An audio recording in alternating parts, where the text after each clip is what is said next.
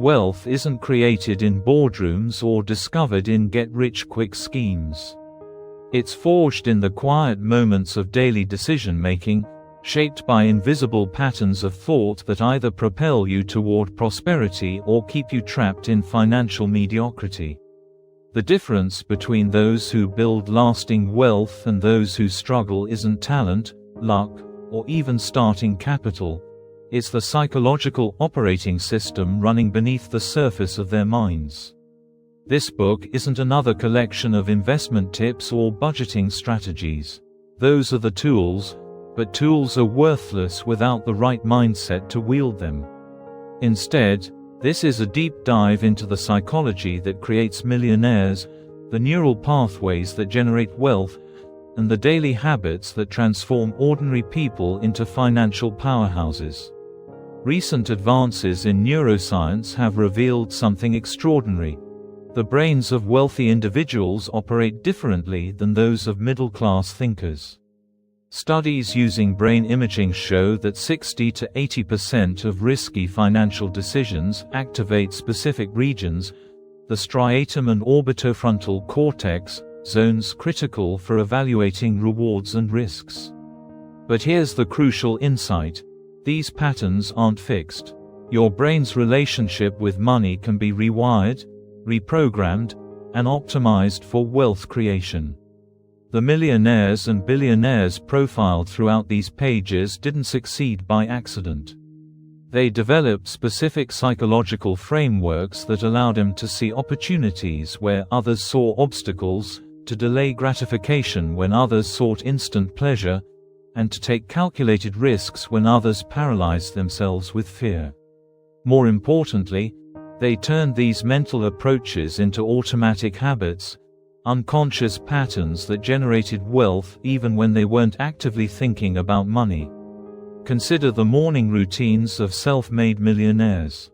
While most people begin their day in reaction mode, checking phones, hitting snooze buttons, rushing into their schedules, wealthy individuals use their first hours strategically. Tim Cook, CEO of Apple, rises at 3:45 a.m. to check emails and exercise by 4:30 a.m. Dwayne Johnson hits the gym by 4 a.m. These aren't just habits. They're psychological anchors that create the mental clarity and emotional discipline required for wealth-building decisions throughout the day. The science behind these patterns is profound. Research reveals that 40% of our daily actions are habits, not conscious decisions. New habits typically take 66 days to form, not the commonly cited 21 days. Most importantly, consistent small actions physically rewire our neural pathways. This means that the habits shaping your financial reality today were likely programmed years ago, operating below the level of conscious awareness.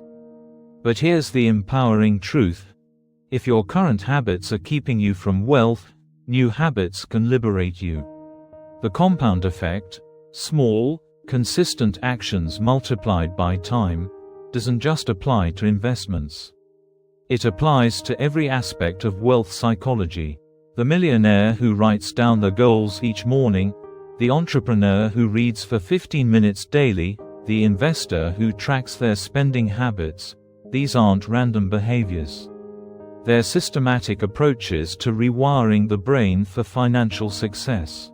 The journey ahead will challenge everything you think you know about money and success. You'll discover why poverty is often a psychological prison with invisible bars, learn how the wealthiest 1% think about risk and uncertainty, and understand how your childhood programming might be sabotaging your financial future. You'll explore the neuroscience behind delayed gratification, uncover the social psychology of wealth-building networks, and master the emotional intelligence required to make million-dollar decisions under pressure. This isn't theory. It's practical psychology based on decades of research into how wealth is actually created. Every chapter provides not just insights but actionable strategies for reprogramming your financial mindset. By the time you reach the final page, you won't just understand how millionaires think, you'll be thinking like one yourself. The transformation begins with a single realization: your current financial reality is the external manifestation of your internal psychological patterns. Change the patterns, and you change the reality. The $1 Million Habits await. If you'd like to purchase this book, please check the link in the description.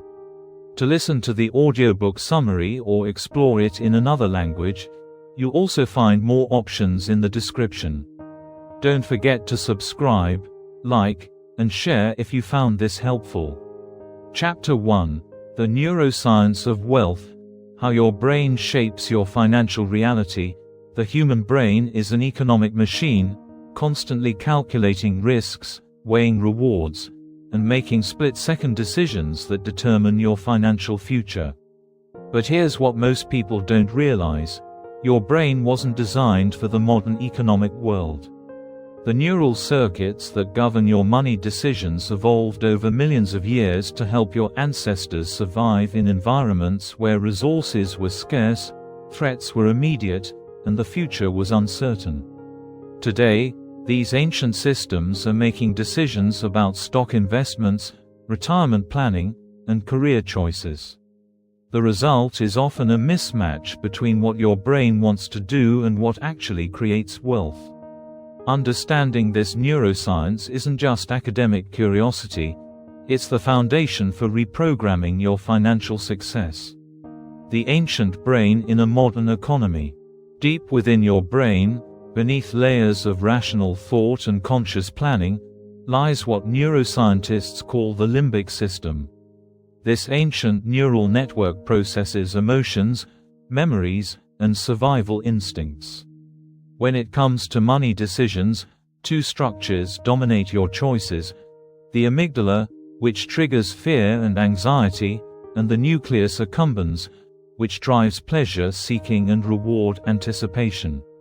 Research using functional magnetic resonance imaging, fMRI, reveals a startling truth about financial decision-making. When people are presented with potential gains, the nucleus accumbens lights up like a Christmas tree, flooding the brain with dopamine and creating feelings of excitement. But when potential losses are presented, the amygdala activates, generating anxiety and risk aversion that can be 5 times stronger than the pleasure response to equivalent gains. This isn't a design flaw, it's evolutionary wisdom. For your ancestors, losing resources could mean death, while gaining resources provided only marginal survival improvements. But in today's economy, this loss aversion keeps people from taking the calculated risks necessary for wealth building. While your amygdala is screaming about the dangers of investment loss, millionaires have learned to quiet this ancient alarm system and make decisions based on probability and potential rather than fear.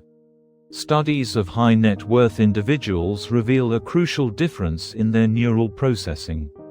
When wealthy investors evaluate risky investments, their brains show decreased activation in fear processing regions and increased activity in areas associated with analytical thinking and long-term planning. This doesn't mean they feel less fear, they've simply developed neural pathways that allow rational analysis to override emotional reactions. The scarcity versus abundance neural networks. Perhaps the most profound discovery in the neuroscience of wealth involves how brains process scarcity versus abundance. When people experience financial stress or perceive limited resources, their brains enter what researchers call scarcity mode. This mental state narrows cognitive bandwidth, reduces working memory capacity, and triggers short-term thinking patterns. Brain scans of people under financial stress show hyperactivity in the anterior cingulate cortex, the brain's conflict monitoring center, as it constantly scans for threats and problems. Meanwhile, the prefrontal cortex, responsible for long-term planning, impulse control, and complex decision-making, shows reduced activity. It's as if financial stress literally makes people less intelligent, at least when it comes to making good financial decisions. Contrast this with the abundance mindset, neural networks found in wealthy individuals. Their brains show greater connectivity between the prefrontal cortex and reward processing centers, allowing them to simultaneously pursue long-term goals while enjoying the journey. They can delay gratification not through willpower, but because their neural networks are wired to find satisfaction in progress toward larger objectives. This abundance wiring isn't genetic, it's trainable. Neuroscientists have discovered that meditation, gratitude practices, and visualization exercises can physically reshape these networks. When millionaires talk about thinking differently about money, they're describing real neural changes that transform how their brains process financial information. The decision-making highways of the wealthy individuals don't just think differently about money, their brains process decisions through entirely different neural pathways. Standard economic theory assumes people make rational choices by carefully weighing costs and benefits. Neuroscience reveals that financial decisions actually emerge from the interaction of multiple brain systems: the emotional limbic system, the habitual basal ganglia, and the rational prefrontal cortex. Most people allow their emotional system to dominate financial choices. They buy when markets are surging, driven by greed and fear of missing out, and sell when markets crash, driven by loss aversion and panic. Their habitual system locks in these patterns, creating automatic responses that perpetuate financial mediocrity. Millionaires have developed what researchers call decision velocity, the ability to make quick, confident financial choices without getting trapped in analysis paralysis or emotional reactivity. Brain imaging studies reveal that experienced investors show rapid activation in the dorsolateral prefrontal cortex, the brain's CEO, which can evaluate options and execute decisions in milliseconds rather than minutes or hours. This speed isn't recklessness, it's the result of neural efficiency. Wealthy individuals have trained their brains to quickly access relevant financial information, run probability calculations, and execute decisions based on predetermined criteria rather than momentary emotions. They've essentially automated their decision-making process, freeing up mental energy for strategic thinking rather than constant second-guessing. Rewiring your financial brain. The most exciting discovery in financial neuroscience is that your money brain is remarkably plastic. The neural patterns that create wealth can be developed through specific practices and mental exercises. The key is understanding that lasting change requires rewiring at the cellular level, not just adopting new behaviors. Successful brain reprogramming for wealth involves three essential elements. First, conscious awareness of your current neural patterns. You must recognize when your amygdala is hijacking financial decisions or when scarcity thinking is narrowing your perspective. This awareness creates what neuroscientists call cognitive flexibility, the ability to step back from automatic reactions and choose more effective responses. Second, deliberate practice of wealth-building mental habits. Just as musicians develop neural pathways for complex performances through repetition, you can develop neural networks for financial success through consistent mental practice. Visualization exercises, where you imagine successful financial outcomes in vivid detail, actually strengthen the same neural pathways activated during real wealth-building activities. Third, environmental design that supports your new neural programming. Your brain is constantly shaped by inputs from your environment. Surrounding yourself with wealth-building information, successful role models, and abundance-oriented stimuli helps reinforce the neural changes you're working to create. The transformation process typically follows predictable stages.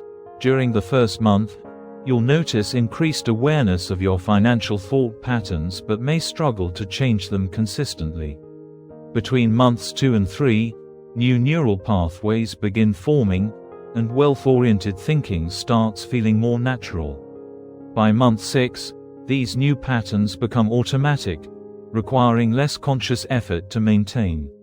Research confirms that people who undergo intensive financial mindset training show measurable changes in brain structure within 90 days. The prefrontal cortex becomes more active and better connected to other brain regions. The amygdala becomes less reactive to financial stimuli. Most importantly, the default mode network, the brain's background operating system, shifts from scarcity to abundance patterns. Your brain created your current financial reality through millions of micro-decisions guided by unconscious neural programs. The same brain can create a wealthy reality by installing new programs designed for financial success. The choice, quite literally, is in your mind.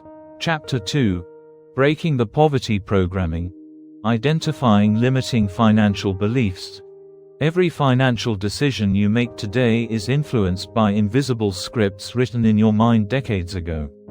These scripts, your money beliefs, values, and emotional associations, were programmed during your most formative years, typically before age 7, when your brain operated in a highly suggestible theta state that absorbed information without critical filtering. The tragedy is that most people carry poverty programming disguised as practical wisdom. Phrases like, "money doesn't grow on trees," "rich people are greedy," or "we can't afford that," become embedded neural pathways that automatically influence adult financial behavior. Breaking free from these limitations requires identifying, challenging, and systematically reprogramming the beliefs that keep you trapped in financial mediocrity. The childhood money operating system, between birth and age 7, your developing brain was essentially a recording device, downloading every money-related conversation, emotion, and experience into your subconscious mind without question or analysis. During these sponge years, every financial interaction with your parents and caregivers was creating neural pathways that would influence your money decisions for decades. Children raised in scarcity environments typically internalize beliefs such as, "money is scarce and hard to come by," "financial success is only for other people," and "I will always struggle to make ends meet." These beliefs become so deeply embedded that they feel like universal truths rather than learned perspectives. Even when these individuals later earn good incomes, their subconscious programming often sabotages their efforts to build lasting wealth. Conversely, children raised in abundance-oriented environments develop radically different neural programming. They learn that money is a tool for creating opportunities, financial success is achievable through effort and smart decisions, and there are always ways to create value and earn more. These beliefs create mental frameworks that naturally lead to wealth-building behaviors and opportunities. The emotional intensity surrounding childhood money experiences amplifies their programming power. Children are exquisitely sensitive to their parents' stress levels, and financial discussions often carry heavy emotional charges. Your young nervous system learned to associate money with specific emotions: anxiety, excitement, shame, pride, or security, based on the family's financial climate. Religious and cultural backgrounds provide another powerful source of childhood money programming. Messages about money being the root of all evil, the virtue of poverty, or spiritual dangers of wealth become deeply embedded beliefs that influence adult financial decisions. Many high achievers unconsciously sabotage their financial success because their childhood programming equated wealth with moral corruption. Identifying your hidden money scripts. Most adults have never examined their money beliefs consciously. These scripts operate beneath the level of awareness, automatically influencing choices while remaining invisible to conscious analysis. Identifying your programming requires detective work, looking for patterns in your financial behaviors and emotional reactions to money situations. One powerful identification technique involves exploring your earliest money memories. What was your family's financial situation during your childhood? What phrases did your parents use when discussing money? How did they react to bills, purchases, or financial opportunities? What emotions did you associate with having money versus not having money? Your current financial patterns provide additional clues about your subconscious programming. Do you unconsciously sabotage yourself when approaching certain income levels? Do you feel guilty about charging appropriate prices for your services? Do you avoid investing because it feels risky or morally questionable? Do you overspend when you receive unexpected money, as if you don't deserve to keep it? Pay attention to your automatic thoughts during financial decisions. When considering an investment, starting a business, or raising your prices, what voice speaks first in your mind? Is it encouraging and optimistic, or does it immediately point out dangers and limitations? These automatic responses reveal your underlying programming about money and financial opportunity. Your relationship with wealthy people also reveals hidden beliefs. Do you admire successful individuals, or do you automatically assume they're greedy or corrupt? Do you feel comfortable in upscale environments, or do you experience imposter syndrome? Your emotional reactions to wealth and successful people mirror your internal programming about whether wealth is accessible and desirable for someone like you. The neuroscience of belief systems, modern brain imaging, reveals exactly how limiting beliefs operate in your neural networks. When you encounter financial opportunities that conflict with your subconscious programming, your brain literally creates cognitive dissonance, a state of mental conflict that feels uncomfortable and motivates you to resolve the tension. Unfortunately, the resolution typically favors the existing programming rather than the new opportunity. Your brain interprets information in ways that confirm your existing beliefs, a phenomenon called confirmation bias. If you believe, "People like me don't become wealthy," your brain will focus on evidence supporting this belief while filtering out contradictory information. This selective attention operates at the neural level. Brain scans show that people with scarcity programming literally don't see certain financial opportunities, even when they're clearly presented. Their reticular activating system, the brain's filtering mechanism, screens out information that doesn't match their programmed beliefs about what's possible or appropriate for them. Conversely, individuals with abundance programming notice opportunities everywhere. Their brains are wired to detect possibilities for creating value, generating income, and building wealth. They see the same environment as scarcity-programmed individuals but process entirely different information from it. The good news is that belief systems are neural networks, and neural networks can be rewired. Neuroscientists have discovered that beliefs change through a process called memory reconsolidation. When you consciously examine a limiting belief and expose it to new information and experiences, the neural network storing that belief becomes temporarily unstable and open to modification. Systematic belief reprogramming, breaking free from poverty programming, requires more than positive thinking or willpower. It demands systematic reprogramming at the neural level, using specific techniques that create lasting changes in your brain's financial operating system. The first step involves conscious belief identification and examination. Write down your automatic thoughts about money, success, and wealth building. For each limiting belief, trace its origin to childhood experiences or cultural messages. Understanding the source of a belief reduces its emotional power and makes it easier to change. Next, challenge each limiting belief with evidence and logic. Is it really true that money corrupts people? Or do you know wealthy individuals who use their resources positively? Are there really no opportunities for people from your background, Or have others with similar starts created financial success? Systematic questioning weakens the neural pathways supporting limiting beliefs. Replacement programming involves consciously installing new beliefs that support wealth creation. Instead of "money is scarce," program "opportunities to create value are everywhere." Rather than "rich people are greedy," install "wealth allows me to contribute more to causes I care about." These new beliefs must be repeated consistently to strengthen their neural pathways. Visualization and mental rehearsal accelerate the reprogramming process. Spend time each day imagining yourself successfully handling larger amounts of money, making confident investment decisions, and enjoying the security and freedom that wealth provides. Make these visualizations as vivid and emotionally engaging as possible.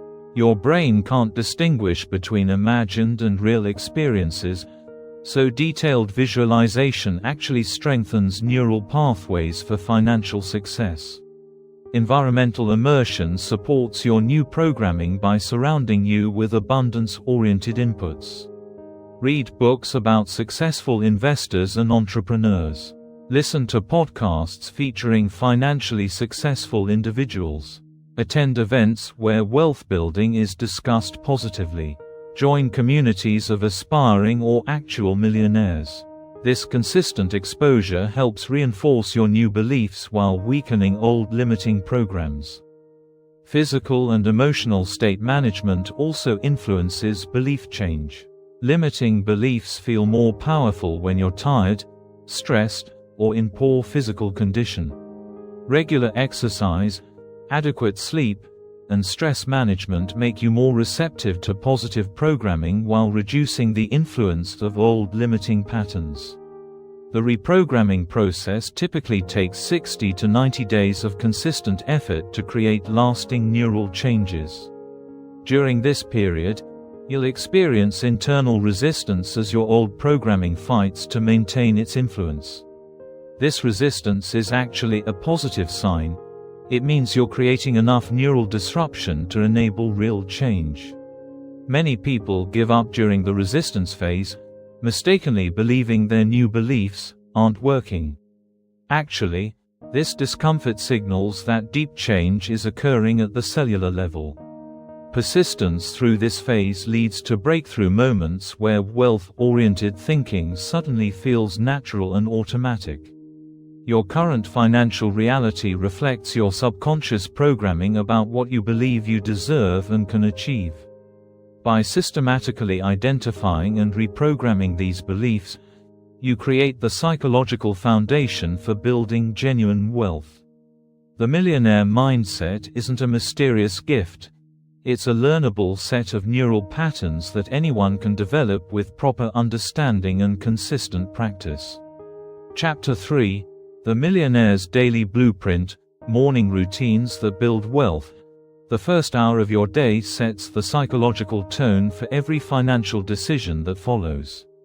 While most people begin their morning in reaction mode, jarred awake by alarms, immediately checking phones, rushing through preparations, millionaires use their early hours as sacred time for programming their minds for wealth-building success. This isn't about motivation or inspiration. It's about neuroscience. Your brain produces specific brainwave patterns during different states of consciousness, and the morning hours offer a unique neurological window for installing wealth-oriented programming directly into your subconscious mind. Understanding and leveraging this science transforms your morning routine from random activities into a systematic wealth-building practice. The science of morning brain states: during the first 30 to 60 minutes after waking, your brain transitions from sleep state theta waves to fully alert beta waves. This transitional period, called the hypnagogic state, provides direct access to your subconscious mind, the same mental state hypnotists use to install new programming. In this liminal consciousness, your critical thinking faculties aren't fully activated, making your mind extraordinarily receptive to new beliefs, visualizations, and mental programming. Information absorbed during this window bypasses your usual skepticism and resistance, embedding directly into your neural networks. Millionaires intuitively understand this principle, using their morning hours to reinforce wealth-building beliefs and visualize financial success. Research reveals that morning routines create what psychologists call implementation intentions, predetermined mental frameworks that guide decision-making throughout the day. When you consistently begin each morning by focusing on wealth-building goals and strategies, you're literally programming your brain to notice and act on financial opportunities that others miss. The morning hours also offer optimal conditions for what neuroscientists call deliberate practice, focused mental exercises that create specific neural adaptations. Just as athletes use morning training to build physical capabilities, millionaires use morning routines to strengthen their financial thinking muscles, developing the neural pathways required for wealth creation. The architecture of millionaire mornings. Analysis of successful entrepreneurs and investors reveals remarkably consistent patterns in their morning routines. Despite different personalities and circumstances, self-made millionaires structure their early hours around 5 core elements that create psychological readiness for wealth-building decisions. The first element involves early awakening, typically between 4 o'clock to 6 a.m. This isn't about suffering or proving dedication, it's about accessing the quiet, distraction-free environment necessary for deep mental programming. Tim Cook rises at 3:45 a.m. to review emails and exercise. Dwayne Johnson begins his gym sessions by 4 a.m. These early hours provide uninterrupted time for programming their minds before the day's demands intrude. Physical movement forms the second essential element. Exercise doesn't just improve health, it activates neuroplasticity, the brain's ability to form new neural connections. Morning workouts flood the brain with BDNF, brain-derived neurotrophic factor, creating optimal conditions for learning and mental reprogramming. Millionaires understand that physical vitality directly supports mental clarity and financial decision-making capability. Mental programming constitutes the third core element. This involves specific practices designed to install wealth-oriented beliefs and visualizations into the subconscious mind. Some millionaires use meditation to quiet mental chatter and access deeper levels of consciousness. Others engage in detailed visualization sessions, imagining their financial goals as already achieved. Many write in journals, clarifying their objectives and reinforcing their commitment to wealth-building actions. Learning and skill development form the fourth element. Millionaires typically spend 15 to 30 minutes each morning studying information related to their financial goals, reading investment books, listening to business podcasts, or reviewing market analyses. This consistent learning compounds over time, creating the knowledge base necessary for recognizing and capitalizing on wealth-building opportunities. Strategic planning completes the morning architecture.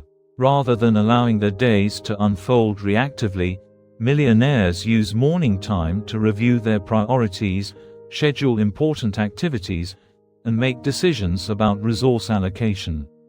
This planning ensures that their time and energy support their wealth-building objectives rather than getting consumed by urgent but unimportant activities.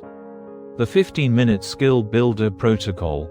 For busy individuals who believe they lack time for extensive morning routines, research reveals that even 15 minutes of focused morning practice can create significant wealth-building benefits.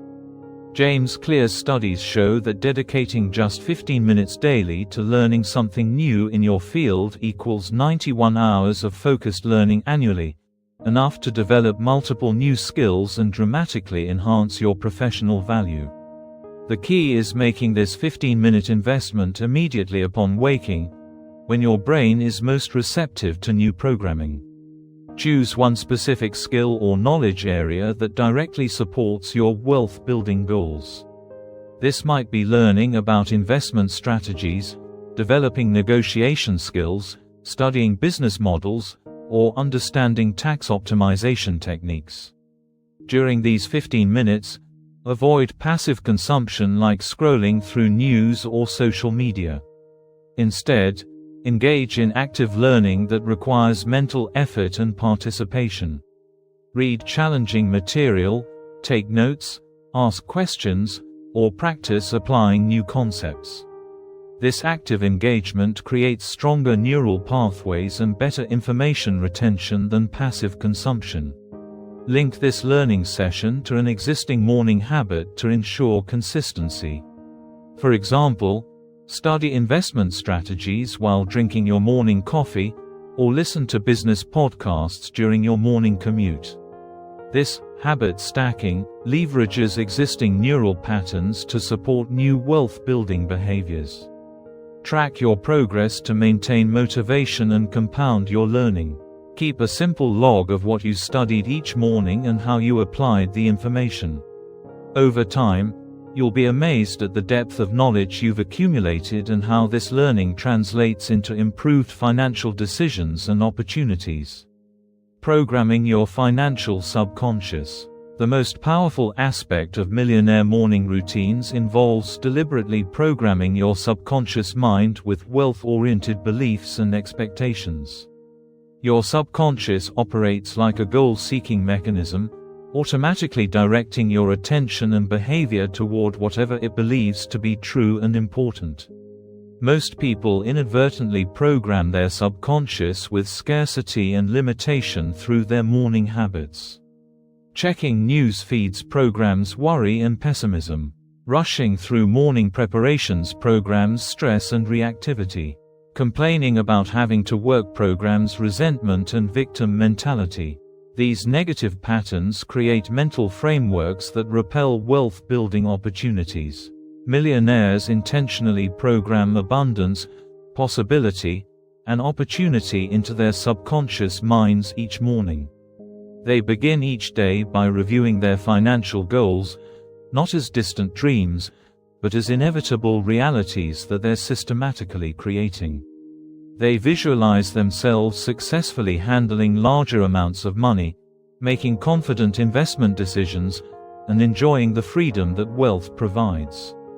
This programming isn't wishful thinking, it's neural training. When you consistently visualize financial success in vivid detail, you strengthen the same brain networks activated during actual wealth-building activities. Your subconscious begins recognizing and attracting circumstances that align with these mental images. Effective subconscious programming requires emotional engagement. Facts and figures alone don't create neural changes. You need to feel the emotions associated with financial success. As you visualize achieving your wealth goals, generate feelings of excitement, confidence, gratitude, and satisfaction. These positive emotions strengthen the neural pathways supporting wealth-building behaviors. The compound effect of morning investment. Perhaps the most profound aspect of Millionaire morning routines involves their compound effect over time. Small daily investments in morning programming create exponential returns in financial capability and opportunity recognition. A 30-minute morning routine might seem insignificant, but sustained over years, it creates dramatic differences in wealth-building capacity. Consider the mathematics of compound learning. Spending 30 minutes each morning on financial education equals 182.5 hours annually, equivalent to more than 4 full work weeks devoted to developing your wealth-building capabilities. Over a decade, this represents 1,825 hours of focused financial learning, enough to develop genuine expertise in multiple wealth-building areas. But the compound effect extends beyond mere knowledge accumulation. Each morning's programming reinforces neural pathways that make wealth-building thinking and behavior increasingly automatic. What initially requires conscious effort eventually becomes your natural, subconscious approach to financial opportunities and decisions. The consistency of morning routines also builds what psychologists call implementation strength, the mental muscle that transforms intentions into actions. Each morning that you follow through on your commitment to wealth-building activities, you strengthen your capacity to follow through on larger financial commitments throughout the day. Perhaps most importantly, morning routines create what researchers term identity-based habits. When you consistently act like someone who prioritizes wealth building first thing each morning, you begin to see yourself as that type of person. This identity shift makes wealth-building behaviors feel natural and authentic rather than forced or artificial. Your morning routine is either programming you for financial success or financial mediocrity. There is no neutral option. The hours immediately after waking represent your most powerful opportunity to install wealth-oriented programming into your subconscious mind. Millionaires understand this principle and use their mornings strategically to create the psychological foundation for their financial success. The question isn't whether you have time for a wealth-building morning routine, it's whether you can afford not to have one. Chapter 4: Delayed Gratification Mastery, The Psychology of Long-Term Thinking. The marshmallow test revealed one of the most powerful predictors of life success ever discovered by psychological science. Children who could resist eating one marshmallow to receive 2 marshmallows later demonstrated better educational outcomes, lower BMI, reduced substance abuse, and higher lifetime earnings. The ability to delay gratification, to sacrifice immediate pleasure for greater future rewards, separates those who build lasting wealth from those trapped in financial mediocrity. But delayed gratification isn't about willpower or self-denial. Modern neuroscience reveals it's about rewiring your brain's reward system to find satisfaction in progress toward larger goals rather than immediate consumption. Millionaires don't resist temptation through superior discipline. They've trained their neural networks to derive genuine pleasure from building wealth rather than spending money. The neuroscience of immediate versus future rewards. Your brain contains 2 competing systems for processing rewards and making decisions about time preferences. The limbic system, dominated by the nucleus accumbens and powered by dopamine, responds powerfully to immediate rewards and present moment pleasures. This ancient system evolved to motivate your ancestors to seek food, shelter, and other survival necessities when they were available. The prefrontal cortex, particularly the dorsolateral prefrontal cortex, specializes in long-term planning, impulse control, and abstract thinking about future scenarios. This more recently evolved system allows humans to sacrifice present comfort for future benefits, the cognitive capacity that enables everything from education to entrepreneurship to wealth building. Brain imaging studies reveal a crucial difference between people who excel at delayed gratification and those who struggle with it.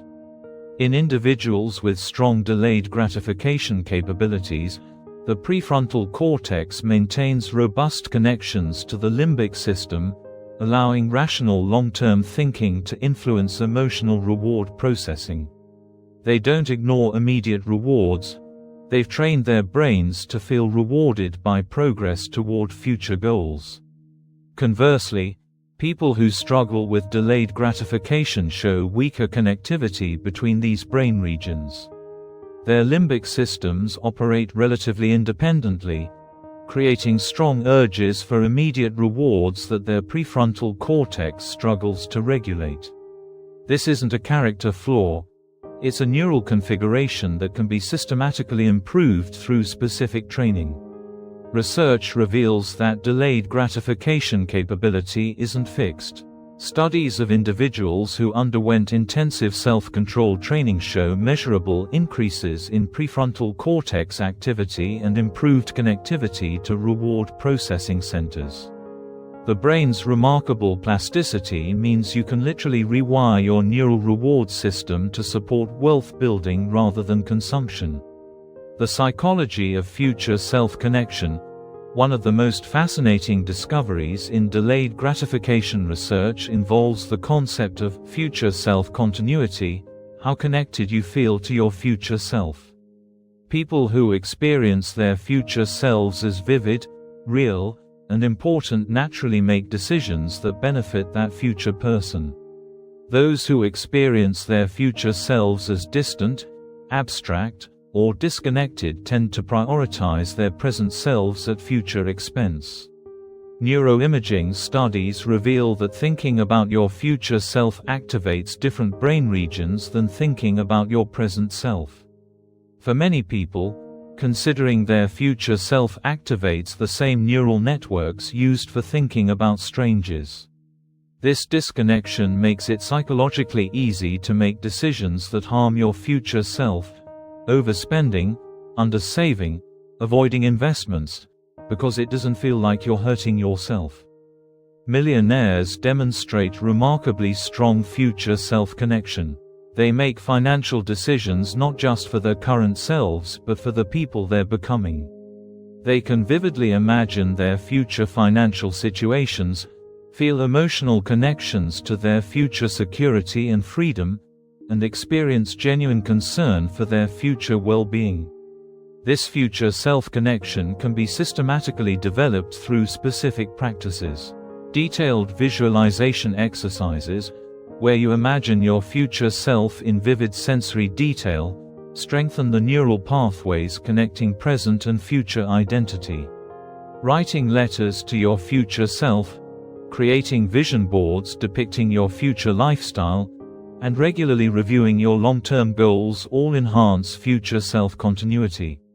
The key is making your future self feel as real and important as your present self.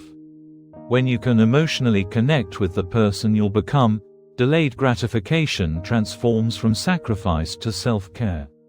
You're not denying yourself pleasure, you're giving your future self the gift of financial security and freedom. Social trust and delayed gratification. Groundbreaking research reveals that delayed gratification isn't just an individual's psychological capacity, it's profoundly influenced by social trust and environmental reliability. Children and adults are more willing to delay gratification when they trust that promised future rewards will actually be delivered. This finding has profound implications for wealth building in modern society. People who grew up in unreliable environments, where promised rewards often failed to materialize, naturally develop shorter time horizons and stronger preferences for immediate rewards. Their brains learned that a bird in the hand is worth two in the bush, because future promises couldn't be trusted. Conversely, individuals raised in reliable environments, where delayed gratification consistently led to larger rewards, develop neural programming that naturally favors long-term thinking. They're comfortable making investments, starting businesses, and pursuing education because their experience taught them that future-oriented decisions typically pay off. This social dimension of delayed gratification explains why wealth tends to cluster in certain families and communities.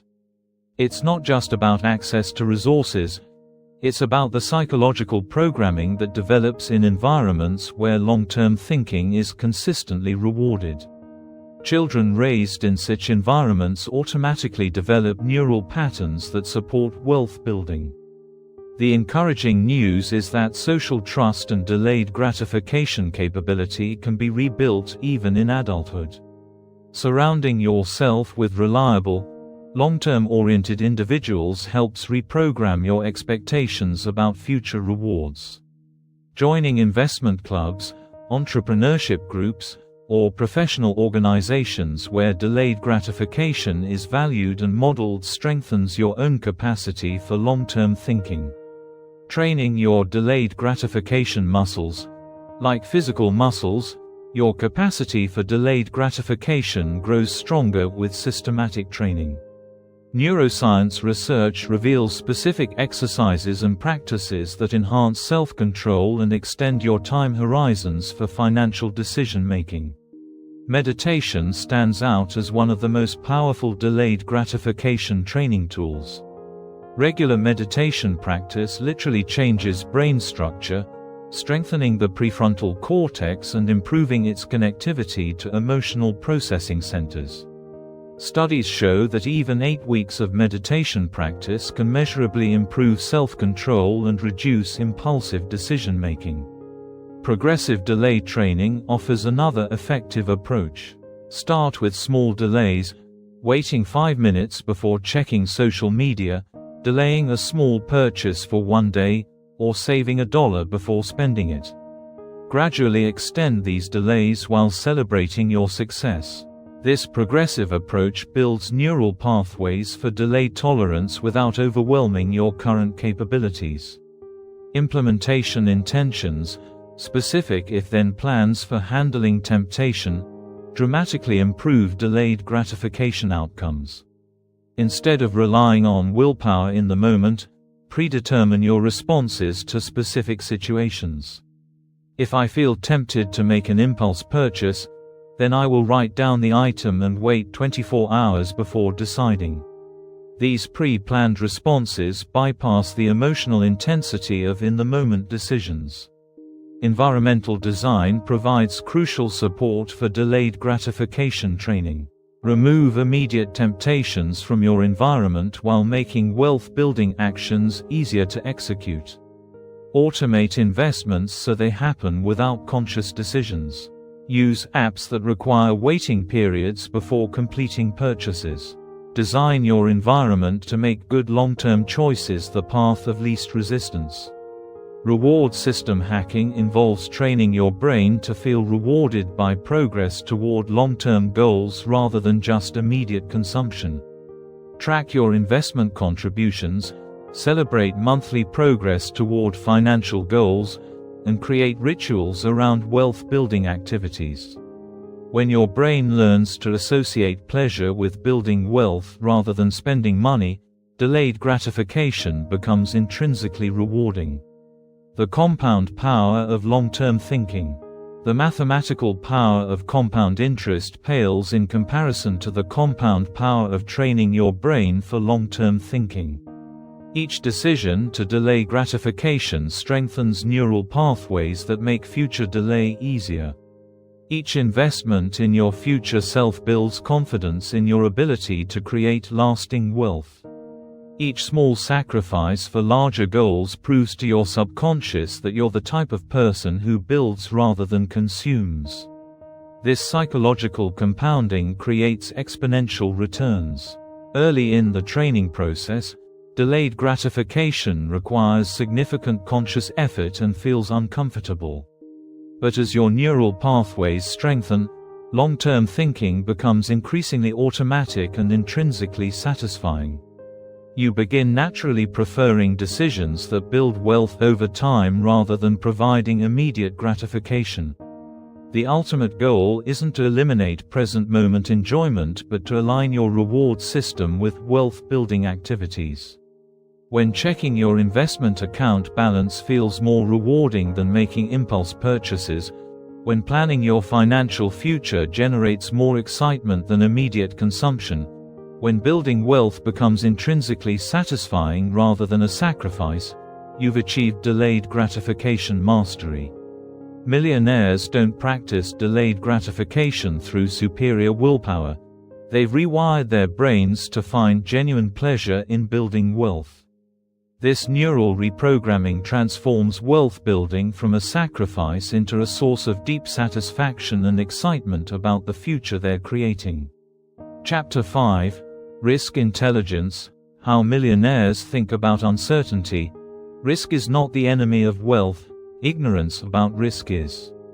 While most people either avoid risk entirely or take reckless chances, millionaires have developed what researcher Dylan Evans calls risk intelligence, the ability to accurately estimate probabilities and make optimal decisions under conditions of uncertainty. This isn't about being fearless or reckless. It's about developing sophisticated cognitive tools for navigating an inherently uncertain world. The difference between millionaires and middle-class thinkers isn't their tolerance for risk. It's their ability to distinguish between intelligent risks and foolish gambles. They understand that all financial decisions involve uncertainty, and they've trained their minds to assess, calculate, and leverage uncertainty as a competitive advantage rather than a source of paralysis. The neuroscience of risk assessment.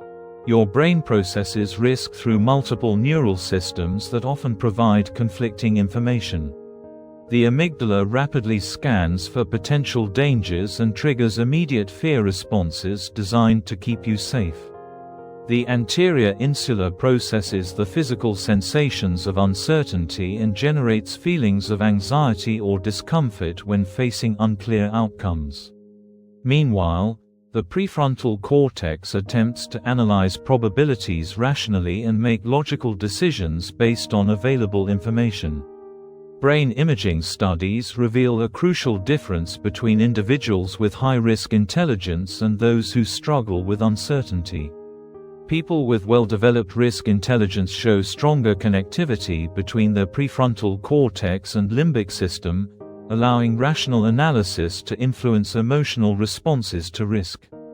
They feel the same initial anxiety as everyone else, but they can quickly shift into analytical mode to evaluate whether that anxiety reflects actual danger or just unfamiliarity. Research using fMRI technology shows that when highly successful investors evaluate risky investments, their ventral striatum activates in response to potential rewards while their anterior insula remains relatively calm despite uncertainty. This neural configuration allows them to focus on upside potential without being overwhelmed by downside anxiety. Conversely, individuals with poor risk intelligence show either hyperactive anxiety responses that prevent them from taking any meaningful risks, or disconnected analytical systems that allow them to take foolish risks without adequate consideration of consequences. Both patterns lead to suboptimal financial outcomes, either missed opportunities due to excessive caution or devastating losses due to reckless speculation. The encouraging discovery is that risk intelligence can be systematically developed through training. Neuroscientists have found that specific mental exercises can improve the communication between different brain systems involved in risk assessment, leading to more accurate probability estimation and better decision-making under uncertainty. The 4 types of financial risk. Millionaires develop sophisticated frameworks for categorizing different types of risk, allowing them to respond appropriately to each situation rather than treating all uncertainty as equivalent danger. Understanding these categories transforms risk from a monolithic threat into a set of manageable challenges with different characteristics and optimal strategies. Systematic risk affects entire markets or economies and cannot be eliminated through diversification. Examples include recession, inflation, war, or technological disruption that impacts all investments. Millionaires don't try to avoid systematic risk, they accept it as the price of participating in wealth-building activities. Instead, they focus on positioning themselves to benefit when systematic changes create opportunities for prepared investors. Unsystematic risk affects specific companies, industries, or investment categories and can be reduced through diversification. A single company might fail, a particular sector might decline, or one investment might perform poorly. Wealthy individuals manage unsystematic risk through portfolio diversification, spreading investments across multiple assets, industries, and strategies rather than concentrating resources in single opportunities. Controllable risk involves factors within your influence, your knowledge level, decision-making process, emotional regulation, or implementation quality. This type of risk decreases as you develop better skills, acquire more knowledge, and improve your decision-making systems. Millionaires focus heavily on reducing controllable risk through continuous learning and systematic improvement of their financial capabilities. Uncontrollable risk involves factors beyond your influence: natural disasters, government policy changes, random market movements, or global economic shifts. While you cannot eliminate uncontrollable risk, you can prepare for it through emergency funds, insurance, flexible strategies, and mental frameworks that allow you to adapt when circumstances change. This categorization system transforms risk from an overwhelming concept into actionable categories with specific management strategies. Rather than being paralyzed by risk as a general concept, you can evaluate each specific situation and apply appropriate risk management techniques. Probability calibration and decision-making. The foundation of risk intelligence lies in accurately estimating probabilities, the likelihood that specific events will occur. Most people are remarkably poor at this skill, consistently overestimating the probability of rare negative events while underestimating the likelihood of positive outcomes from systematic effort. Research reveals that people with high-risk intelligence demonstrate calibration. Their subjective probability estimates closely match actual outcomes. When they say something has a 70% chance of success, it actually succeeds about 70% of the time. This calibration allows them to make optimal decisions based on realistic assessments rather than distorted perceptions. Developing calibration requires systematic practice and feedback. Start by making explicit probability estimates for various outcomes in your life and business activities. Write down your estimates and track actual results over time. This process reveals your personal biases. Perhaps you're consistently overconfident about timing, underestimate the probability of complications, or overweight recent experiences in your probability calculations. Millionaires often use structured frameworks for probability estimation. They gather relevant historical data, consider multiple scenarios, consult with knowledgeable advisors, and explicitly account for their own biases and limitations. This systematic approach produces more accurate estimates than intuitive gut reactions or wishful thinking. The key insight is that probability estimation is a skill that improves with practice, not an innate talent that some people possess and others lack. Like any skill, it requires deliberate practice, systematic feedback, and continuous refinement based on results. The expected value framework, perhaps the most powerful tool in the Millionaire's risk intelligence toolkit, is expected value analysis, a mathematical framework for evaluating decisions under uncertainty. Expected value calculations multiply the probability of each possible outcome by its potential impact, providing a single number that represents the average result you would expect if you made the same decision many times. For example, consider an investment opportunity with a 60% chance of generating a 15% return and a 40% chance of losing 10%. The expected value would be 5%.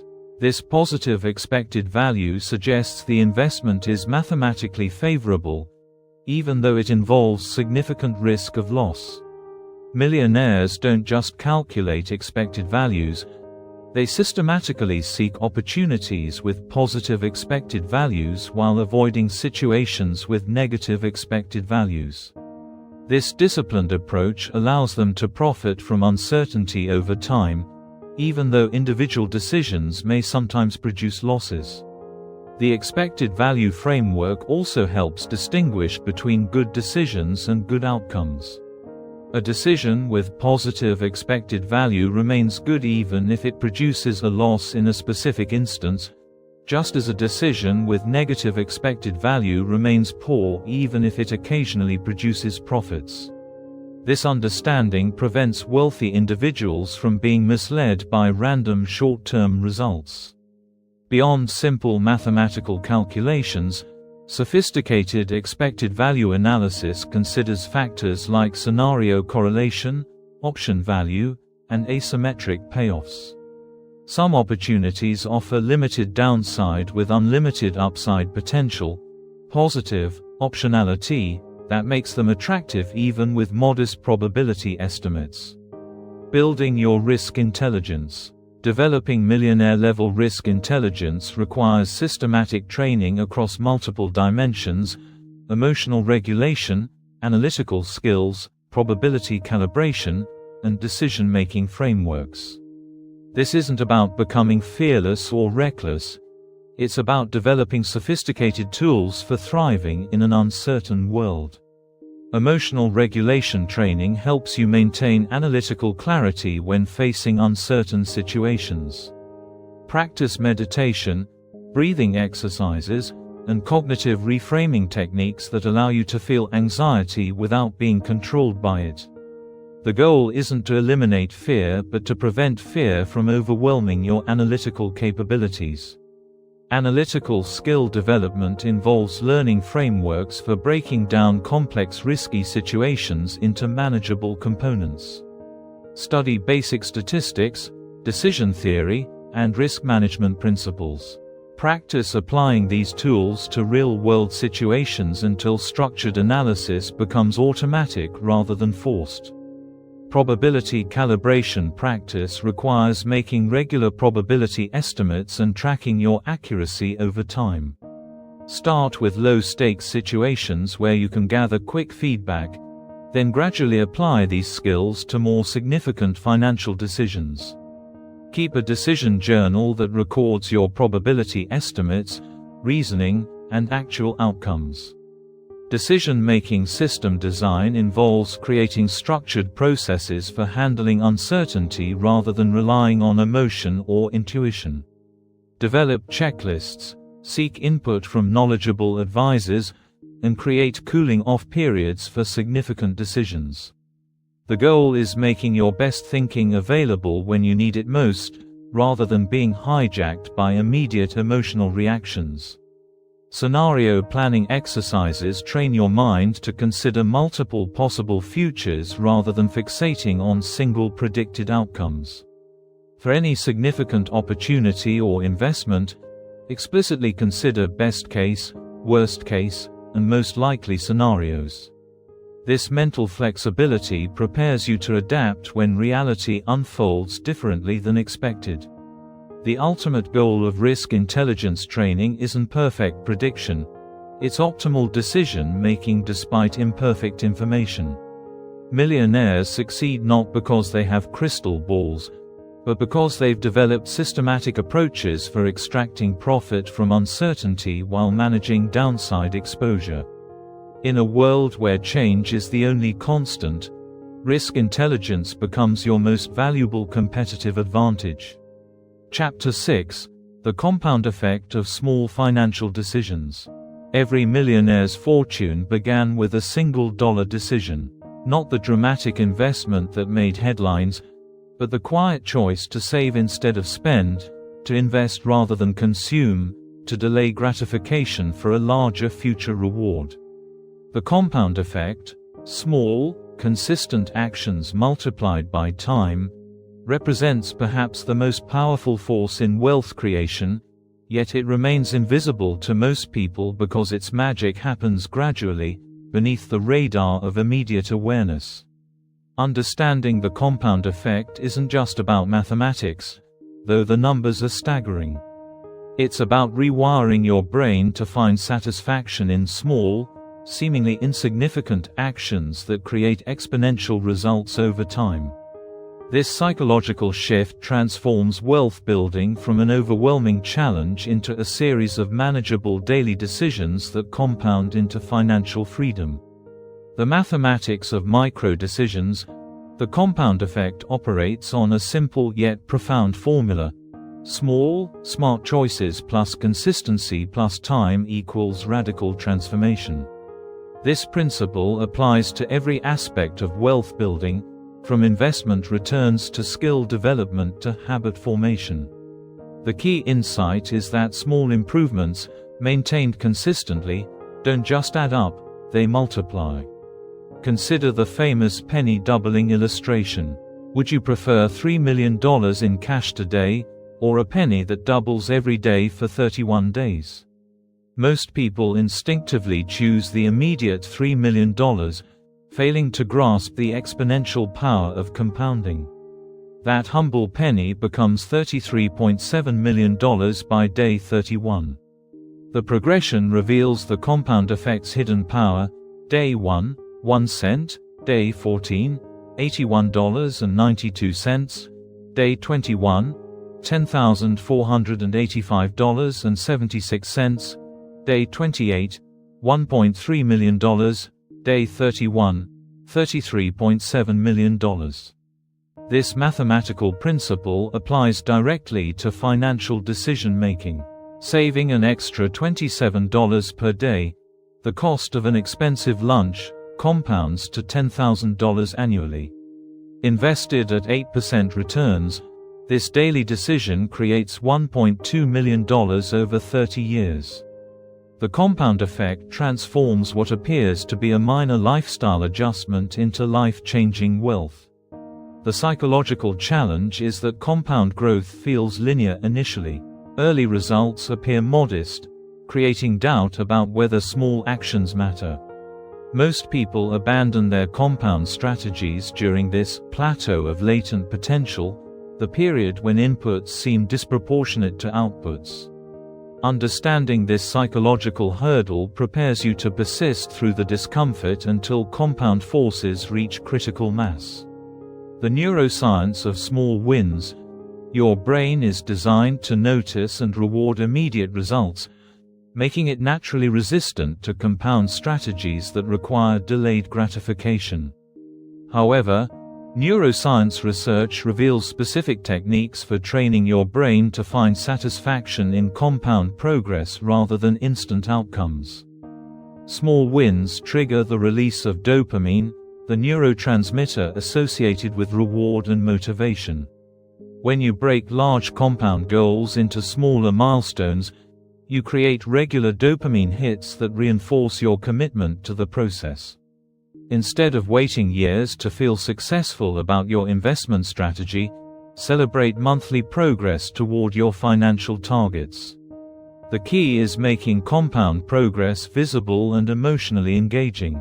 Track your investment account balance daily, not to make trading decisions, but to reinforce your brain's connection between small actions and growing results. Create visual representations of your progress, charts, graphs, or apps that highlight your compound growth over time. Research reveals that people who track their progress toward long-term goals are significantly more likely to achieve them. The act of measurement creates psychological investment in the outcome while providing regular feedback about the effectiveness of your compound strategies. This feedback loop strengthens neural pathways associated with long-term thinking and delayed gratification.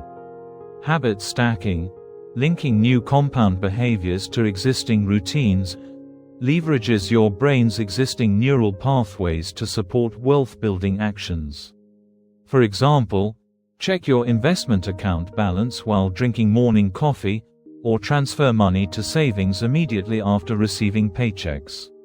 These connections make compound behaviors feel automatic rather than requiring constant willpower.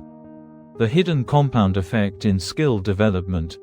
While most people focus on financial compounding, the most successful wealth builders understand that skills compound even more powerfully than money.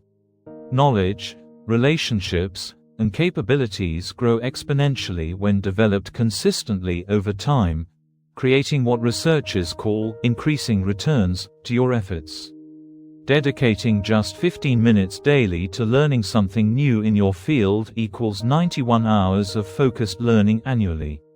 This consistent investment develops multiple new skills, enhances your professional value, and increases your earning potential dramatically. The compound effect of daily learning often produces larger wealth increases than direct financial investments. Consider how professional capabilities compound. Early in your career, a new skill might increase your income by a few $1,000s. As your expertise deepens and your reputation grows, the same level of skill development might add tens of thousands to your annual earnings. The compound effect accelerates as your knowledge base expands and your network recognizes your growing capabilities. Successful entrepreneurs understand this principle intuitively. They invest heavily in their own skill development, knowing that enhanced capabilities compound into dramatically increased earning potential. Warren Buffett, known for spending 80% of his time reading and learning, exemplifies this approach to personal compound growth. The psychology of skill compounding involves shifting your identity from someone who has achieved a certain level to someone who is continuously growing. This growth mindset, the belief that abilities can be developed through effort and learning, creates resilience when facing setbacks and maintains motivation during periods when progress feels slow. Environmental design for compound success. Your environment either supports or sabotages compound behaviors. Successful wealth builders intentionally design their surroundings to make compound actions easier while making destructive behaviors more difficult. This environmental approach reduces the willpower required to maintain compound strategies consistently. Financial environments should make saving and investing automatic while adding friction to spending decisions. Set up automatic transfers to investment accounts immediately after paydays, so wealth building happens without conscious decisions. Use apps that require waiting periods before completing purchases, giving your rational mind time to evaluate whether the expense supports your compound goals. Information environments profoundly influence compound behavior. Surround yourself with media, books, podcasts, and communities that reinforce compound thinking rather than instant gratification. Follow successful investors on social media rather than lifestyle influencers. Read books about wealth building rather than consumption-oriented magazines. These inputs gradually reshape your subconscious programming to support compound strategies. Social environments provide crucial support for compound behaviors.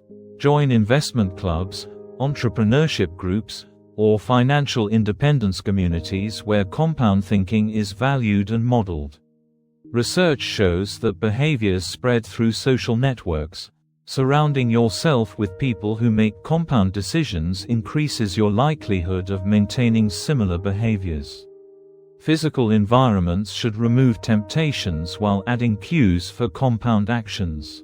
Delete shopping apps from your phone while adding investment tracking apps to your home screen. Place financial books on your bedside table rather than entertainment magazines. These small environmental modifications cue your brain toward compound behaviors without requiring constant conscious effort. The psychology of compound patience. Perhaps the greatest challenge in harnessing compound power involves developing what psychologists call compound patience, the ability to find satisfaction in gradual progress rather than dramatic results. This patience isn't passive waiting. It's active confidence in the compound process despite immediate evidence of its power. Compound patience requires reframing your relationship with time. Instead of viewing time as an enemy that delays your financial goals, train yourself to see time as your most powerful ally in wealth creation. Each day that passes allows compound forces to work in your favor, making you wealthier even when you're not actively working. Visualization exercises strengthen compound patience by making future results feel more real and immediate. Spend time regularly imagining your financial situation after compound forces have had time to work. See yourself checking investment balances that have grown exponentially, enjoying the freedom that compound wealth provides, feeling the security of knowing your money works for you rather than the reverse. The compound mindset transforms setbacks from failures into data points in a longer experiment. Market downturns become opportunities to invest more shares at lower prices. Career setbacks become chances to develop new skills that will compound over time. This resilience prevents emotional decisions that interrupt compound progress. Research reveals that people who practice gratitude for compound progress experience higher levels of life satisfaction and greater motivation to continue their wealth-building behaviors. Keep a compound gratitude journal, regularly acknowledging small improvements in your financial situation, skill development, and progress toward long-term goals. Building your personal compound system. Creating lasting wealth through compound effects requires systematic approaches rather than random actions. Successful wealth builders develop personal compound systems, structured approaches that ensure consistent application of compound principles across multiple life areas. Your financial compound system should automate as many wealth-building behaviors as possible. Set up automatic investment contributions that increase annually with your income. Use apps that round up purchases and invest the spare change. Create systems that make compound financial behaviors happen without requiring ongoing willpower or decision-making. Your learning compound system should involve regular, structured skill development activities.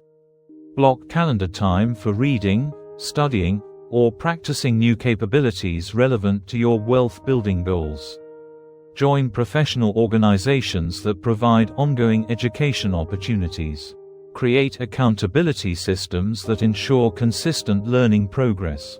Your health compound system supports your wealth-building capability by maintaining the physical and mental energy required for long-term success. Regular exercise, adequate sleep, and stress management practices compound into enhanced decision-making capability, increased resilience, and sustained motivation for your financial goals. Your relationship compound system involves consistently building and maintaining connections that support your wealth-building journey. Regularly reach out to mentors, colleagues, and peers in your field. Provide value to others in your network before asking for assistance. These relationship investments compound into opportunities, partnerships, and resources that accelerate your financial success. The ultimate goal of compound systems is making wealth-building behaviors feel natural and automatic rather than forced or artificial. When compound actions become integrated into your identity and daily routines, they continue generating results even when you're not consciously focused on financial goals. The compound effect represents the closest thing to magic in wealth creation. Small actions that seem insignificant in the moment but create extraordinary results over time. By understanding the psychology behind compound behaviors and designing systems that support consistent application, you harness this force to transform ordinary financial decisions into extraordinary wealth outcomes. Chapter 7: Value Creation Psychology, Thinking Like an Owner, Not an Employee. The fundamental difference between employees and entrepreneurs isn't their job titles or bank balances, it's how they think about value creation. Employees trade time for money, focusing on completing tasks and meeting expectations. Entrepreneurs create systems that generate value independently of their direct time investment. This shift in thinking represents one of the most crucial psychological transitions in building lasting wealth. Developing an ownership mindset doesn't require starting a business or quitting your job. It requires rewiring your brain to see opportunities for creating value everywhere, to think in terms of systems and leverage rather than hourly effort, and to approach problems as asset-building opportunities rather than obstacles to endure. The employee versus owner mindset. The employee mindset operates from a paradigm of scarcity and exchange, trading time and effort for predetermined compensation. This thinking pattern creates inherent limitations on wealth building because there are only 24 hours in a day and finite energy to expend. Even highly paid employees remain trapped by this fundamental constraint. Their income stops when their work stops. Employee thinking focuses on task completion, risk avoidance, and maintaining the status quo. Employees ask, "What's expected of me?" and "How can I do this safely?" They seek security through following established procedures and meeting defined requirements. While these approaches provide predictability, they limit opportunities for exponential wealth creation. The owner mindset operates from abundance and creation, focusing on building systems that generate value independently of direct time investment. Owners ask, "How can I create something valuable?" and "What systems can I build to serve people better?" They embrace calculated risks as necessary components of value creation and view problems as opportunities to build assets. Research reveals measurable differences in how employees and owners process information and make decisions. Brain imaging studies show that entrepreneurial thinkers demonstrate increased activity in regions associated with pattern recognition, opportunity detection, and long-term planning. They literally see different possibilities in the same environment. The ownership mindset isn't about employment status, it's about psychological orientation toward value creation. Some employees think like owners, constantly looking for ways to improve systems and create more value for their organizations. Some business owners think like employees, focusing on doing tasks rather than building scalable value creation systems. The psychology of value recognition. Before you can create value, you must develop the psychological ability to recognize value, to see problems as opportunities, inefficiencies as business possibilities, and unmet needs as potential markets. This value recognition capability separates those who build wealth from those who remain financially stagnant. Value recognition begins with developing what psychologists call opportunity awareness, the cognitive ability to notice situations where you can create something beneficial for others. This awareness isn't innate. It's a learnable skill that improves through practice and proper mental frameworks. The key insight is that value exists wherever there are problems, inefficiencies, or unmet needs. Most people see problems as annoyances to avoid or endure. Value creators see problems as puzzles to solve and opportunities to create something beneficial. This reframing transforms complaints into business ideas and frustrations into potential revenue streams. Developing value recognition requires training your mind to ask different questions when encountering problems. Instead of, "Why is this happening to me?" ask, "How could I solve this for everyone experiencing it?" Rather than, "This is frustrating," think, "What system could eliminate this frustration?" This shift in questioning activates entrepreneurial thinking patterns. Research reveals that entrepreneurs process information differently when evaluating opportunities. They demonstrate what cognitive scientists call alertness, heightened sensitivity to environmental changes and gaps in current solutions. This alertness can be developed through specific mental exercises and frameworks. Successful value creators also develop empathy intelligence, the ability to understand deeply what others need, want, and find frustrating. They spend time with potential customers, asking probing questions and observing behaviors rather than making assumptions about what people want. This empathy-driven approach ensures that their value creation efforts address real needs rather than imagined problems. Systems thinking for wealth creation. The hallmark of ownership psychology involves thinking in terms of systems rather than tasks.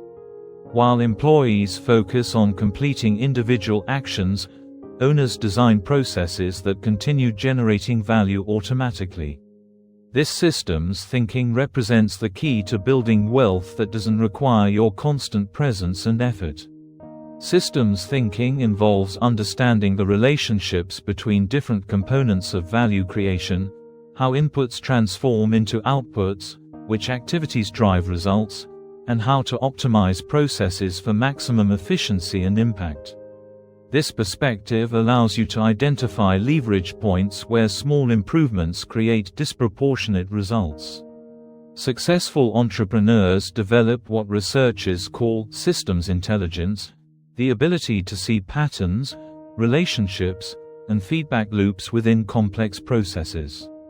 They understand how changing one variable affects other components and can design systems that become more valuable over time rather than requiring constant maintenance.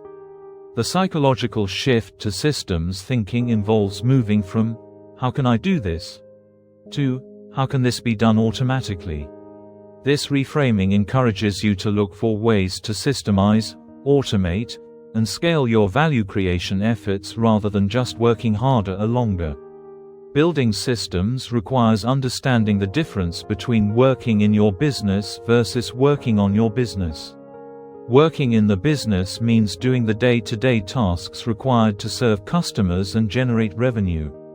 Working on the business means improving the systems, processes, and capabilities that allow the business to operate more effectively and profitably. Systems thinking also applies to personal wealth building. Instead of just earning money from your job, think about creating systems that generate passive income, rental properties, investment portfolios, digital products, or royalty-generating assets. These systems work for you rather than requiring your active participation. The ownership risk-reward paradigm.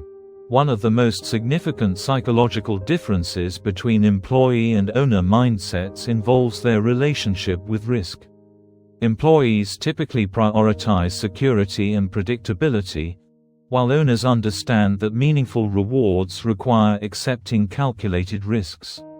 This risk orientation fundamentally affects wealth building capacity. Employee thinking seeks to minimize risk through steady employment, predictable income, and conventional financial approaches.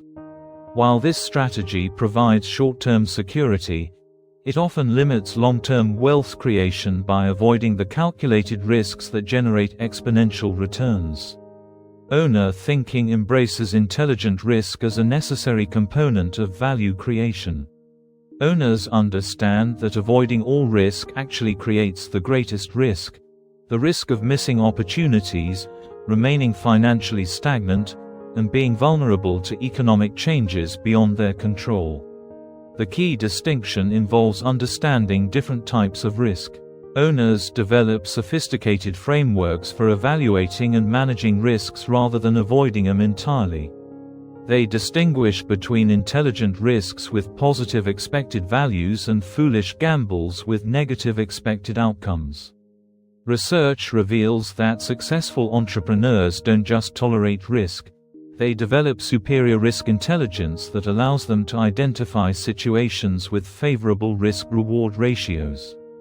They understand probability, evaluate multiple scenarios, and structure situations to limit downside exposure while maintaining upside potential. This risk intelligence involves psychological training as much as analytical capability. Owners learn to make decisions under uncertainty without being paralyzed by the possibility of negative outcomes. They develop emotional regulation skills that allow rational analysis even when facing significant uncertainty. Developing ownership psychology. Transforming from employee to owner mindset requires systematic psychological reprogramming across multiple dimensions: how you think about problems, evaluate opportunities, approach risk, and measure success. This transformation can occur whether you're employed by others or building your own business. The first step involves changing your relationship with problems. Start viewing every frustration, inefficiency, or unmet need as a potential value creation opportunity. Keep a journal of problems you encounter daily, asking yourself how these problems could be solved systematically rather than just endured. Develop solution thinking by training your mind to automatically generate improvement ideas when encountering suboptimal situations. Instead of accepting things as they are, constantly ask how they could be better. This mental habit programs your brain to see value creation opportunities everywhere. Practice leverage thinking by regularly asking how your efforts could be multiplied rather than just increased. Look for ways to create systems, processes, or assets that continue generating value after your initial investment of time and energy. This thinking pattern shifts your focus from linear effort to exponential results. Build impact consciousness by focusing on the value you create for others rather than just the compensation you receive. Measure your success by the problems you solve and the benefits you provide rather than just the hours you work or tasks you complete. This orientation naturally leads to wealth-building opportunities. Study successful entrepreneurs and business owners, not just their strategies but their psychological approaches to problems and opportunities. Read their biographies, listen to interviews, and analyze their decision-making frameworks. This exposure helps program your subconscious with ownership thinking patterns. The identity shift to value creator. The ultimate goal of developing ownership psychology involves shifting your core identity from someone who works for money to someone who creates value that generates money. This identity transformation affects every aspect of your financial decision-making and opportunity recognition. Value creators see themselves as problem solvers who happen to generate wealth through their solutions, rather than workers who trade time for compensation. This identity shift creates confidence to pursue opportunities, resilience to handle setbacks, and creativity to develop innovative approaches. The identity of value creator also affects how others perceive and interact with you. When you consistently focus on creating value for others, you develop a reputation that attracts opportunities, partnerships, and resources. People want to work with individuals who make their lives better rather than just complete assigned tasks. This psychological transformation requires consistent reinforcement through actions and results. Each time you create value, whether through solving problems, improving systems, or building something beneficial, you strengthen your identity as a value creator rather than just an employee. The ownership mindset represents more than a business philosophy. It's a psychological framework for approaching life and opportunities. By developing this mindset, you transform from someone who earns money through effort into someone who creates wealth through value. This shift opens possibilities for financial success that remain invisible to employee thinking. Chapter 8: Network Effect. The social psychology of wealth building. Wealth is rarely built in isolation. Behind every self-made millionaire lies a network of relationships that provided opportunities, insights, resources, and support crucial to their financial success. Understanding the psychology of strategic relationship building, how to create, maintain, and leverage networks for mutual benefit, represents one of the most overlooked yet powerful aspects of wealth creation. The network effect in wealth building isn't about manipulation or using people for financial gain. It's about understanding how value flows through relationships and positioning yourself within networks where opportunities, knowledge, and resources are regularly shared among members. This social dimension of wealth creation operates on psychological principles that can be learned and systematically applied. The neuroscience of social capital. Human beings are fundamentally social creatures, with brains specifically designed for complex relationship management. The same neural networks that helped our ancestors survive in tribal communities now govern modern professional and financial relationships. Understanding these psychological systems allows you to build and maintain wealth-generating networks more effectively.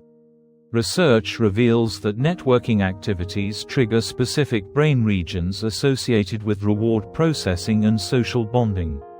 When you successfully connect with someone who shares your interests or provides valuable insights, your brain releases oxytocin and dopamine, the same chemicals involved in forming close personal relationships.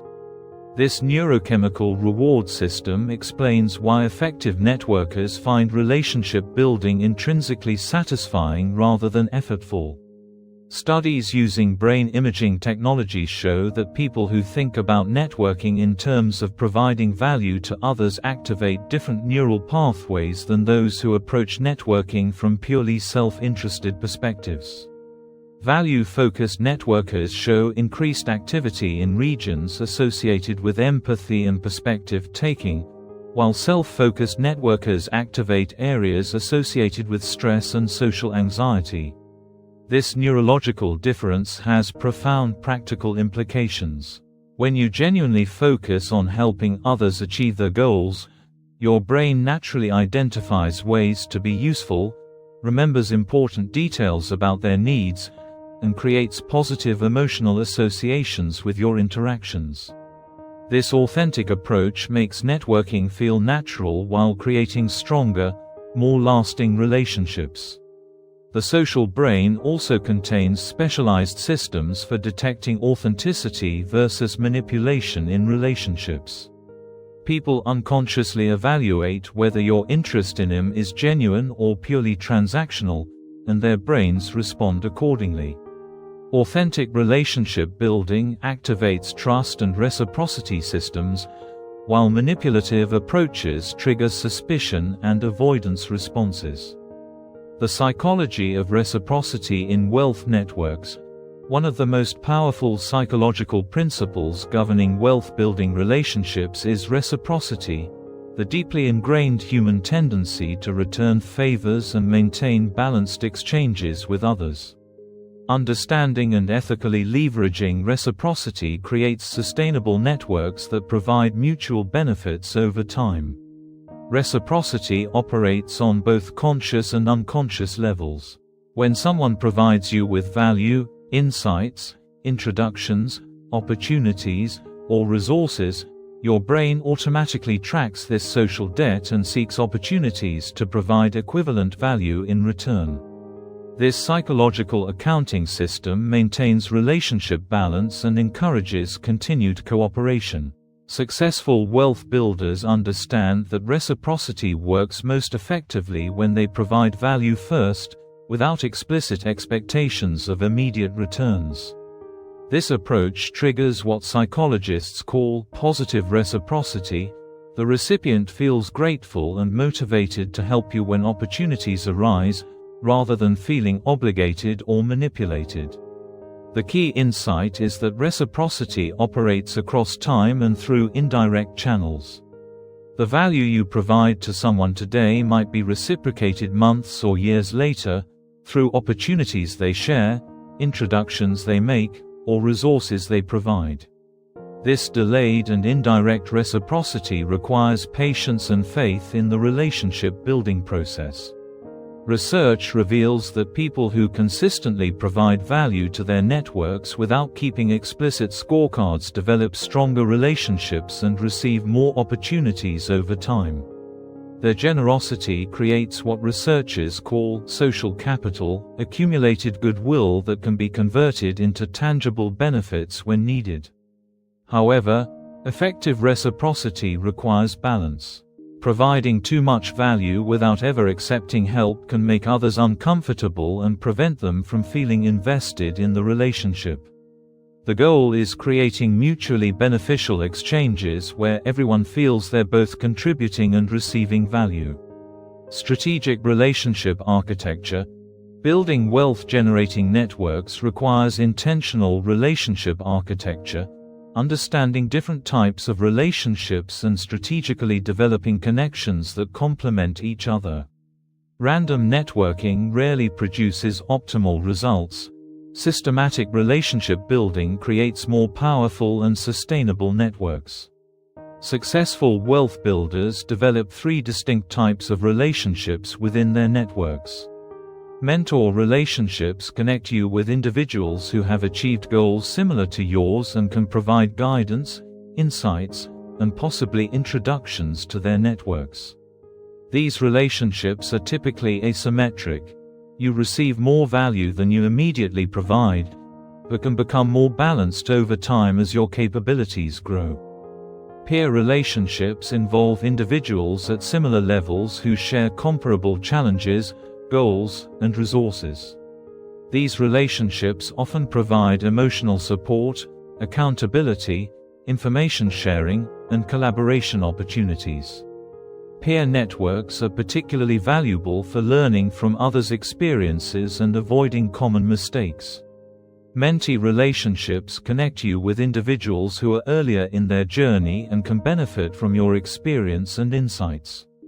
While these relationships might seem one-sided, they often provide unexpected value through fresh perspectives, introductions to their networks, and opportunities to clarify your own thinking by teaching others.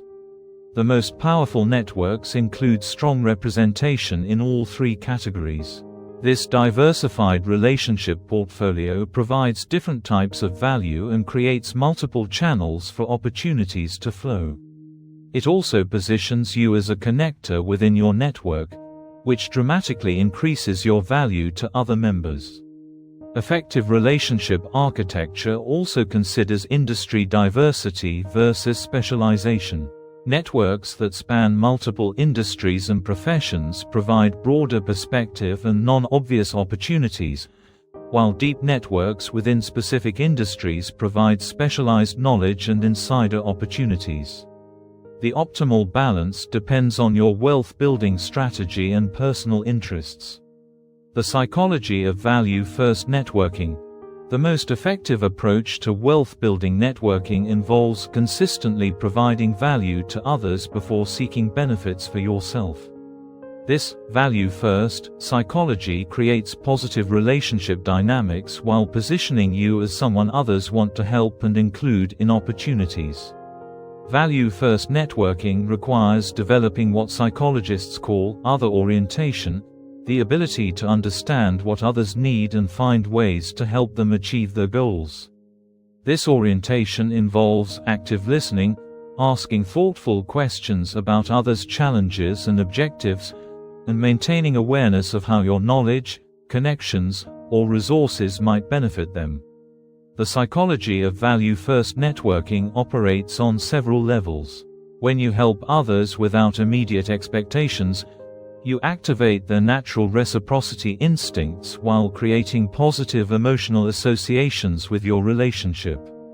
People remember how you made him feel, and helping them feel successful and supported creates strong positive memories. This approach also differentiates you from the majority of networkers who approach relationships primarily from self-interested perspectives. In a world where most people are asking for help, someone who consistently offers assistance stands out and becomes memorable in positive ways. Practical value-first networking might involve making introductions between people who could benefit from knowing each other, sharing relevant articles or insights with your contacts, providing feedback on their projects or ideas, or offering skills or resources that address their current challenges. The key is authenticity, genuine interest in others' success rather than calculated attempts to manipulate future benefits. Authentic value provision feels natural and sustainable, while manipulative approaches create stress and eventually backfire when people recognize the insincerity. Digital age networking psychology. Modern technology has transformed networking possibilities while creating new psychological challenges for relationship building. Digital platforms allow unprecedented access to successful individuals and global networks, but they also create noise, superficial connections, and information overload that can undermine authentic relationship development. Effective digital networking requires understanding the psychology of online relationship formation. Digital interactions lack many of the nonverbal cues and emotional nuances that facilitate trust and bonding in person.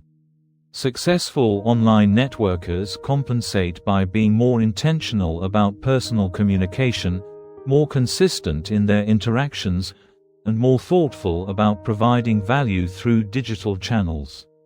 Research reveals that people process online relationships differently than in-person connections, with digital interactions requiring more explicit communication and follow-through to create similar levels of trust and reciprocity.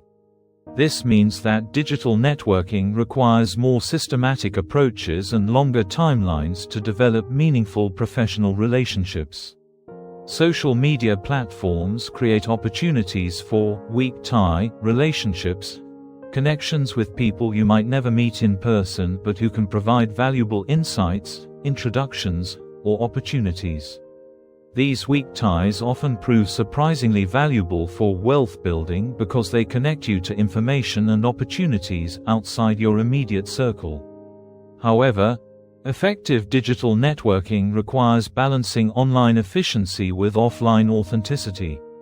The most successful wealth builders use digital platforms for initial connections and ongoing communication, but they invest in face-to-face interactions whenever possible to deepen relationships and build stronger trust. Building your wealth network system, creating a network that consistently generates wealth-building opportunities requires systematic approaches rather than random relationship building. Successful wealth builders develop networking systems that ensure consistent value provision, regular relationship maintenance, and strategic expansion of their professional connections.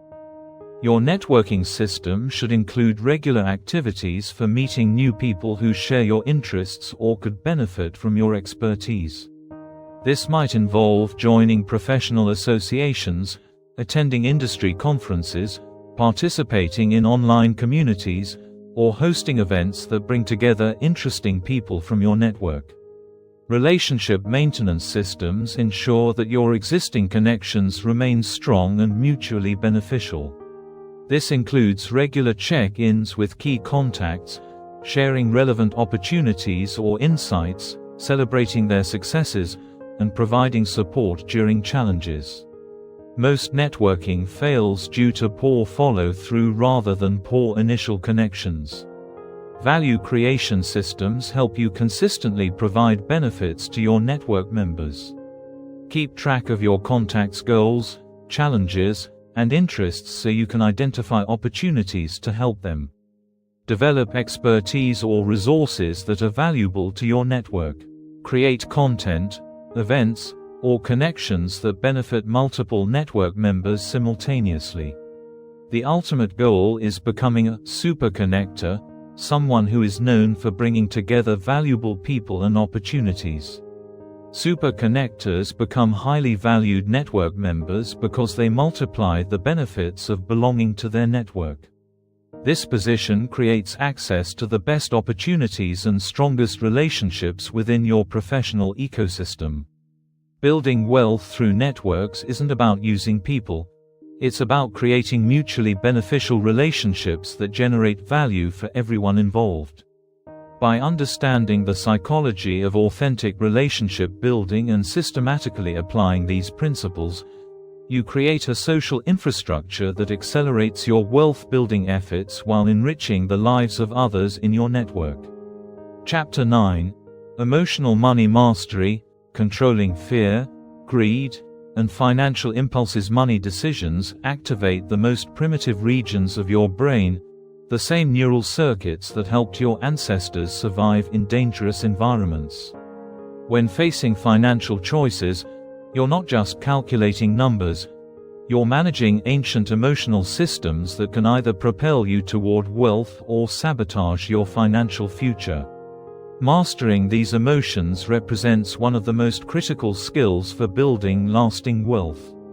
Emotional money mastery isn't about suppressing feelings or becoming emotionally numb to financial outcomes. It's about developing sophisticated emotional intelligence that allows you to feel your emotions fully while preventing them from hijacking your rational decision-making processes. This mastery transforms emotions from obstacles into valuable information that enhances your financial choices. The emotional landscape of money decisions. Every financial decision triggers a complex cascade of emotions rooted in evolutionary survival mechanisms.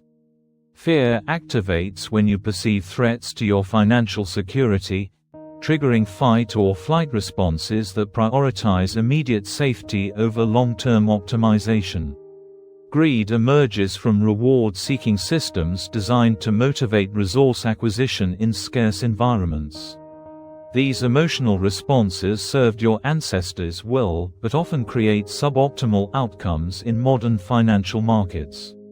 Research reveals that financial stress activates the same brain regions involved in physical pain processing. When you experience investment losses or financial setbacks, your brain literally interprets these events as physical injuries, triggering powerful emotional responses designed to prevent further damage. This explains why financial losses feel disproportionately painful and why people often make irrational decisions to avoid losses. Brain imaging studies show that people making financial decisions under emotional stress demonstrate decreased activity in the prefrontal cortex, the region responsible for rational analysis, long-term planning, and impulse control, while showing increased activity in the amygdala and other emotional processing centers. This neural shift explains why people often make poor financial choices during periods of stress, excitement, or emotional turbulence. The key insight is that emotions provide valuable information about your financial situation, but they're poor decision makers.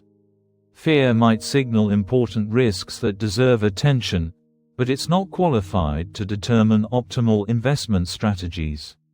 Excitement about opportunities might highlight potential rewards, but it shouldn't drive speculation beyond your risk tolerance. Understanding the emotional landscape allows you to use feelings as data while maintaining rational control over your financial choices. This emotional intelligence approach acknowledges emotions as natural and informative while preventing them from overwhelming your analytical capabilities. The psychology of financial fear. Fear represents the most common and potentially destructive emotion in financial decision-making. While some fear provides valuable protection against genuine risks, excessive fear paralyzes wealth-building activities and keeps people trapped in financially suboptimal situations. Financial fear manifests in multiple forms, each requiring different management strategies. Loss aversion, the tendency to feel losses more intensely than equivalent gains, causes people to avoid investments, under-diversify portfolios, and sell assets during temporary downturns. This bias explains why many people keep money in low-yield savings accounts rather than investing in higher return opportunities. Scarcity fear drives hoarding behaviors and prevents people from taking calculated risks necessary for wealth building. People experiencing scarcity fear often save obsessively while avoiding any investments that might temporarily reduce their cash balances, even when these investments offer superior long-term returns. Imposter syndrome in financial contexts causes successful individuals to doubt their ability to manage larger amounts of money or pursue higher-level opportunities. This fear often sabotages people when they approach new income levels or investment amounts, causing them to unconsciously maintain familiar financial limitations. Complexity fear prevents people from learning about investments, tax strategies, or wealth-building techniques because these topics feel overwhelming or intimidating. This fear keeps people stuck in simple but suboptimal financial approaches rather than developing the knowledge necessary for sophisticated wealth building. Overcoming financial fear requires understanding its evolutionary purpose while developing modern responses that serve your long-term interests. Fear exists to protect you from genuine dangers, so the goal isn't eliminating fear but distinguishing between realistic and unrealistic financial threats. The neuroscience of financial impulse control. Impulse control represents perhaps the most crucial skill for financial success, yet it's one of the most challenging to develop because impulses originate in fast, automatic brain systems while control requires slower, deliberate neural processes. Understanding this neuroscience helps you design strategies that work with your brain's natural tendencies rather than against them.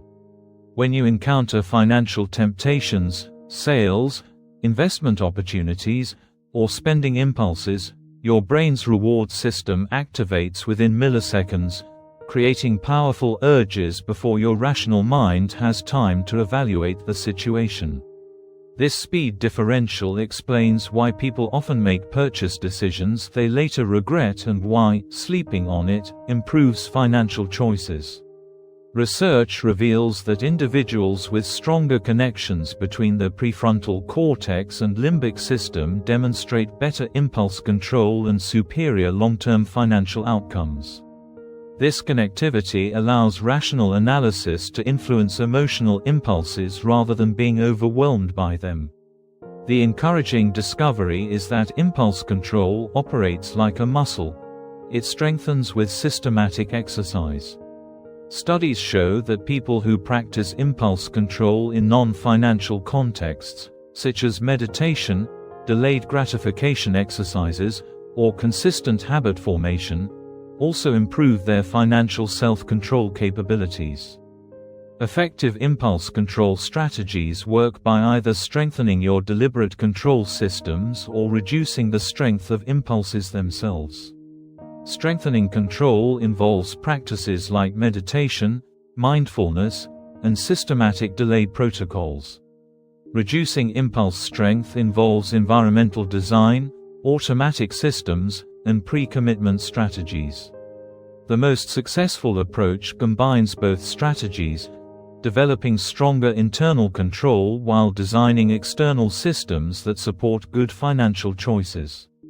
This dual approach creates resilience even during periods when your willpower is compromised by stress, fatigue, or emotional turbulence. Emotional intelligence for investment decisions.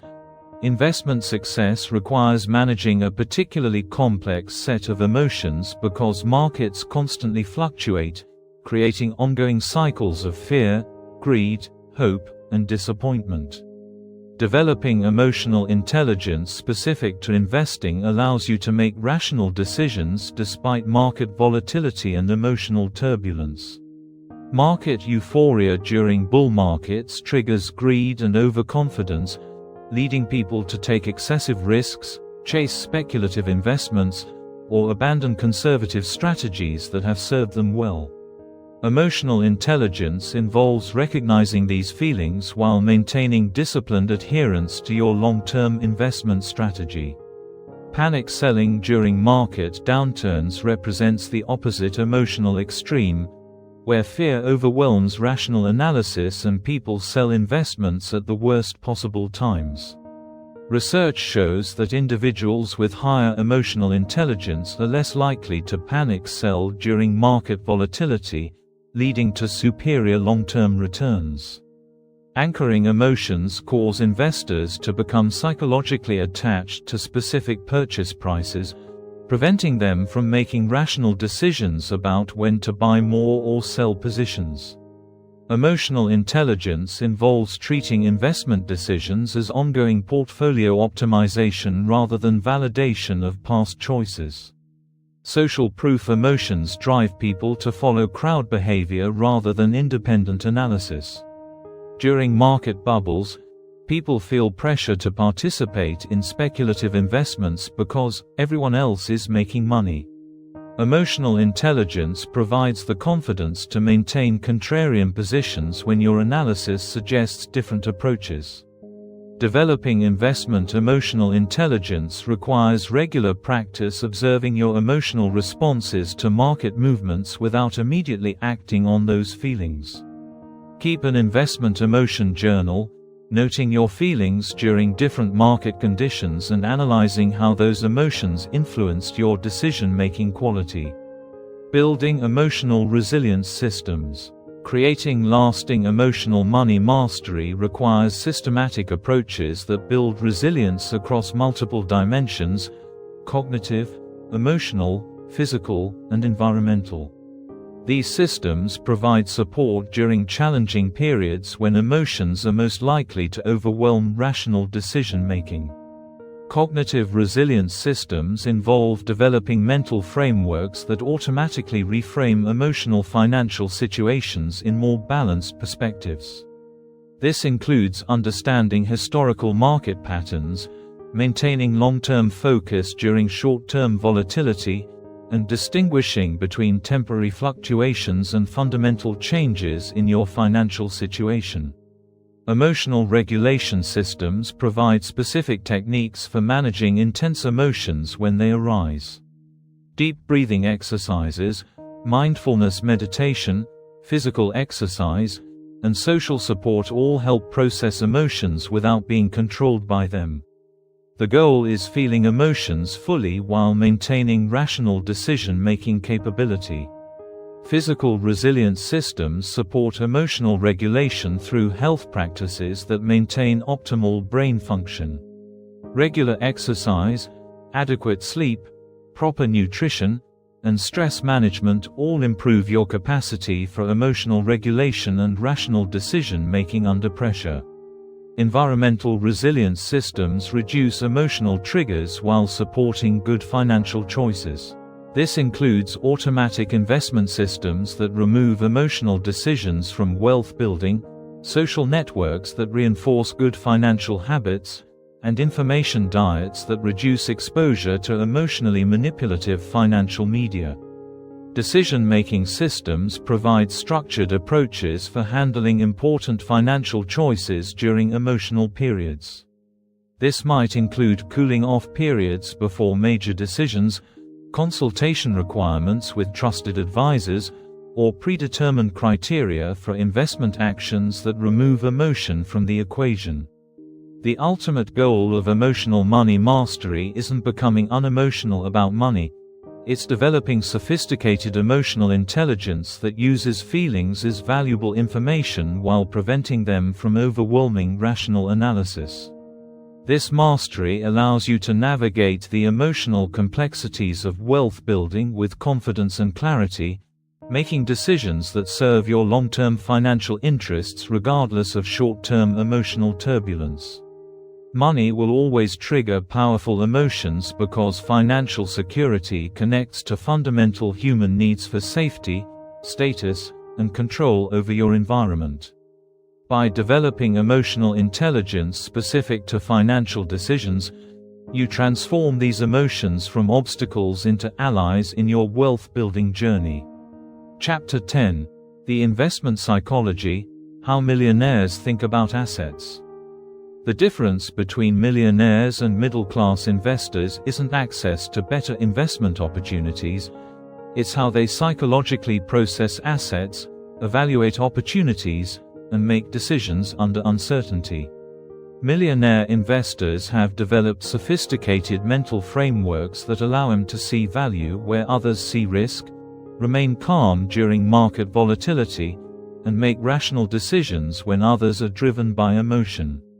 Understanding investment psychology isn't just about picking better stocks or timing markets perfectly. It's about rewiring your brain to think about assets the way wealthy individuals do, focusing on long-term value creation, understanding risk-reward relationships, and maintaining analytical clarity despite market noise and emotional pressure. The Millionaire Asset Evaluation Framework. Wealthy investors approach asset evaluation through fundamentally different mental frameworks than typical investors. While average investors often focus on recent performance, popular trends, or emotional reactions to price movements, millionaires use systematic approaches that emphasize intrinsic value, long-term potential, and risk-adjusted returns. The millionaire mindset treats every investment as a piece of a larger wealth-building system rather than individual gambles or opportunities. They understand that portfolio construction involves more than selecting good investments. It requires understanding how different assets interact, complement each other, and provide diversification benefits under various economic conditions. This systematic approach extends to their evaluation criteria. Rather than asking, "Will this investment go up?" millionaires ask, "How does this asset fit into my overall wealth-building strategy?" They consider factors like income generation, tax efficiency, liquidity requirements, and correlation with their existing holdings before making investment decisions. Millionaire investors also demonstrate what psychologists call temporal perspective, the ability to think beyond immediate price movements to long-term value creation. They understand that short-term volatility is the price paid for long-term returns, and they've trained their minds to focus on fundamental value rather than market sentiment.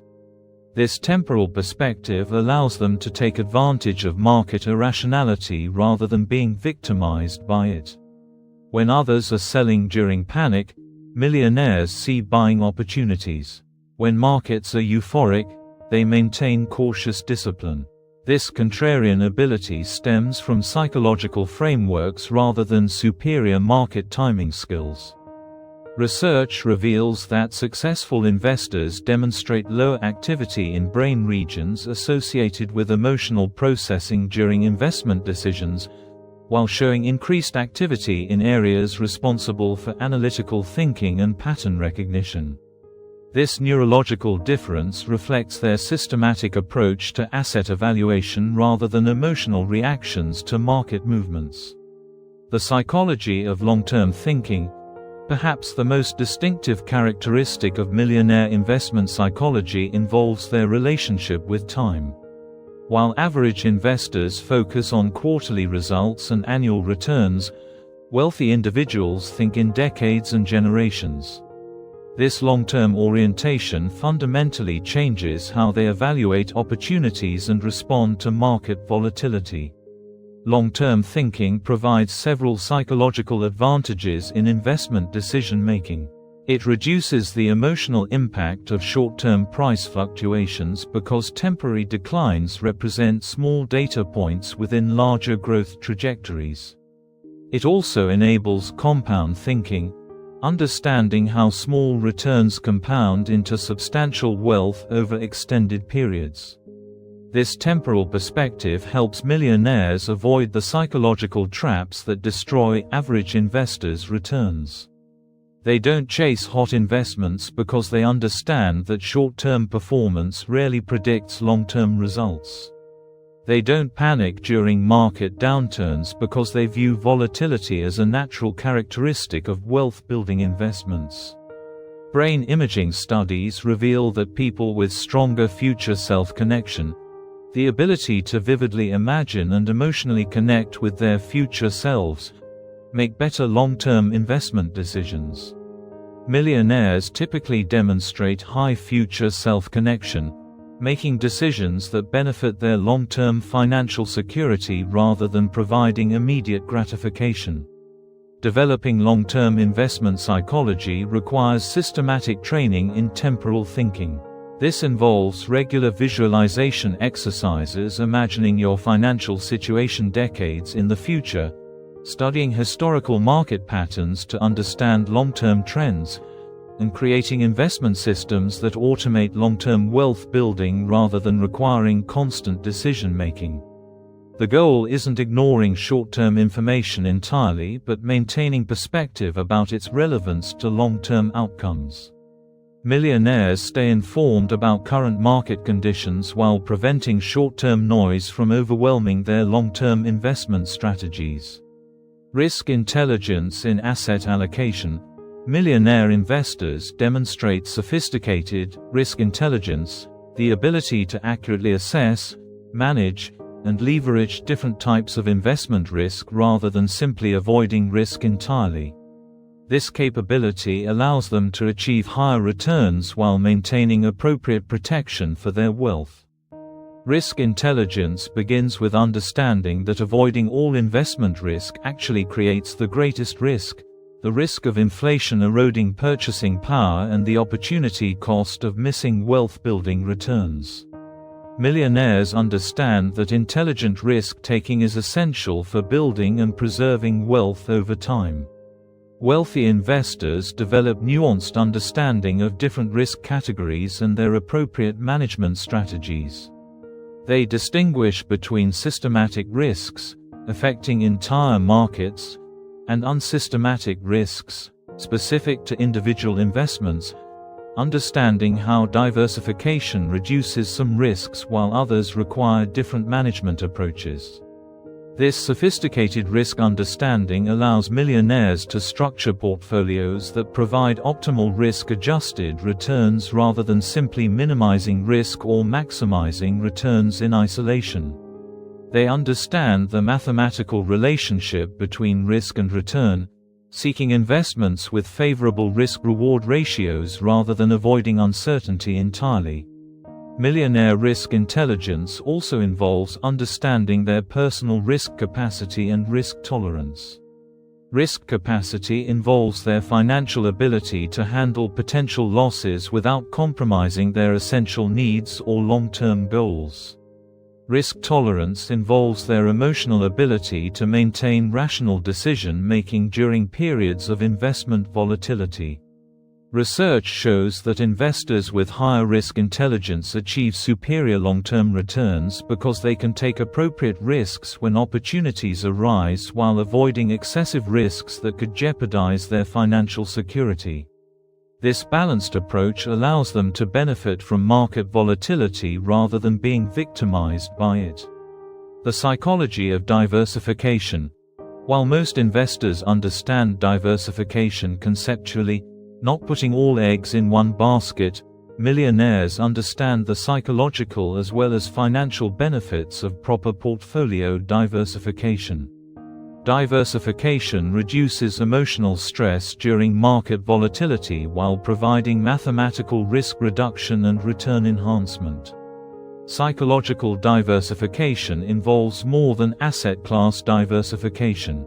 Millionaires often diversify across time, dollar cost averaging, geography, international investments, and strategies, growth and value approaches. This comprehensive diversification provides emotional stability because not all holdings perform poorly simultaneously. The psychology of diversification also involves understanding correlation, how different investments move in relation to each other during various market conditions. True diversification requires holdings that don't all respond identically to economic events, providing stability when some investments decline.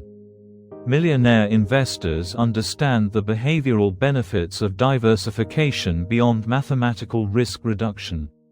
Diversified portfolios reduce the temptation to make emotional decisions based on the performance of individual holdings because portfolio-level results smooth out individual investment volatility.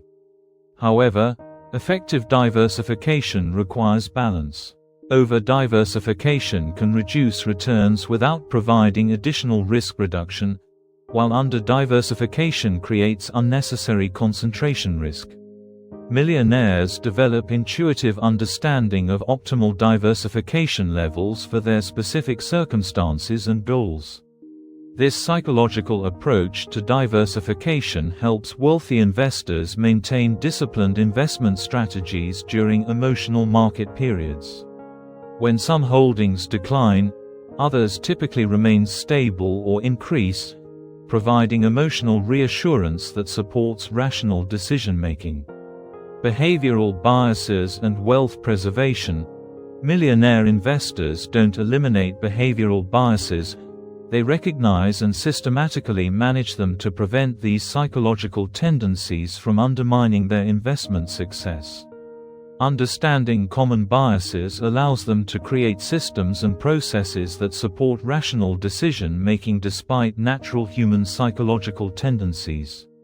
Confirmation bias, the tendency to seek information that confirms existing beliefs, causes investors to ignore warning signs or contrary evidence about their holdings. Millionaires combat this bias by systematically seeking diverse perspectives and challenging their investment assumptions regularly. Anchoring bias, over-reliance on the first piece of information encountered. can cause investors to fixate on purchase prices or historical highs when making investment decisions. Wealthy investors focus on current values and future prospects rather than historical reference points. Overconfidence bias, overestimating one's knowledge or abilities, leads to excessive trading, insufficient diversification, and inadequate risk management. Millionaires maintain humility about their predictive abilities while relying on systematic approaches rather than individual stock-picking skills. Recency bias, overweighting recent events when making decisions, causes investors to extrapolate short-term trends inappropriately. Millionaire investors study long-term historical patterns and maintain perspective about the significance of recent market movements. Loss aversion, feeling losses more intensely than equivalent gains, can prevent investors from taking appropriate risks or cause them to sell investments prematurely during temporary downturns. Wealthy investors frame decisions in terms of long-term opportunity costs rather than short-term losses. Managing these biases requires systematic approaches rather than willpower alone. Millionaires often use investment advisors, systematic rebalancing schedules, predetermined investment criteria, and cooling-off periods for major decisions to prevent biases from undermining their investment strategies. Building your millionaire investment mindset. Developing millionaire investment psychology requires systematic training across multiple dimensions: analytical skills, emotional regulation, long-term thinking, and behavioral awareness. This transformation occurs through consistent application of wealth-oriented mental frameworks rather than dramatic personality changes. Start by developing systematic investment evaluation criteria based on fundamental analysis rather than emotional reactions or market sentiment. Create written frameworks for evaluating potential investments, including factors like business quality, competitive advantages, financial strength, and growth prospects. Practice long-term thinking by regularly reviewing historical market data and understanding how short-term volatility creates long-term wealth for patient investors. Visualize your financial goals decades in the future and make investment decisions that serve those long-term objectives rather than short-term emotional comfort. Study successful investors and understand their psychological approaches to market volatility, opportunity evaluation, and decision-making under uncertainty. Focus on their mental frameworks and thinking processes rather than just their specific investment choices. Develop systematic approaches to portfolio construction, rebalancing, and risk management that remove emotional decision-making from your investment process. Automate as many investment activities as possible to prevent behavioral biases from undermining your long-term strategy. The goal isn't becoming unemotional about investments but developing sophisticated psychological tools that allow rational analysis despite emotional market environments. Millionaire investment psychology represents a learnable set of mental frameworks that anyone can develop through proper understanding and consistent practice. Chapter 11: Failure Reframing – How Setbacks Become Stepping Stones. The difference between those who build lasting wealth and those who remain financially stagnant isn't the absence of failure, it's how they psychologically process setbacks and transform them into competitive advantages. Millionaires don't fail less often than others. They fail better, faster, and more strategically. They've developed sophisticated mental frameworks that convert failures into valuable data, setbacks into setup opportunities, and defeats into eventual victories. This reframing ability represents one of the most crucial psychological skills for wealth building because entrepreneurship, investing, and business development inevitably involve multiple failures and setbacks.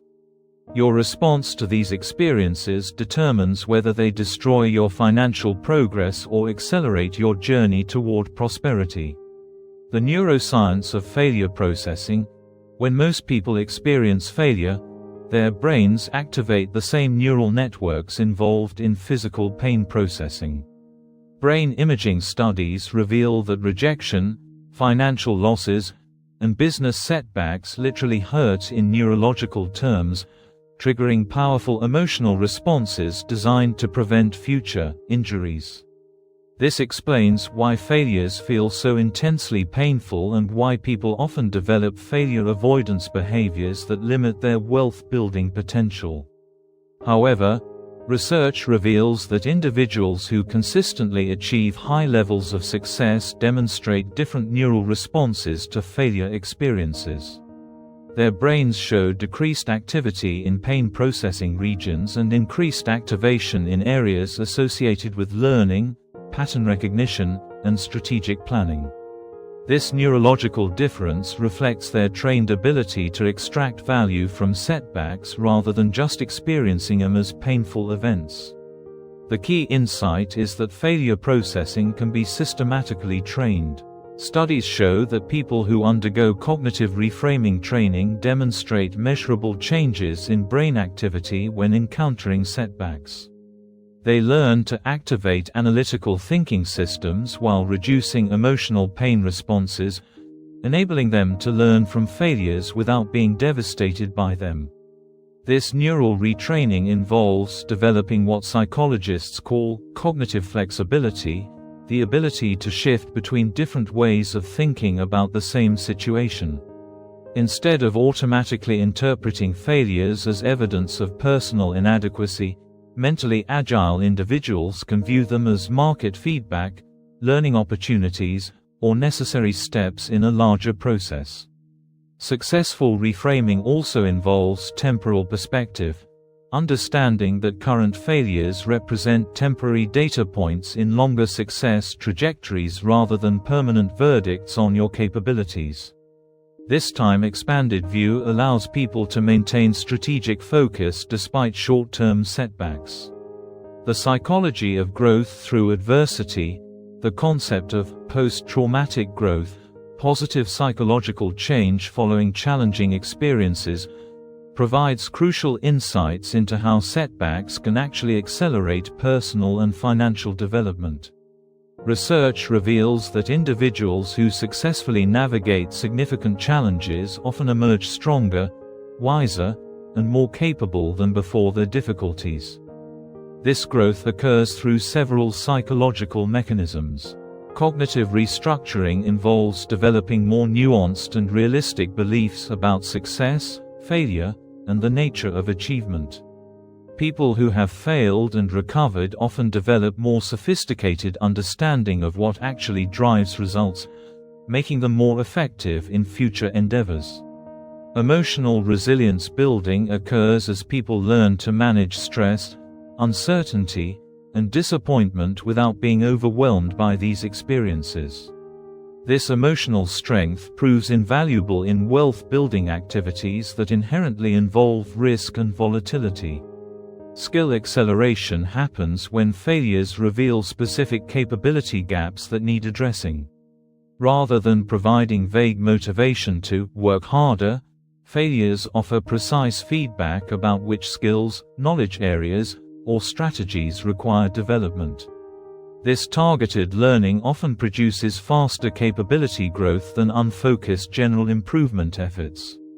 Network expansion frequently results from failure experiences as people seek help, advice, and resources to overcome challenges.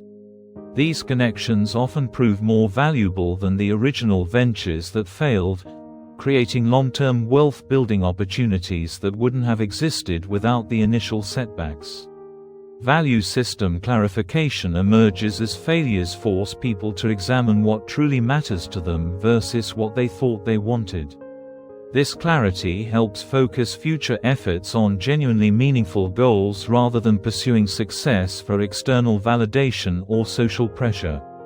The psychology of growth through adversity requires active cultivation rather than passive hoping that good things will emerge from bad experiences.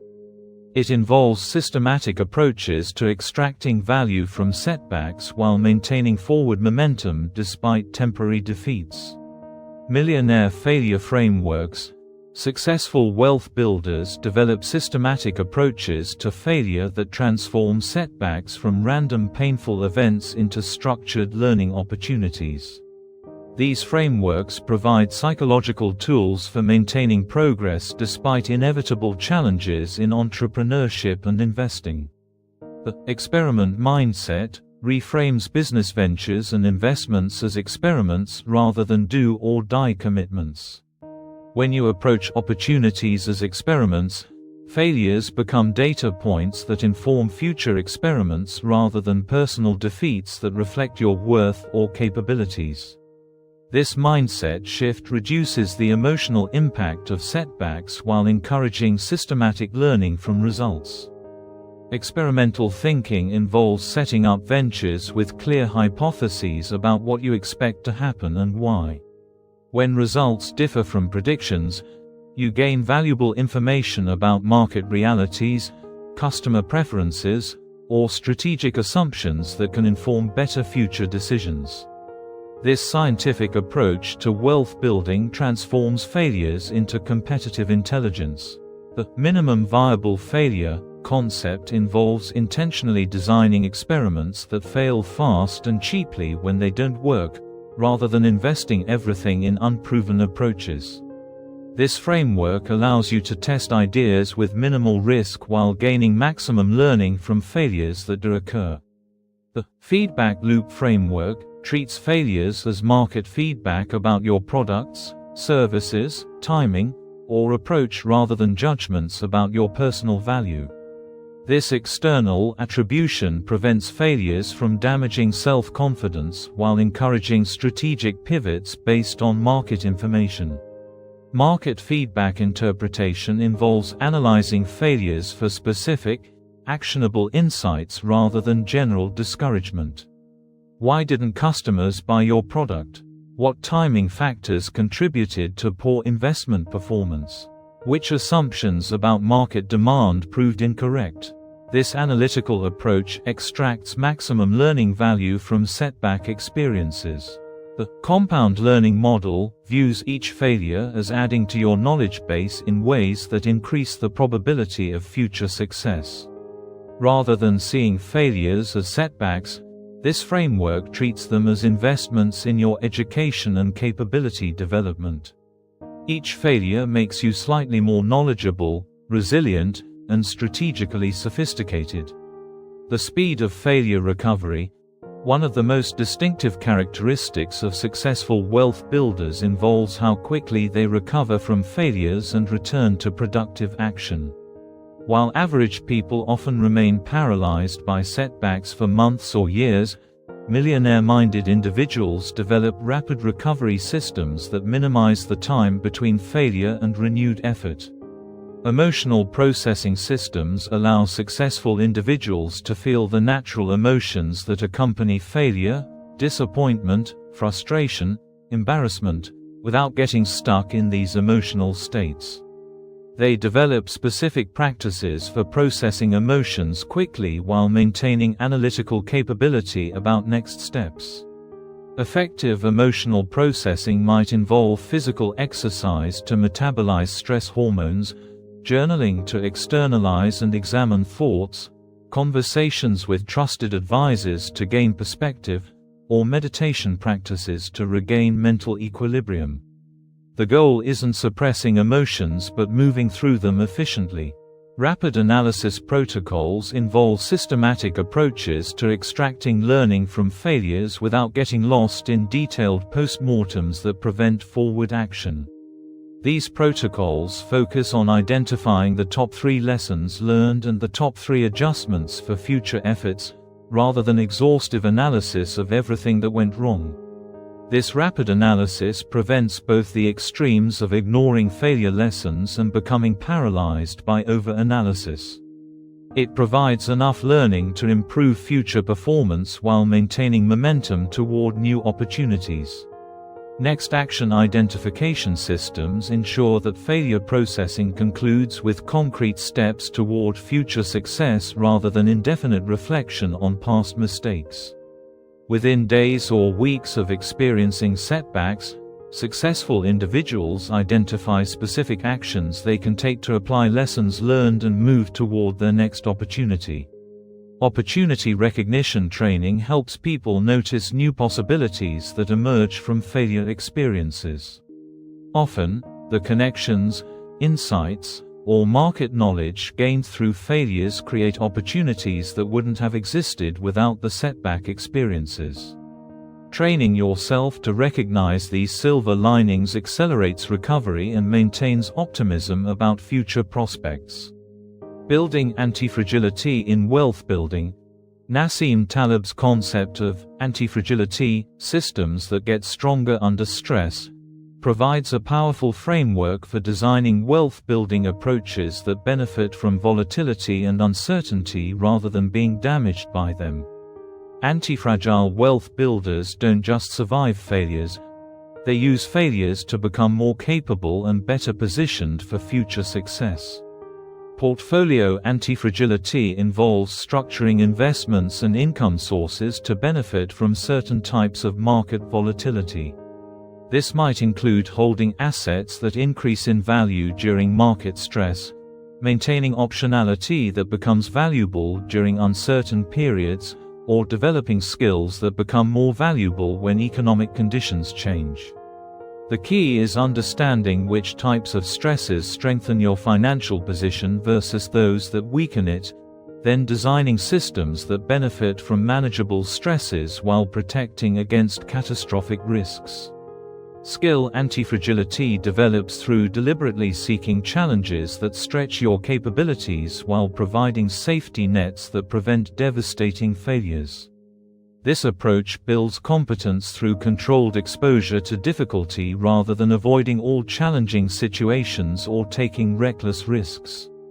For example, starting small business ventures while maintaining employment income provides entrepreneurial learning opportunities with limited downside risk. Taking on stretch assignments at work builds capabilities while maintaining career security.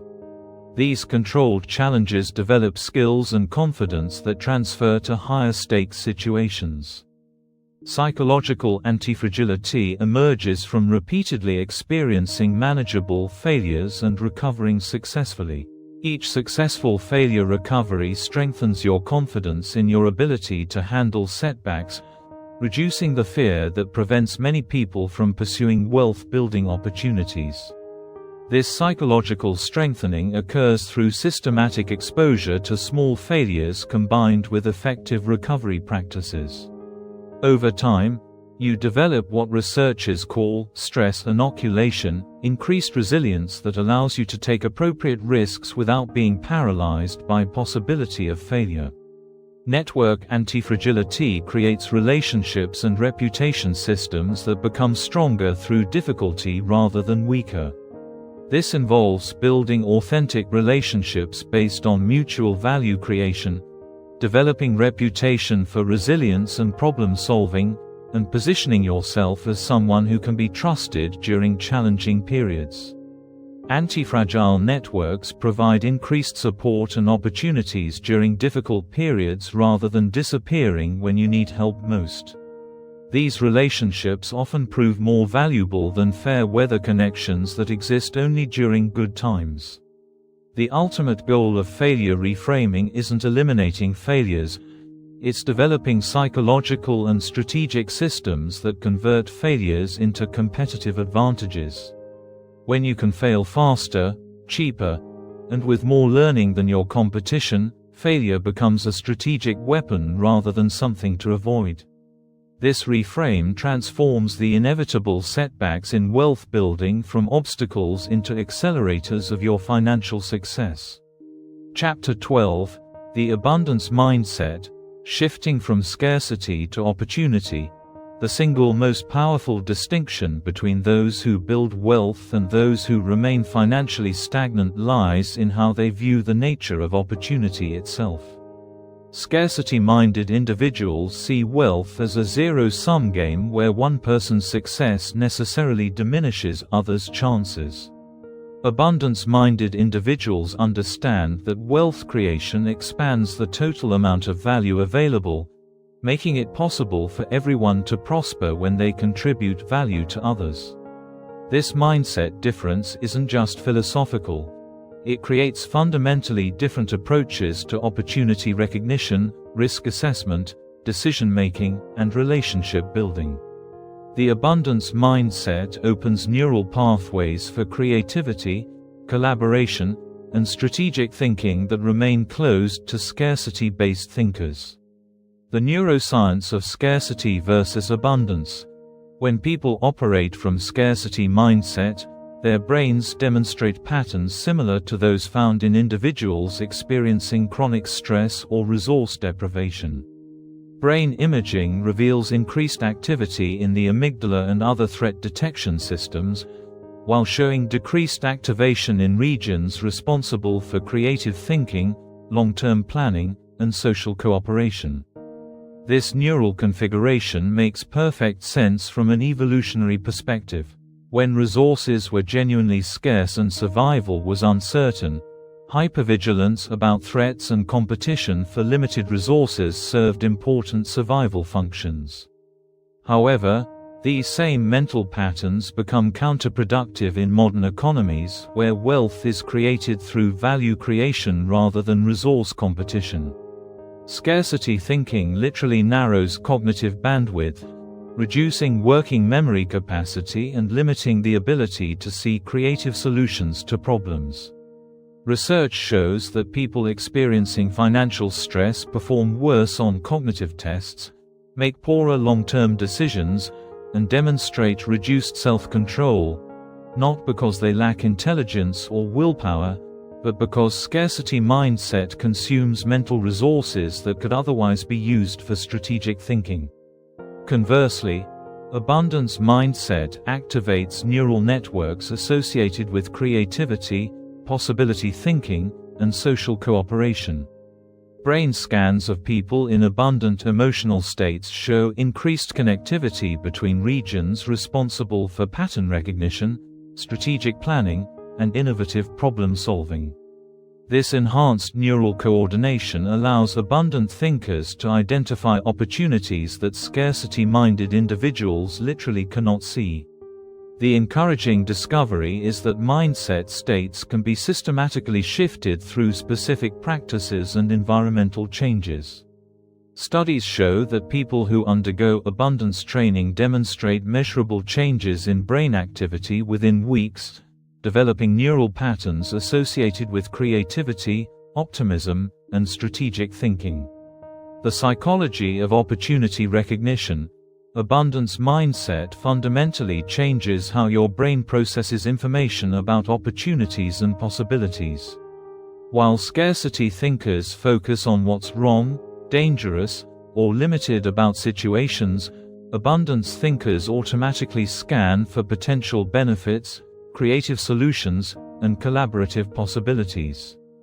This difference in attention patterns creates what psychologists call cognitive bias, systematic differences in how people notice and interpret information. Abundance-minded individuals develop what researchers term opportunity recognition bias, where they unconsciously notice possibilities for creating value that others miss entirely. Pattern recognition enhancement occurs when abundant thinking enables you to see connections between different pieces of information that create new possibilities. Instead of viewing each piece of information in isolation, you begin recognizing how different elements might combine to create valuable solutions or opportunities. For example, noticing that many people struggle with a particular problem while also observing that technology exists to solve that problem represents pattern recognition that could lead to profitable business opportunities. Scarcity thinking focuses on the difficulty of each element separately, while abundance thinking sees the possibility of connecting them beneficially. Resource expansion thinking involves seeing ways to increase the total amount of value available rather than just competing for existing resources. Instead of asking, "How can I get more of what exists?" abundance thinkers ask, "How can I create more value for everyone involved?" This shift leads to innovative approaches that expand markets, create new solutions, and develop win-win scenarios that benefit all participants. These collaborative approaches often prove more profitable than zero-sum competitive strategies because they align everyone's interests toward creating larger total benefits. Solution-focused processing automatically looks for ways to overcome obstacles rather than focusing on why something won't work. When abundant thinkers encounter problems, their mental energy flows toward generating solutions rather than cataloging difficulties. This orientation leads to breakthrough thinking that creates valuable innovations. Future possibility orientation enables abundant thinkers to imagine positive future scenarios and work backward to identify actions that could create those outcomes. Instead of extrapolating current limitations into the future, they envision desired possibilities and develop strategies for achieving them. Shifting from competition to collaboration, perhaps the most transformative aspect of abundance mindset involves recognizing when collaboration creates more value than competition. While scarcity thinking assumes that others' success threatens your own opportunities, abundance thinking identifies situations where mutual success creates the largest benefits for everyone involved. Market expansion strategies focus on growing the total market size rather than capturing larger shares of existing markets. This approach often proves more profitable because expanded markets provide more opportunities while generating less competitive resistance from existing players. For example, instead of trying to steal customers from competitors, abundance-minded entrepreneurs look for ways to bring new people into their market category or create entirely new market categories that serve previously unmet needs. These strategies face less competition while creating larger opportunity spaces. Strategic partnerships become natural when you realize that other people's strengths can complement your weaknesses in ways that benefit everyone involved. Instead of viewing skilled individuals as threats, abundance thinkers see them as potential collaborators who could help create larger successes than anyone could achieve independently. Successful wealth builders often attribute their success to strategic partnerships that combine different skills, resources, and networks to achieve outcomes impossible for individual efforts. These partnerships multiply capabilities while sharing risks and rewards among participants. Network effects emerge when abundance thinking leads to providing value to others without immediate expectations of direct reciprocity. This generosity creates goodwill and relationships that often provide unexpected benefits months or years later through referrals, opportunities, and collaborative projects. The key insight is that abundance thinking treats relationships as investments in future possibilities rather than immediate exchanges. This long-term orientation builds social capital that compounds over time into significant wealth-building opportunities. Innovation acceleration occurs when abundant thinkers share information and insights that help everyone improve their strategies and outcomes. Instead of hoarding knowledge as competitive advantage, they recognize that shared learning often creates larger opportunities for everyone involved. This collaborative approach to innovation often produces breakthrough solutions that individual competitive efforts couldn't achieve. Many of the most valuable innovations emerge from combinations of different perspectives and expertise areas that no single person could master independently. Environmental design for abundance thinking. Creating and maintaining abundance mindset requires intentional environmental design because scarcity thinking remains the default mode for most people and institutions. Your information diet, social connections, and physical surroundings all influence whether your brain operates from abundance or scarcity frameworks. Information environment should emphasize growth, possibility, and value creation rather than problems, limitations, and competitive threats. This doesn't mean ignoring real challenges, but it does mean balancing problem awareness with solution focus and opportunity recognition.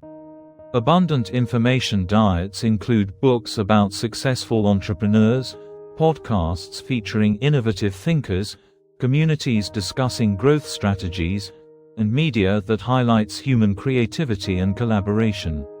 Scarcity-focused media that emphasizes conflict, limitation, and competitive threats gradually programs your brain to see the world through those filters. Social environment profoundly influences mindset through both explicit conversations and subtle social cues about what's possible and appropriate.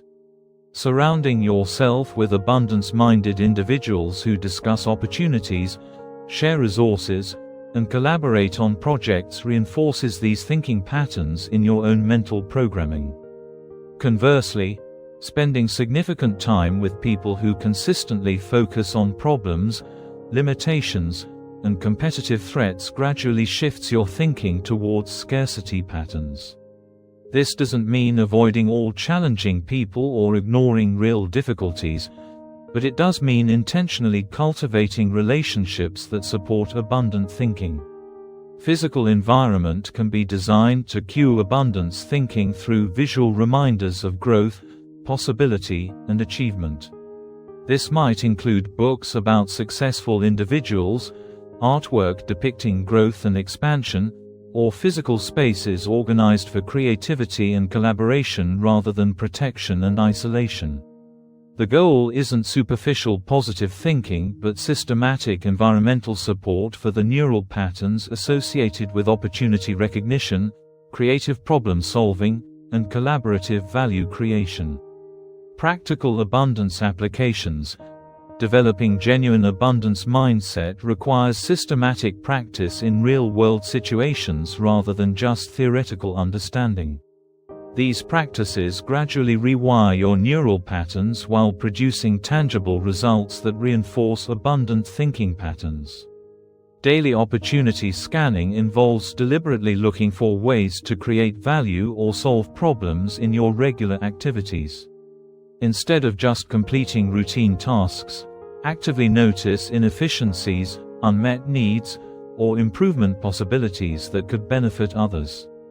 This practice trains your brain to automatically recognize opportunities rather than just focusing on obligations. Keep a simple log of potential opportunities you notice each day, even if you don't act on them immediately.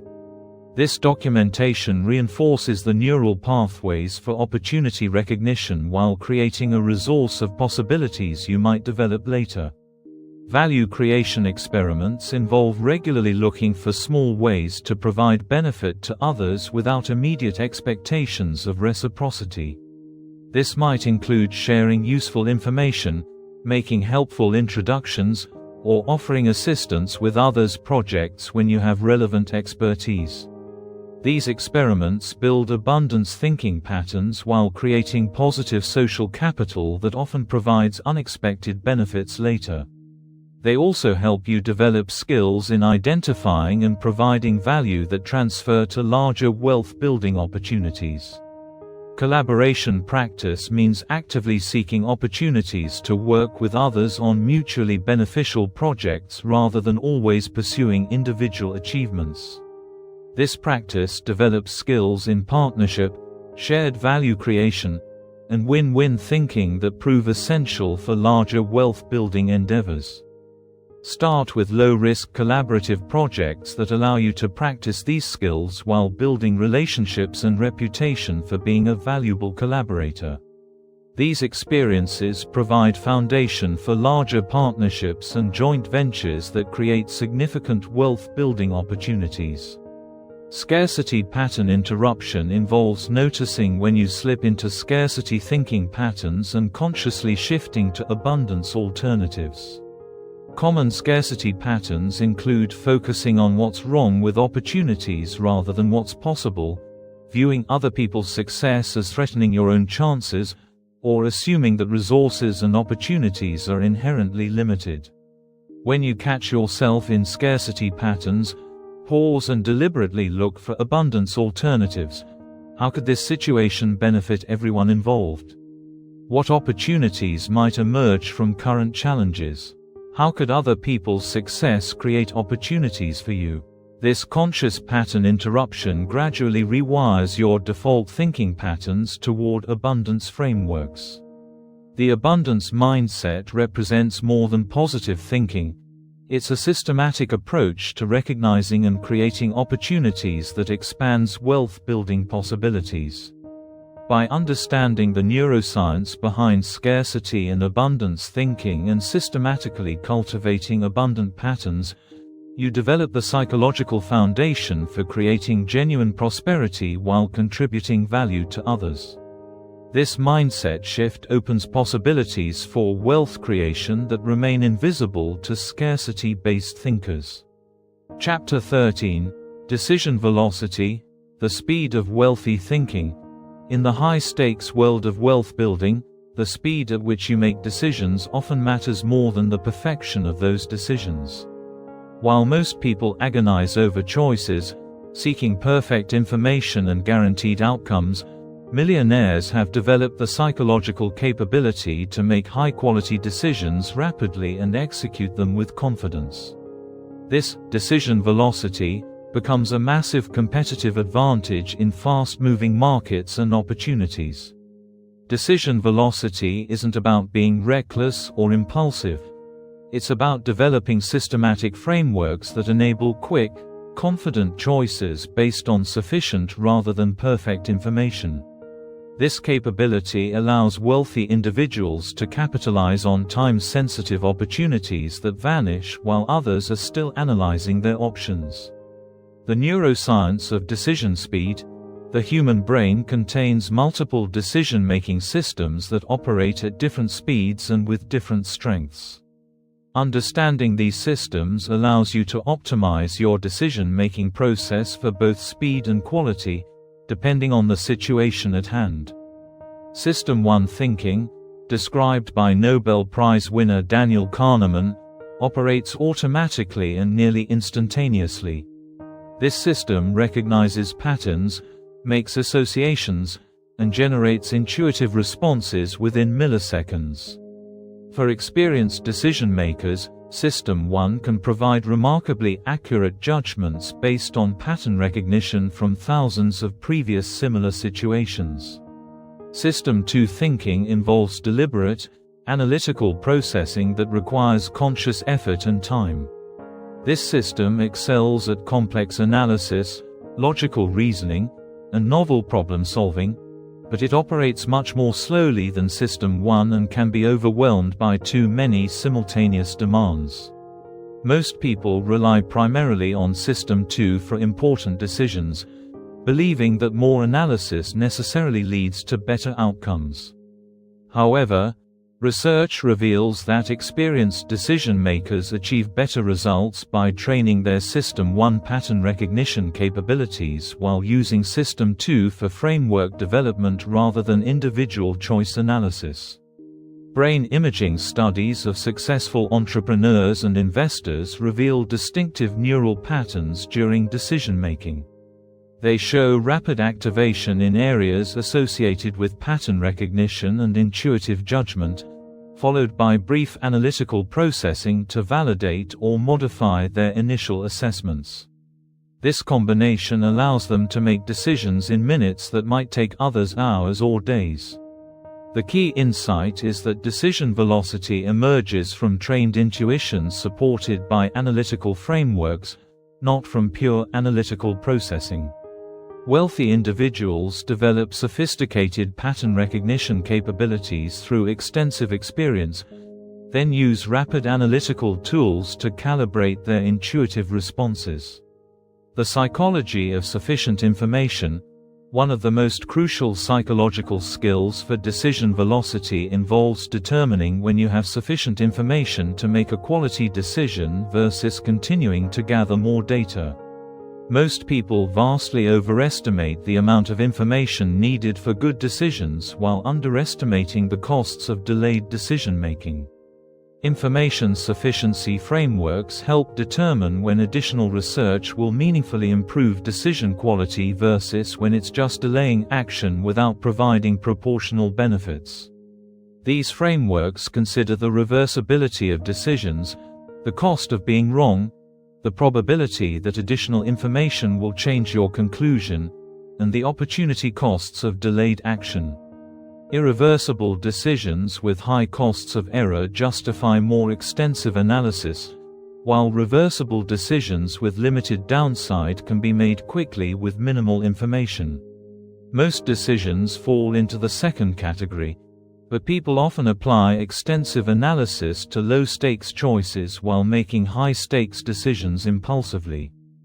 Diminishing returns recognition involves understanding that information gathering follows the law of diminishing returns. The first 20% of available information typically provides 80% of the decision-making value. Additional research beyond this point often provides minimal improvement in decision quality while consuming significant time and mental energy. Wealthy decision-makers become skilled at identifying this inflection point and making decisions based on sufficient rather than exhaustive information. This approach allows them to make good decisions quickly while competitors are still researching. Uncertainty comfort represents perhaps the most crucial psychological capability for decision velocity. Most people feel compelled to eliminate uncertainty before making important decisions, but uncertainty is inherent in all meaningful opportunities. Developing comfort with uncertainty allows you to make decisions despite incomplete information. This comfort emerges from understanding that perfect information rarely exists, that waiting for certainty often means missing opportunities entirely, and that decision-making skill improves through practice rather than analysis. Wealthy individuals learn to manage uncertainty through risk management and contingency planning rather than trying to eliminate it through additional research.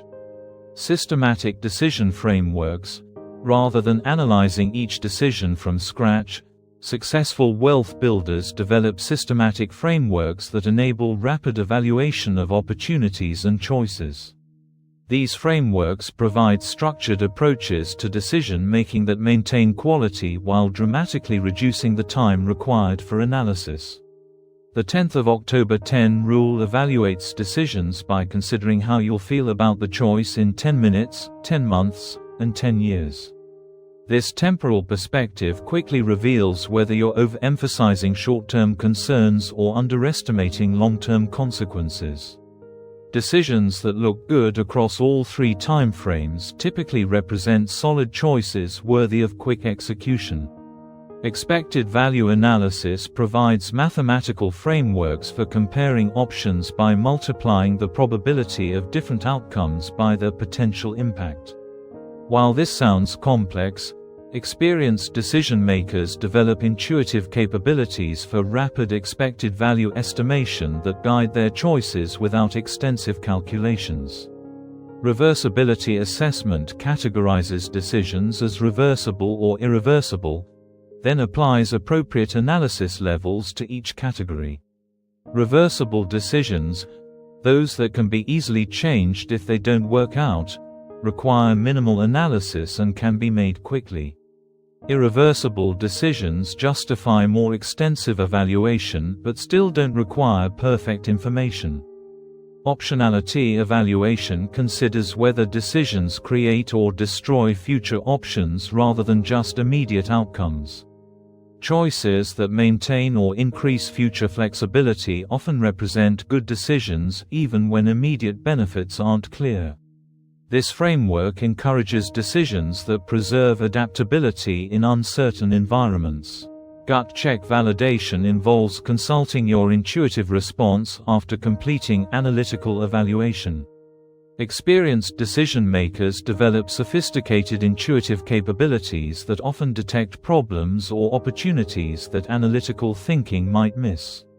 When analytical conclusions conflict significantly with intuitive responses, additional brief analysis can resolve the discrepancy. Building decision confidence.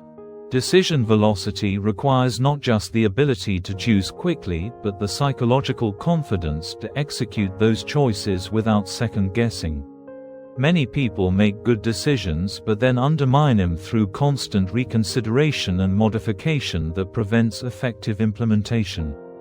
Implementation commitment involves psychologically committing to execute decisions fully once they're made, rather than continuing to evaluate and modify them during implementation. This commitment allows you to focus mental energy on effective execution rather than continual reanalysis. This doesn't mean ignoring new information that genuinely changes the situation, but it does mean avoiding the psychological trap of constantly second-guessing decisions once they're made.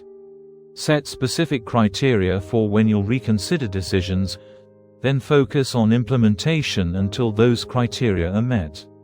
Outcome independence involves measuring the quality of decisions by the process used to make them rather than just the results they produce. Good decisions sometimes produce poor outcomes due to random factors, while poor decisions occasionally succeed due to luck.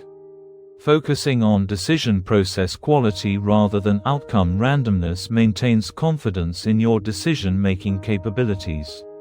This process focus prevents the psychological pattern of losing confidence in good decision-making frameworks just because some individual decisions produce disappointing results. It also prevents overconfidence from lucky outcomes that resulted from poor decision processes. Learning integration treats each decision and its outcomes as data that improves future decision-making rather than as successes or failures that reflect personal worth.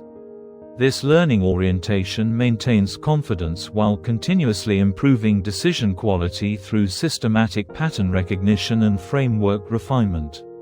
Keep simple records of significant decisions, including your reasoning and criteria, then periodically review outcomes to identify patterns that could improve future choices. This systematic learning approach builds genuine confidence based on improving capabilities rather than wishful thinking or defensive self-deception. The compound effect of decision speed, perhaps the most underestimated aspect of decision velocity, involves its compound effects over time. Making decisions even 50% faster than competitors creates exponential advantages as these time savings compound across hundreds or thousands of choices over months and years. Opportunity capture rate increases dramatically when you can evaluate and act on opportunities while competitors are still analyzing them. In fast-moving markets, the first movers often capture the largest benefits, even when their execution isn't perfect. Speed becomes a form of competitive moat that compounds over time. Learning acceleration occurs because faster decision-making enables more iterations and experiments in the same timeframe. Instead of making one carefully analyzed decision, you might make 3 rapid decisions and learn from all of them. This experiential learning often produces better strategic understanding than theoretical analysis. Confidence building accelerates as successful rapid decisions reinforce your ability to make good choices quickly. Each positive outcome from fast decision-making strengthens the neural pathways associated with confident, rapid choice-making, creating an upward spiral of decision capability. Energy conservation results from spending less mental energy on individual decisions, leaving more cognitive resources available for strategic thinking, creative problem solving, and implementation excellence. Decision fatigue becomes less of a problem when each choice requires less mental effort. Network effects emerge as your reputation for quick, confident decision-making attracts opportunities that require rapid responses. People begin bringing time-sensitive opportunities to you first because they know you can evaluate and respond quickly, creating preferential access to high-quality opportunities. The ultimate goal isn't making every decision instantly but developing the psychological and systematic capabilities to make high-quality decisions rapidly when speed provides competitive advantage. This decision velocity becomes one of your most valuable wealth-building capabilities, enabling you to capitalize on opportunities that others miss while they're still analyzing their options. Chapter 14: Money Flow Psychology, Understanding Income, Expenses, and Cash Management. Wealthy individuals don't just think differently about making money, they have fundamentally different psychological relationships with how money moves through their lives. While most people view money as something to accumulate and hold, millionaires understand money as a flowing resource that creates value through movement rather than storage. This flow psychology transforms every aspect of financial management, from income generation to expense optimization to strategic cash deployment. Understanding money flow psychology enables you to optimize your financial system for velocity and efficiency rather than just accumulation, creating wealth-building capabilities that multiply your earning potential while reducing financial stress and uncertainty. The physics of money flow: money behaves according to principles similar to physics, with velocity, momentum, and leverage effects that most people don't understand or optimize. Wealthy individuals develop intuitive grasp of these principles, allowing them to design financial systems that amplify their wealth-building efforts rather than just storing money passively. Cash velocity measures how quickly money moves through your financial system, from income to investment to value-creating activities.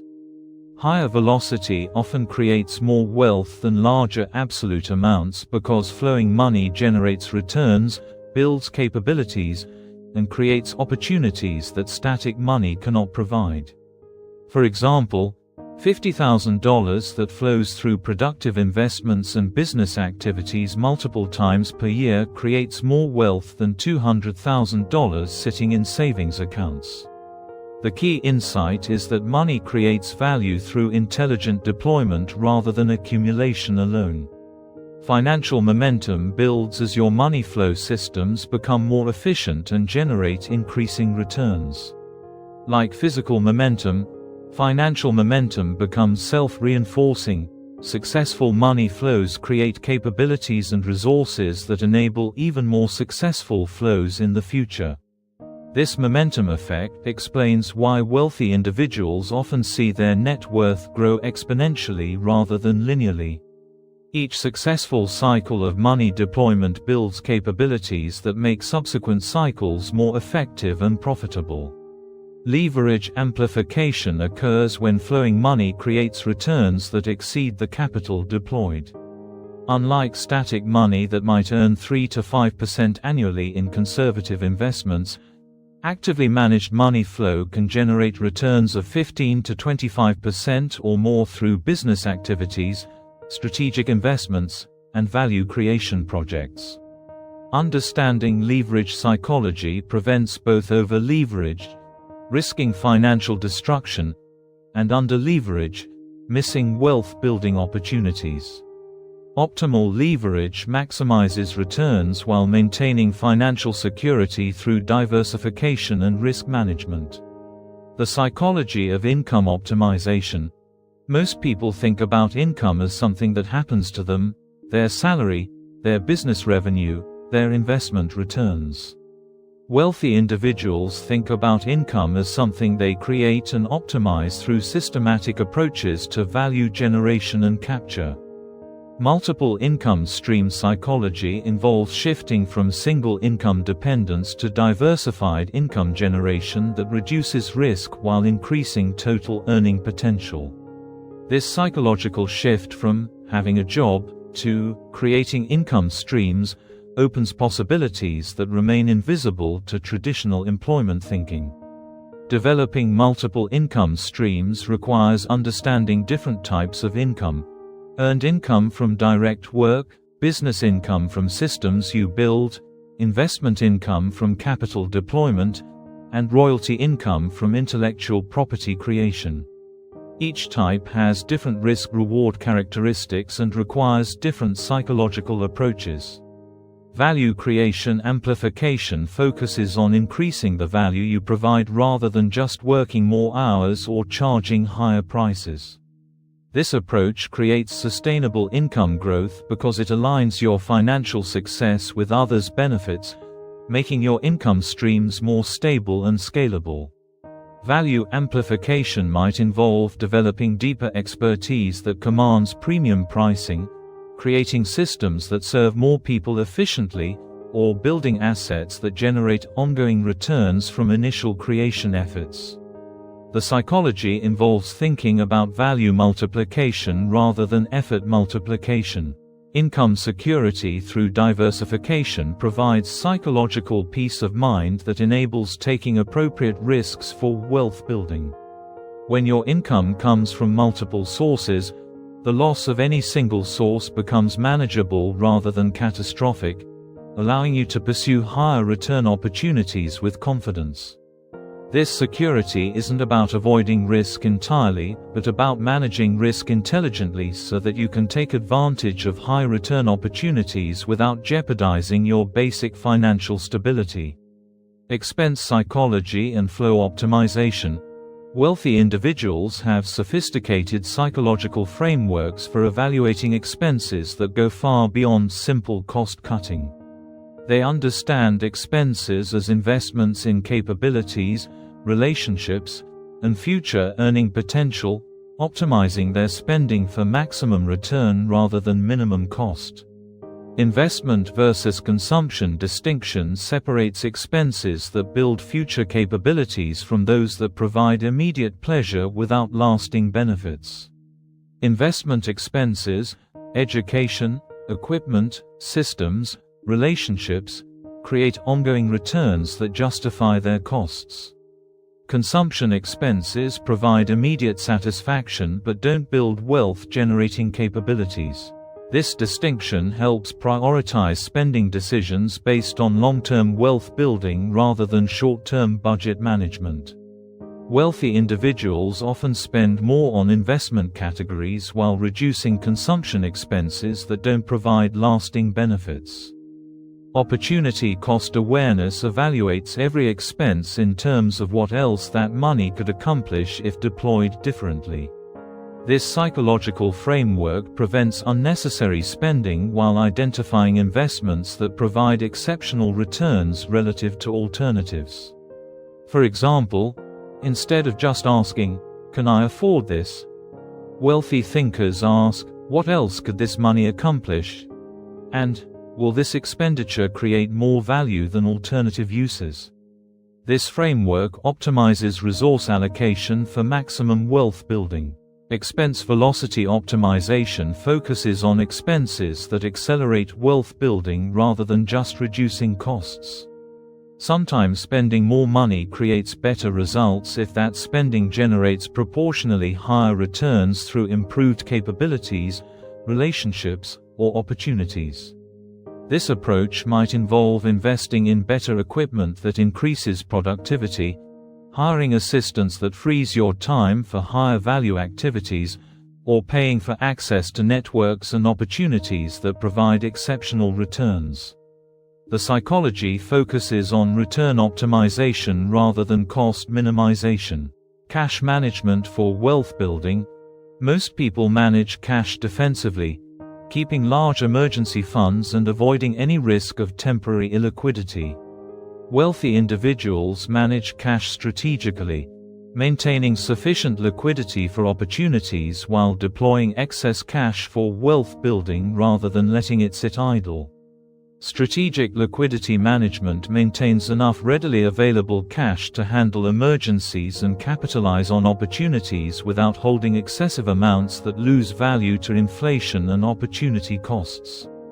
The optimal balance depends on your income stability, expense predictability, and access to credit facilities. Rather than using arbitrary rules like 6 months of expenses in savings, strategic liquidity management considers your specific situation and wealth-building goals. Entrepreneurs might maintain larger cash reserves for business opportunities, while employed individuals with stable incomes might maintain smaller emergency funds while deploying more money in growth investments. Opportunity cash reserves involve maintaining specific funds designated for capitalizing on investment opportunities, business ventures, or strategic purchases that could accelerate wealth building. This psychological segregation prevents opportunity funds from being spent on consumption while ensuring resources are available when high-return opportunities arise. Cash flow timing optimization manages the timing of income and expenses to minimize idle cash while maintaining sufficient liquidity for operations. This might involve accelerating receivables, optimizing payment timing for taxes and large expenses, or coordinating investment contributions with income cycles. Understanding cash flow timing prevents the psychological stress of artificial cash shortages while optimizing the productive deployment of your financial resources. Good timing management can significantly improve investment returns without requiring additional capital. Building your money flow system. Creating optimal money flow psychology requires systematic approaches to income generation, expense management, and cash deployment that work together as an integrated wealth-building system rather than separate financial activities. Flow visualization and tracking involves understanding exactly how money moves through your financial system, where it comes from, where it goes, and how long it takes to cycle through productive uses. This awareness enables optimization of flow patterns for maximum wealth-building effectiveness. Create simple visual maps of your money flows, showing income sources, expense categories, investment deployments, and timing patterns. This visualization often reveals optimization opportunities that aren't obvious from traditional budgeting approaches. System integration and automation connects different aspects of your financial system so they support each other rather than operating independently. This might involve automatic investment contributions that coincide with income cycles, expense timing that optimizes cash flow, or integrated tracking systems that provide real-time flow visibility. The goal is creating systematic approaches that optimize money flow without requiring constant manual management. Automation ensures optimal flow patterns continue even when you're focused on other activities. Performance measurement and optimization tracks the effectiveness of your money flow system in generating wealth rather than just managing expenses. This includes measuring return on invested capital, income growth rates, expense efficiency, and overall wealth-building velocity. Regular performance reviews identify patterns and opportunities for improving your money flow system's effectiveness. This systematic optimization approach ensures your financial management continues improving rather than becoming static routine.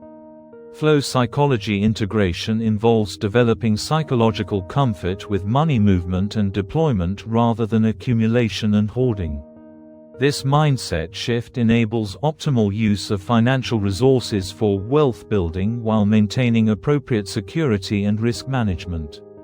The ultimate goal is developing financial systems and psychology that treat money as a tool for creating value and building wealth rather than just a resource to accumulate and protect.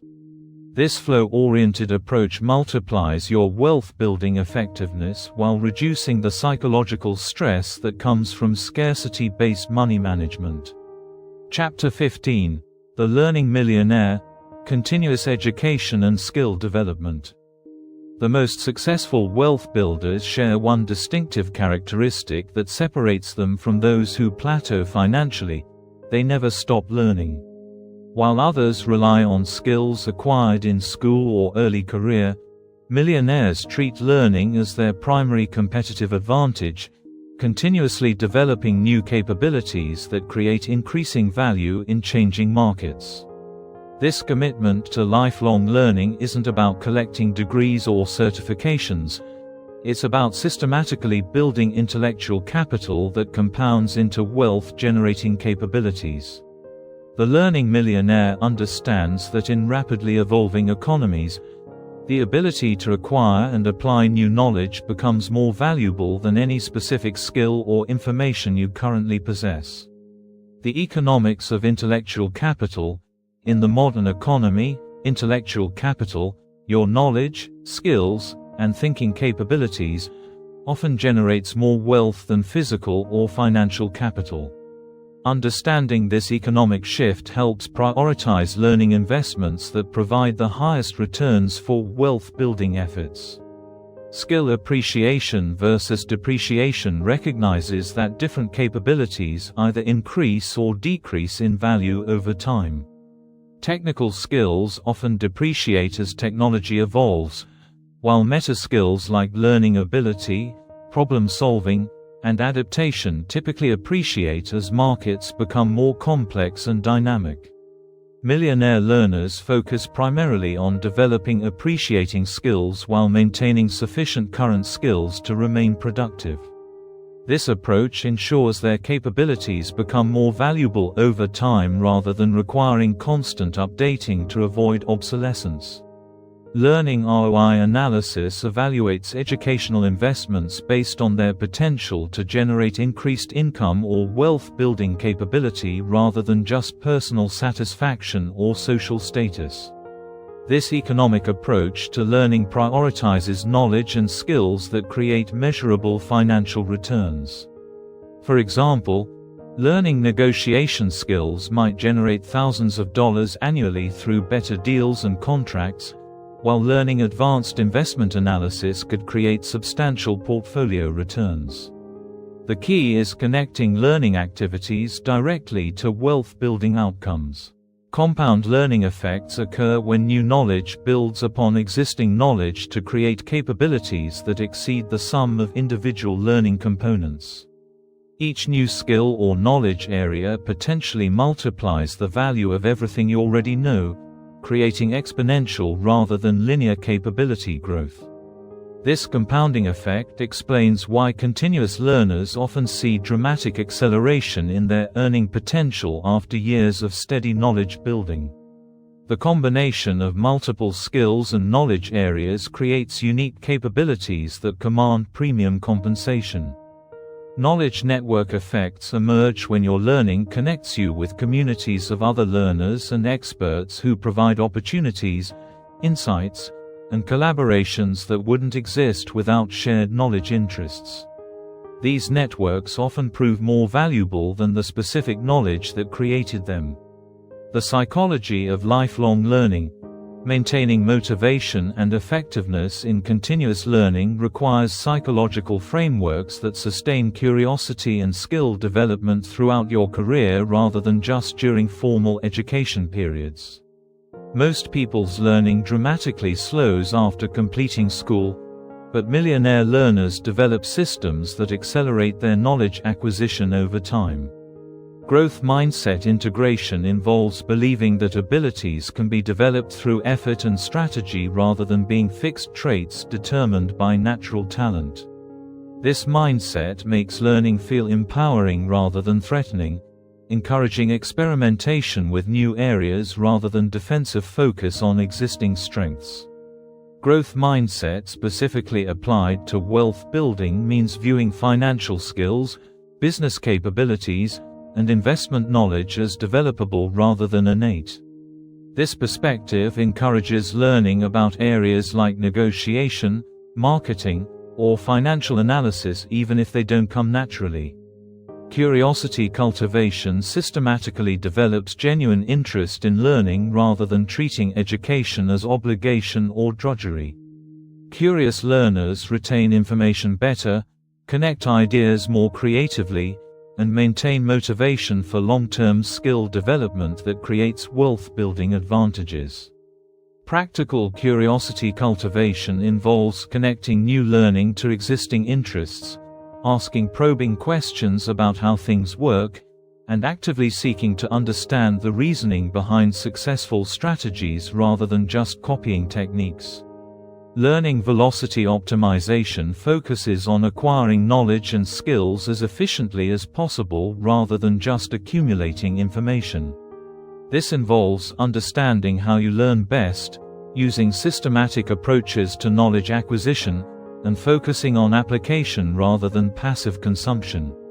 Effective learning velocity might involve combining multiple learning methods: reading, listening, discussing, practicing, focusing on principles rather than details, and immediately applying new knowledge to reinforce retention and understanding. Intellectual humility maintains openness to new ideas and willingness to change existing beliefs when presented with better information. This psychological flexibility allows continuous learning to actually improve decision-making rather than just accumulating contradictory information. Intellectual humility specifically prevents the psychological trap of defending existing knowledge against new learning, allowing your capabilities to evolve with changing circumstances rather than becoming rigid adherents to outdated approaches. Strategic learning for wealth building. Rather than learning randomly or following personal interests alone, millionaire learners develop strategic approaches to education that systematically build wealth-generating capabilities while maintaining adaptability for changing market conditions. Core skill foundation involves developing fundamental capabilities that support wealth building across different opportunities and market conditions. These meta-skills provide foundation for learning more specific techniques while remaining valuable regardless of economic changes. Core wealth-building skills typically include problem-solving and analytical thinking, communication and relationship building, sales and persuasion, financial analysis and investment evaluation, leadership and team building, negotiation and deal-making, systems thinking and process optimization. These capabilities transfer across industries and remain valuable in various economic conditions. Market-responsive learning involves staying current with developments in your primary income-generating areas while monitoring adjacent fields for opportunities and threats. This balanced approach maintains competitiveness in current activities while preparing for evolution or pivots. Market-responsive learning might involve following industry publications, attending professional conferences, participating in online communities, or maintaining relationships with people in different but related fields. The goal is early awareness of changes that could affect your wealth-building strategies. Interdisciplinary knowledge building combines insights from different fields to create unique capabilities and perspectives that provide competitive advantages. Many breakthrough business strategies emerge from applying principles from one field to problems in different fields. For example, understanding psychology improves marketing and negotiation effectiveness, while knowledge of systems thinking enhances business process design.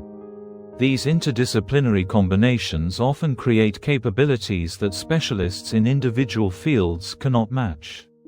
Application-focused learning prioritizes knowledge and skills that you can immediately apply to current wealth-building activities rather than abstract knowledge that might be useful someday. This approach ensures learning investments provide rapid returns while building confidence in your ability to convert knowledge into results. Application focus doesn't mean avoiding theoretical knowledge entirely, but it does mean connecting theoretical learning to practical implementation opportunities that create measurable improvements in your financial outcomes. Building your learning system. Sustainable lifelong learning requires systematic approaches that fit into your existing schedule and responsibilities while providing consistent capability development that compounds over time into substantial wealth-building advantages. Time-efficient learning protocols maximize knowledge acquisition within realistic time constraints rather than requiring large blocks of dedicated study time. Most successful continuous learners use distributed practice, regular short learning sessions, rather than intensive cramming approaches. Effective protocols might include 15 to 20-minute morning learning sessions, educational podcasts during commutes, audiobooks during exercise, or brief lunchtime reading sessions. The key is consistency rather than duration, allowing knowledge to accumulate gradually without disrupting other responsibilities. Multimodal learning integration combines different learning methods to accelerate knowledge acquisition and retention while accommodating different learning preferences and situations. This approach prevents boredom while reinforcing information through multiple channels. Multimodal integration might involve reading books about topics, listening to podcasts featuring experts, watching educational videos, attending workshops or conferences, participating in online discussions, and practicing new skills in real-world situations. Each method reinforces others while providing different perspectives on the same knowledge. Learning network development creates communities of other learners and experts who provide motivation, accountability, diverse perspectives, and opportunities to apply new knowledge. These networks often prove more valuable than solitary learning efforts. Learning networks might include professional associations, online communities, local meetup groups, mentorship relationships, or informal study groups with colleagues or friends. The social element provides accountability while creating opportunities to discuss and apply new knowledge. Knowledge management systems organize and retain information from your learning activities so you can access and apply it effectively rather than forgetting most of what you study. This involves systematic approaches to note-taking, information organization, and periodic review. Effective knowledge management might include digital note-taking systems, regular review schedules, practical application exercises, or teaching others what you've learned. The goal is converting learning inputs into lasting capabilities that improve your wealth-building effectiveness. Progress measurement and optimization tracks the effectiveness of your learning activities in building capabilities that create measurable improvements in your financial outcomes. This measurement helps optimize learning investments while maintaining motivation through visible progress. Progress measurement might involve tracking income growth attributable to new skills, monitoring improved performance in specific capability areas, or documenting successful applications of new knowledge to wealth-building activities. This systematic measurement ensures your learning efforts provide tangible returns on investment. The learning millionaire understands that intellectual capital provides the highest returns of any investment in the modern economy. By developing systematic approaches to continuous learning that focus on wealth-building capabilities, you create sustainable competitive advantages that compound over time into substantial financial success. In rapidly changing markets, the ability to learn faster than your competition becomes your most valuable asset. Chapter 16, Negotiation Psychology, the mindset of getting what you want. Every wealth-building activity ultimately involves negotiation, whether you're closing business deals, discussing salary increases, purchasing investments, or structuring partnerships. Yet most people approach negotiation from positions of weakness, scarcity, and emotional reactivity that prevent them from achieving optimal outcomes. Millionaire negotiators understand that successful negotiation is primarily psychological, requiring specific mindsets and emotional frameworks that create win-win outcomes while maximizing value for all parties. Mastering negotiation psychology doesn't mean becoming manipulative or aggressive. It means developing the mental frameworks and emotional intelligence that enable confident, strategic communication that serves everyone's interests while achieving your wealth-building objectives. The neuroscience of negotiation dynamics. Negotiation triggers complex neurological responses that can either enhance or undermine your effectiveness depending on how well you understand and manage these brain systems. When people feel pressured, threatened, or emotionally activated during negotiations, their decision-making capabilities deteriorate significantly as stress hormones impair analytical thinking while amplifying emotional reactions. Brain imaging studies reveal that successful negotiators maintain activation in the prefrontal cortex, the region responsible for strategic thinking, emotional regulation, and long-term planning, while showing reduced activity in the amygdala and other threat detection systems that create defensive reactions. This neural pattern allows them to remain analytically clear while managing emotions effectively. Stress response management becomes crucial because negotiation inherently involves uncertainty, potential conflict, and significant stakes that can trigger fight or flight responses. These stress responses narrow cognitive bandwidth, reduce creative problem solving, and increase the likelihood of reactive decisions that damage negotiation outcomes. Effective negotiators develop specific techniques for maintaining physiological calm during high-stakes discussions. This might involve breathing exercises, mental reframing techniques, physical preparation rituals, or environmental management that supports optimal mental state throughout negotiation processes. Mirror neuron activation occurs automatically during face-to-face negotiations as your brain unconsciously mimics the emotional and physiological states of other negotiation participants. Understanding this neurological mirroring allows you to intentionally model the calm, confident, collaborative energy you want others to adopt during negotiations. Research shows that negotiators who maintain calm, positive emotional states often induce similar states in other participants, creating more collaborative atmospheres that generate better outcomes for everyone involved. This emotional leadership through neurological influence represents a subtle but powerful negotiation advantage. Dopamine and reward processing affects how people evaluate offers and concessions during negotiations.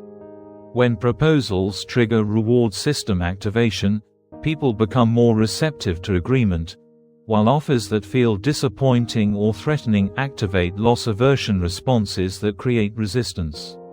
Skilled negotiators understand how to frame proposals in ways that activate reward processing rather than threat detection, making their offers feel valuable and appealing rather than demanding or threatening. This psychological framing dramatically improves acceptance rates while maintaining relationship quality. The psychology of preparation and positioning, the most crucial negotiation psychology, occurs before face-to-face discussions begin. How you mentally prepare for negotiations, your research, mindset, emotional state, and strategic framework determines your effectiveness more than any specific tactics or techniques you might use during actual conversations. Information advantage development involves understanding not just facts and figures about the negotiation subject, but psychological insights about other participants' motivations, constraints, preferences, and decision-making processes.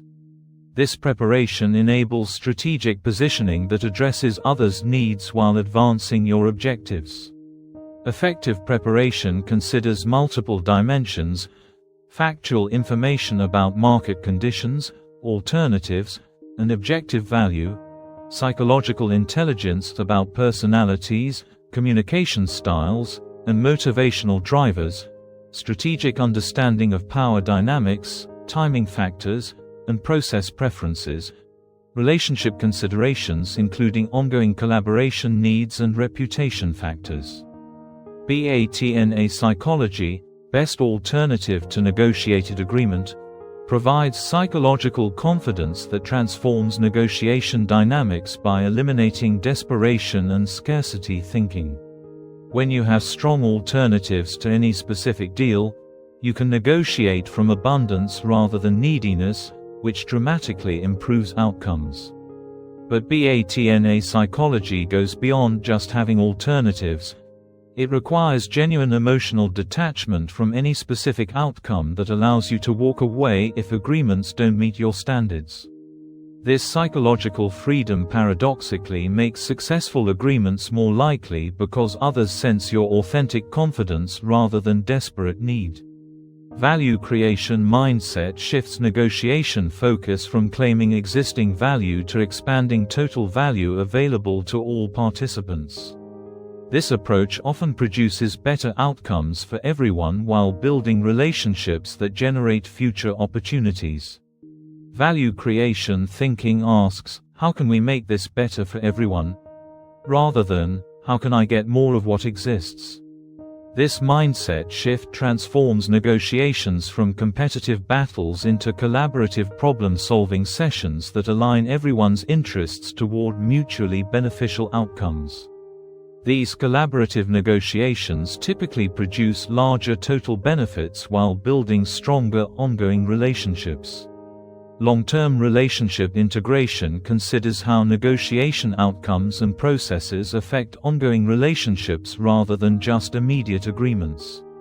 This temporal perspective often leads to concessions that benefit long-term collaboration even when they reduce short-term gains. Millionaire negotiators understand that reputation and relationship capital often prove more valuable than marginal improvements in individual deals. They negotiate in ways that build trust and demonstrate reliability, creating preferential access to future opportunities. Emotional intelligence in high-stakes negotiations, managing emotions, both your own and others, during significant negotiations requires sophisticated emotional intelligence that goes far beyond just staying calm. You must understand how emotions influence decision-making, how to regulate emotional states for optimal performance, and how to recognize and respond to others' emotional dynamics constructively. Emotional state management involves maintaining optimal psychological conditions for strategic thinking and clear communication despite pressure, uncertainty, and potential conflict. This requires both preparation techniques and real-time regulation skills that preserve analytical capability under stress. Pre-negotiation emotional preparation might include visualization exercises, confidence-building routines, stress inoculation practices, or centering techniques that establish optimal psychological states before discussions begin. Real-time emotional management involves breathing techniques, mental reframing, strategic pausing, or energy management that maintains effectiveness throughout extended negotiations. Emotional contagion awareness recognizes that emotions spread automatically between people during interactions, creating opportunities to influence negotiation atmospheres through intentional emotional leadership. When you maintain calm confidence, others typically become more relaxed and collaborative, while your anxiety or aggression tends to create matching responses. This emotional influence occurs largely below conscious awareness, making it particularly powerful for creating collaborative negotiation environments. By consciously modeling the emotional energy you want others to adopt, you can significantly improve negotiation dynamics without explicit persuasion attempts. Empathy and perspective taking enables understanding of others' emotional states, motivations, and constraints that inform strategic responses addressing their needs while advancing your objectives. This psychological intelligence often reveals solution possibilities that pure analytical approaches might miss. Effective empathy in negotiation involves genuinely understanding others' situations while maintaining clear boundaries about your own needs and constraints. This balanced perspective enables authentic collaboration without sacrificing your interests to others' preferences. Emotional validation and de-escalation provides tools for managing conflicts and resistance that arise during complex negotiations. When people feel heard and understood, they typically become more receptive to collaborative problem-solving, even when initial positions seem incompatible. Validation techniques acknowledge others' concerns and perspectives without necessarily agreeing with their conclusions or demands. This emotional acknowledgement often reduces defensiveness while creating space for creative problem-solving that addresses underlying needs. Strategic communication frameworks.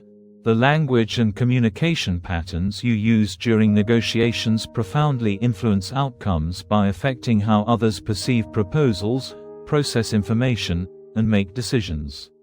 Millionaire negotiators develop systematic approaches to communication that enhance persuasiveness while maintaining relationship quality. Framing and anchoring psychology uses initial information and presentation context to influence how subsequent information gets processed and evaluated. The first numbers mentioned, problems identified, or solutions proposed create cognitive anchors that bias all following analysis toward those reference points. Strategic framing presents information in contexts that support your objectives while remaining truthful and ethical. This might involve leading with strong offers that anchor expectations favorably, presenting problems that your proposals solve effectively, or highlighting benefits that matter most to other participants. Question-based influence uses strategic questioning to guide others' thinking toward conclusions that support mutually beneficial agreements rather than using direct persuasion that might trigger resistance. Well-designed questions help people discover solutions rather than feeling pressured to accept external proposals. Effective negotiation questions might explore underlying needs, evaluate alternative approaches, examine consequences of different options, or identify creative possibilities that address everyone's interests. These questions guide collaborative problem-solving while building commitment to resulting agreements. Concession strategy and reciprocity leverages psychological principles of reciprocity and fairness to create balanced exchanges that feel equitable to all participants. Strategic concessions demonstrate flexibility while encouraging matching responses that move negotiations toward mutually acceptable agreements. Effective concession strategies involve trading items of different value to different participants, making concessions contingent on reciprocal responses, timing concessions for maximum psychological impact, and maintaining perceived fairness throughout exchange processes. Process management and control involves guiding negotiation structure, timing, and dynamics to create optimal conditions for successful agreements. This includes managing information flow, discussion sequencing, decision-making processes, and environmental factors that influence negotiation effectiveness. Process management might involve setting agendas that address easier issues first, managing timing to avoid rushed decisions, controlling information release for maximum impact, or designing decision-making procedures that build commitment to agreements. Building your negotiation psychology system.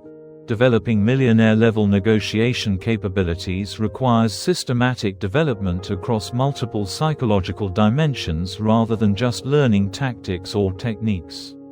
This comprehensive approach builds genuine competence that transfers across different negotiation contexts and continues improving over time.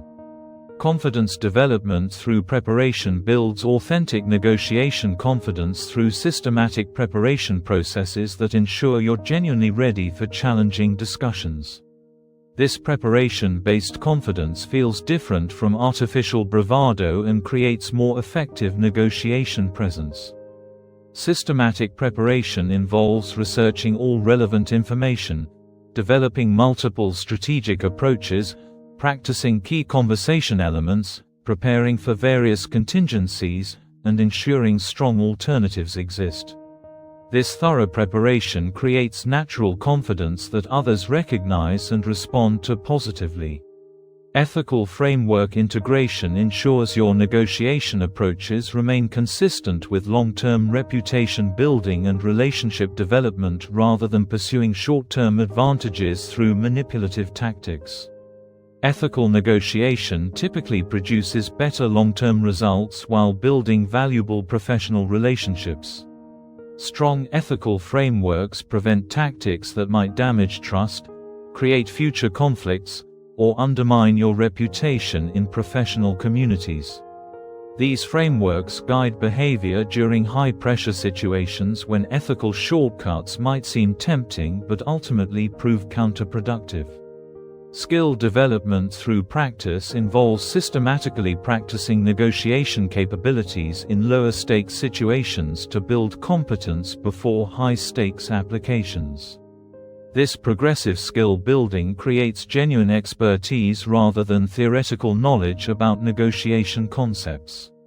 Practice opportunities might include salary negotiations, vendor discussions, real estate transactions, or business partnership conversations. Each practice opportunity builds pattern recognition and emotional comfort with negotiation dynamics while providing feedback for continuous improvement. Feedback integration and improvement involves systematically analyzing negotiation outcomes to identify patterns and opportunities for enhanced effectiveness. This learning orientation ensures continuous development rather than repeating ineffective approaches. Post-negotiation analysis might examine preparation adequacy, emotional management effectiveness, communication clarity, strategic positioning accuracy, and outcome optimization possibilities.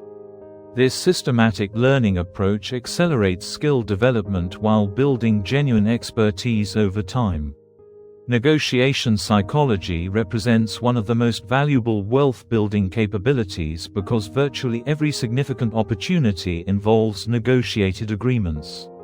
By developing systematic approaches to negotiation that combine preparation, emotional intelligence, strategic communication, and ethical frameworks, you create capabilities that multiply your effectiveness across all wealth-building activities while building valuable long-term relationships.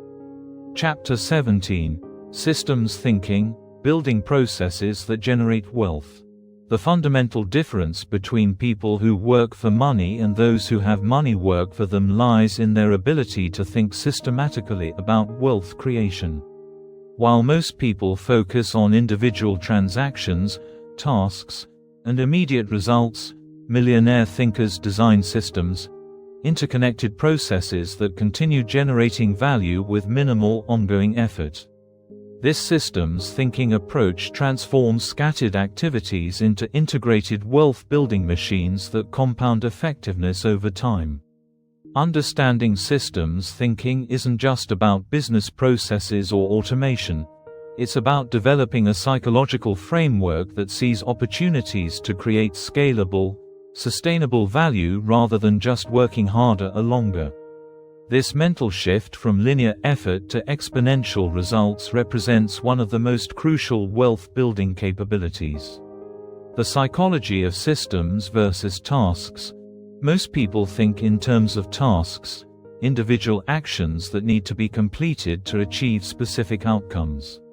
Systems thinkers focus on processes, sequences of interconnected activities that reliably produce desired results while improving their own effectiveness over time. This psychological difference creates dramatically different approaches to wealth building. Task-oriented thinking focuses on completion, finishing projects, meeting deadlines, checking items off lists. While task completion provides immediate satisfaction, it doesn't build capabilities or assets that continue generating value after the work is done. Task-oriented approaches often require constant effort to maintain results. Systems-oriented thinking focuses on optimization, improving processes, building capabilities, creating assets that generate ongoing value. Systems approaches require more initial effort but create lasting results that compound over time. The goal shifts from completing work to building systems that continue working. This psychological shift affects every aspect of wealth building. Instead of just earning money from your job, you think about creating income-generating systems. Rather than just completing individual investments, you design investment processes that systematically build wealth. Instead of just serving individual customers, you build systems that deliver value to many customers efficiently. Leverage psychology emerges naturally from systems thinking as you look for ways to multiply your efforts rather than just increasing them. Leverage might come from automation, delegation, partnerships, or asset creation that allows small inputs to generate large outputs. This multiplication mindset creates exponential rather than linear wealth growth. Compound development focus involves building systems that become more effective over time rather than just maintaining current performance levels. Good systems incorporate feedback loops, learning mechanisms, and improvement processes that enhance their effectiveness automatically. The architecture of wealth-generating systems. Effective wealth-building systems share common architectural principles that allow them to operate reliably while requiring minimal ongoing management. Understanding these principles enables you to design systems across different wealth-building areas that work together synergistically. Input-process-output feedback loops provide the basic structure for any effective system. Clear inputs feed into reliable processes that produce desired outputs, while feedback mechanisms provide information for system optimization.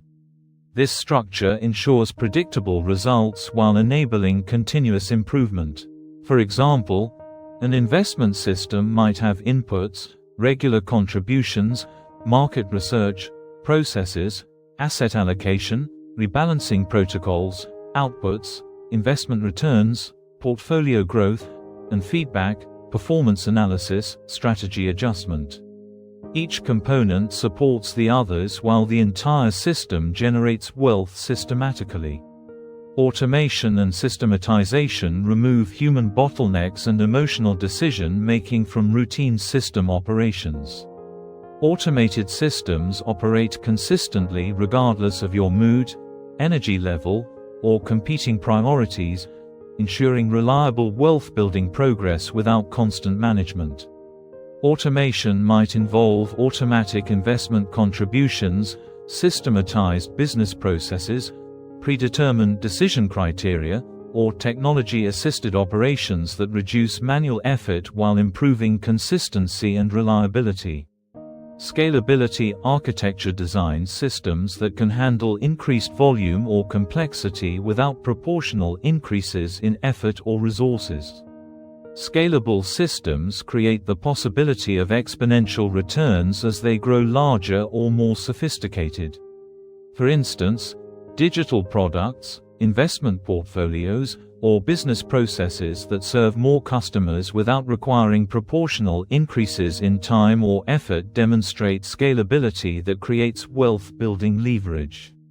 Integration and synergy connects different systems so they support each other rather than operating independently. Integrated systems create network effects where the whole becomes more powerful than the sum of individual parts. This might involve connecting learning systems with income generation, linking investment strategies with tax optimization, or integrating business development with relationship building. These connections multiply effectiveness while reducing overall complexity. Building income-generating systems, rather than just earning money from work, systems thinkers create multiple income streams that operate somewhat independently while supporting overall wealth-building objectives. These income systems provide diversification, scalability, and optionality that employed income alone cannot offer. Business system development involves creating processes that generate revenue through value delivery rather than just time trading. This might include product businesses, service businesses, or hybrid approaches that systematize value creation and delivery. Effective business systems typically include market research processes that identify opportunities, product development systems that create valuable solutions, marketing systems that attract customers efficiently, sales systems that convert prospects into buyers, delivery systems that provide value reliably, customer service systems that maintain relationships, improvement systems that enhance all other components. Investment system creation develops systematic approaches to building wealth through capital deployment rather than relying on occasional investment decisions. These systems typically combine regular contributions, diversification strategies, rebalancing protocols, and performance monitoring. Investment systems might include automated contributions to diversified portfolios, systematic rebalancing schedules, predetermined criteria for investment selection, regular performance reviews and adjustments, and integration with tax optimization strategies. Passive income development focuses on creating income streams that continue flowing with minimal ongoing effort after initial system creation. This might include rental properties, royalties, business ownership, investment dividends, or digital products that generate ongoing revenue. The key is understanding the difference between truly passive income and business income that requires ongoing management disguised as passive investment. Genuine passive income systems operate largely independently once established. Skill monetization systems convert your knowledge and capabilities into systematic income generation rather than just using skills for employment. This might involve consulting services, educational products, licensed methodologies, or expertise-based businesses. Skill monetization systems typically leverage your existing expertise while creating scalable delivery mechanisms that serve multiple customers without requiring proportional time investment for each customer served. Automation and leverage in wealth building. Modern technology provides unprecedented opportunities for creating automated systems that handle routine wealth-building activities while freeing your time and mental energy for strategic activities that require human judgment and creativity. Financial automation systems remove emotional decision-making and timing problems from routine financial activities while ensuring consistent execution of wealth-building strategies. These systems typically include automatic savings, investment contributions, bill payments, and rebalancing activities. Effective financial automation might involve automatic transfers from income to savings and investment accounts, systematic investment plans that purchase assets regardless of market conditions, automatic rebalancing that maintains target asset allocation, bill payment automation that prevents late fees and maintains credit quality, tax loss harvesting systems that optimize investment tax efficiency. Business process automation systematizes routine business activities that generate income or support wealth-building ventures. This automation handles predictable activities while alerting you to situations requiring human intervention or decision-making. Business automation might include customer relationship management systems, marketing automation sequences, sales process management, inventory management systems, financial reporting and analysis, customer service automation, or project management systems. Information and learning systems automate knowledge acquisition and processing that supports wealth-building decision-making. These systems filter information, highlight important developments, and organize insights for strategic application. Information systems might include automated news and research delivery, market monitoring and alert systems, performance tracking and analysis, competitive intelligence gathering, or learning management systems that support skill development. Decision support systems provide frameworks and tools that improve decision quality without requiring extensive analysis for routine choices. These systems typically combine automated information processing with human judgment for optimal results. Decision support might include investment screening and evaluation tools, business opportunity assessment frameworks, risk evaluation systems, or performance measurement dashboards that highlight important trends and opportunities. Systems integration for exponential results. The most powerful wealth-building results emerge when different systems work together synergistically rather than operating independently. This integration creates network effects and compound benefits that exceed what individual systems could produce alone. Cross-system optimization identifies opportunities for different systems to support each other's effectiveness rather than just operating in parallel. This might involve timing coordination, resource sharing, or information integration that improves overall performance. For example, business income systems might fund investment systems, while investment returns provide capital for business expansion. Learning systems might improve both business and investment effectiveness, while automation systems free time for higher-value strategic activities. Feedback loop integration connects performance information from different systems to enable coordinated optimization rather than just individual system improvement.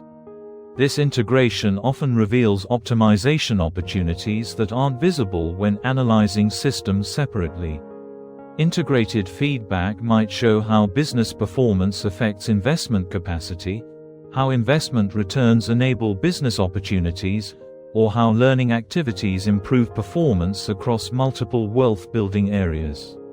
Resource allocation systems optimize the distribution of time, money, and attention across different wealth-building systems based on the current performance and future potential. These allocation systems prevent overinvestment in mature systems while ensuring adequate resources for developing opportunities.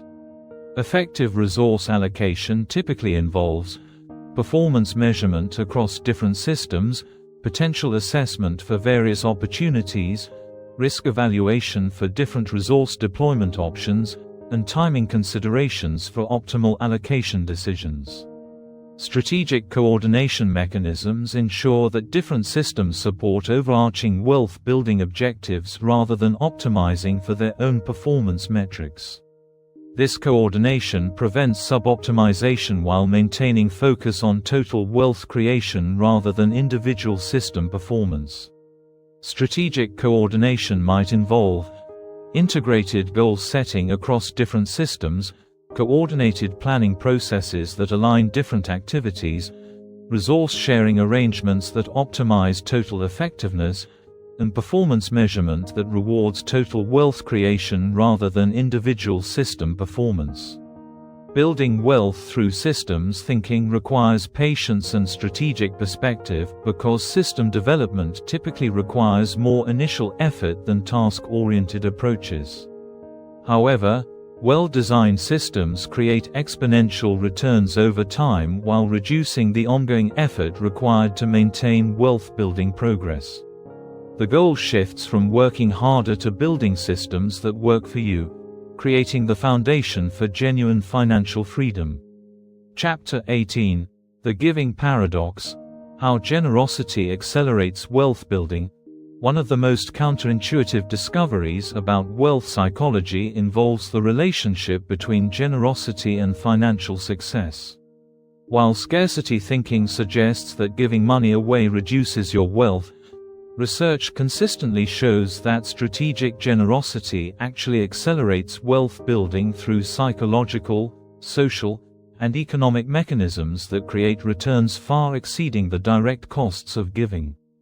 Understanding the giving paradox doesn't mean giving away money you can't afford or expecting immediate financial returns from charitable activities. It means recognizing how authentic generosity creates psychological states, social relationships, and economic opportunities that multiply your wealth-building effectiveness while contributing meaningfully to causes you care about. The neuroscience of giving and abundance. When people engage in generous activities, donating money, volunteering time, or helping others succeed, their brains activate reward processing systems that create positive emotional states associated with abundance rather than scarcity. Brain imaging studies reveal that giving activates the same neural pathways involved in receiving rewards, creating intrinsic satisfaction that reinforces generous behaviors. Dopamine release and reward processing occurs when people give strategically to causes they genuinely care about. This neurochemical response creates positive associations with abundance-oriented activities while strengthening neural pathways associated with opportunity recognition and value creation. The key insight is that authentic giving creates genuine emotional rewards that shift your psychological state from scarcity to abundance. This mindset shift affects all other wealth-building activities by increasing optimism, creativity, and strategic thinking while reducing fear-based decision-making. Oxytocin production and social bonding increases during collaborative and generous activities, strengthening relationships and building social capital that often provides unexpected wealth-building opportunities. Oxytocin enhances trust, cooperation, and social intelligence, capabilities that prove essential for business development and investment success. Stress reduction and cognitive enhancement results from generous activities that create positive meaning and social connection. Research shows that people who engage regularly in giving activities experience lower stress levels and improved cognitive function, both of which enhance decision-making capability and wealth-building effectiveness. Identity integration and confidence building occurs when generous activities align with your values and aspirations, creating psychological coherence that builds confidence and authentic presence. This integrated identity often attracts opportunities and relationships that wouldn't exist without the authentic generosity that created them. The economics of strategic philanthropy.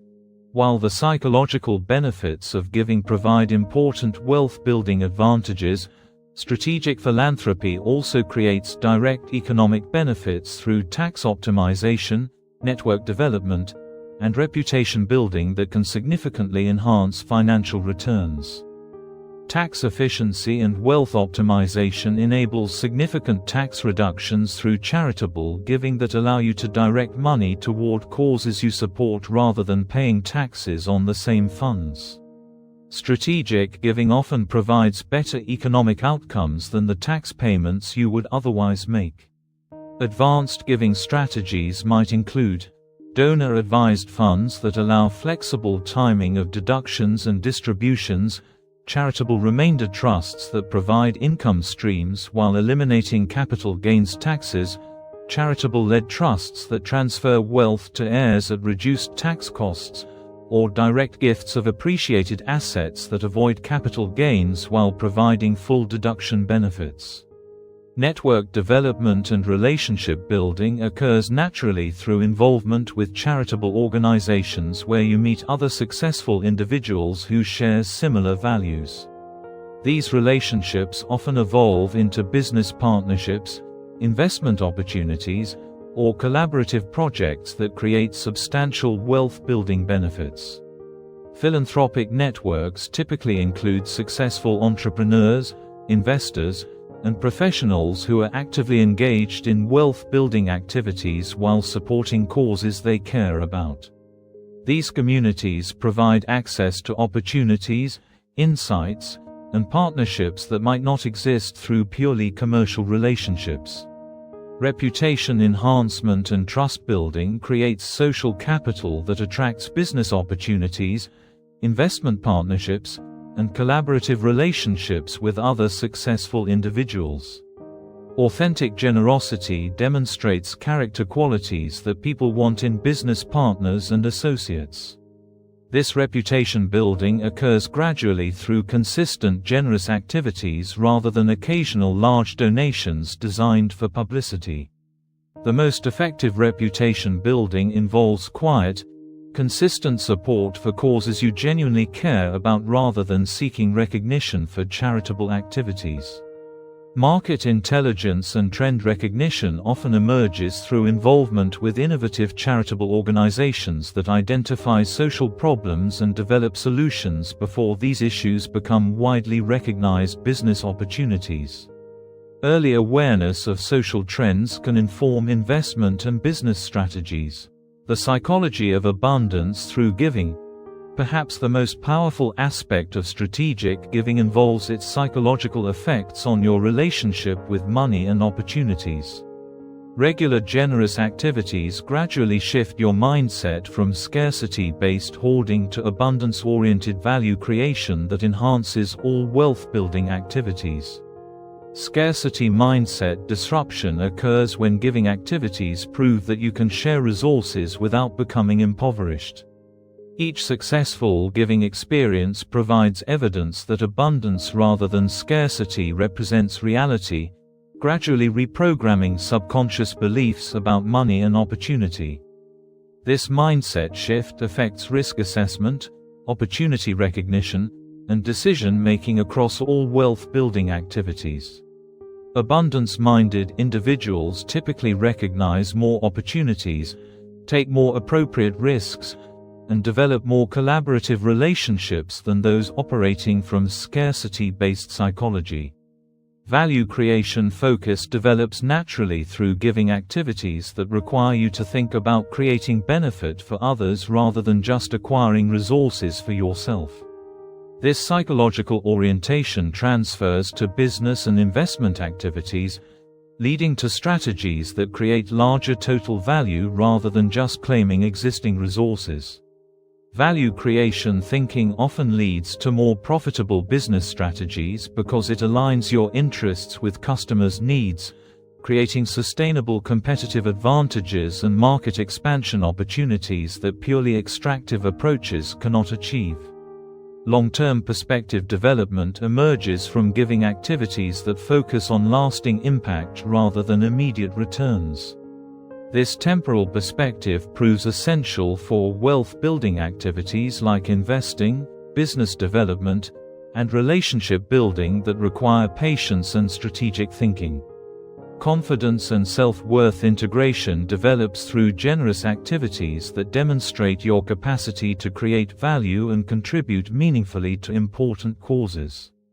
This confidence enhances your effectiveness in business and investment activities while attracting relationships with other successful, values-driven individuals. Building your strategic giving system, maximizing the wealth-building benefits of generosity requires systematic approaches that align your giving activities with your values, financial capacity, and wealth-building objectives rather than random charitable activities or guilt-driven donations. Values alignment and purpose integration ensures your giving activities reflect your authentic concerns and aspirations rather than social expectations or tax optimization alone. Authentic giving creates stronger psychological and social benefits while building genuine satisfaction with your wealth-building activities. Effective values alignment involves identifying causes that genuinely matter to you personally, understanding how your wealth-building activities could support these causes, researching organizations that effectively address problems you care about, and developing giving strategies that create meaningful impact rather than just tax deductions. Capacity-based giving strategies match your charitable activities to your current financial capacity while planning for increased giving as your wealth grows. This approach prevents overgiving that creates financial stress while establishing sustainable patterns that can expand over time. Capacity-based strategies typically involve percentage-based giving that scales with income growth, emergency fund protection that ensures giving doesn't compromise financial security, timing optimization that maximizes tax benefits, and growth planning that anticipates increased giving capacity as wealth builds. Impact measurement and optimization focuses your giving resources on organizations and activities that create measurable positive results rather than just good intentions. This effectiveness focus ensures your charitable resources create maximum benefit while building confidence in your giving decisions. Impact measurement might involve researching organizational effectiveness and financial efficiency, understanding how donations translate into specific outcomes, monitoring progress on causes you support, and adjusting giving strategies based on results achieved.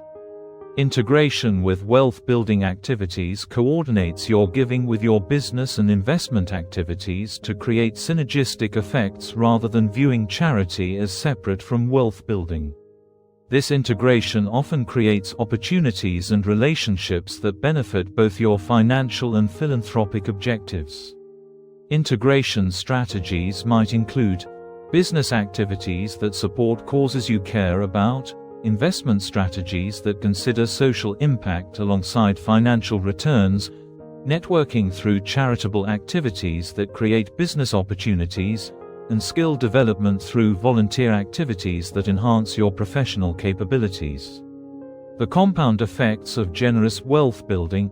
The most profound benefits of strategic giving emerge over time through compound effects that gradually transform your psychology, relationships, and opportunities in ways that dramatically accelerate wealth building while creating meaningful impact on causes you support.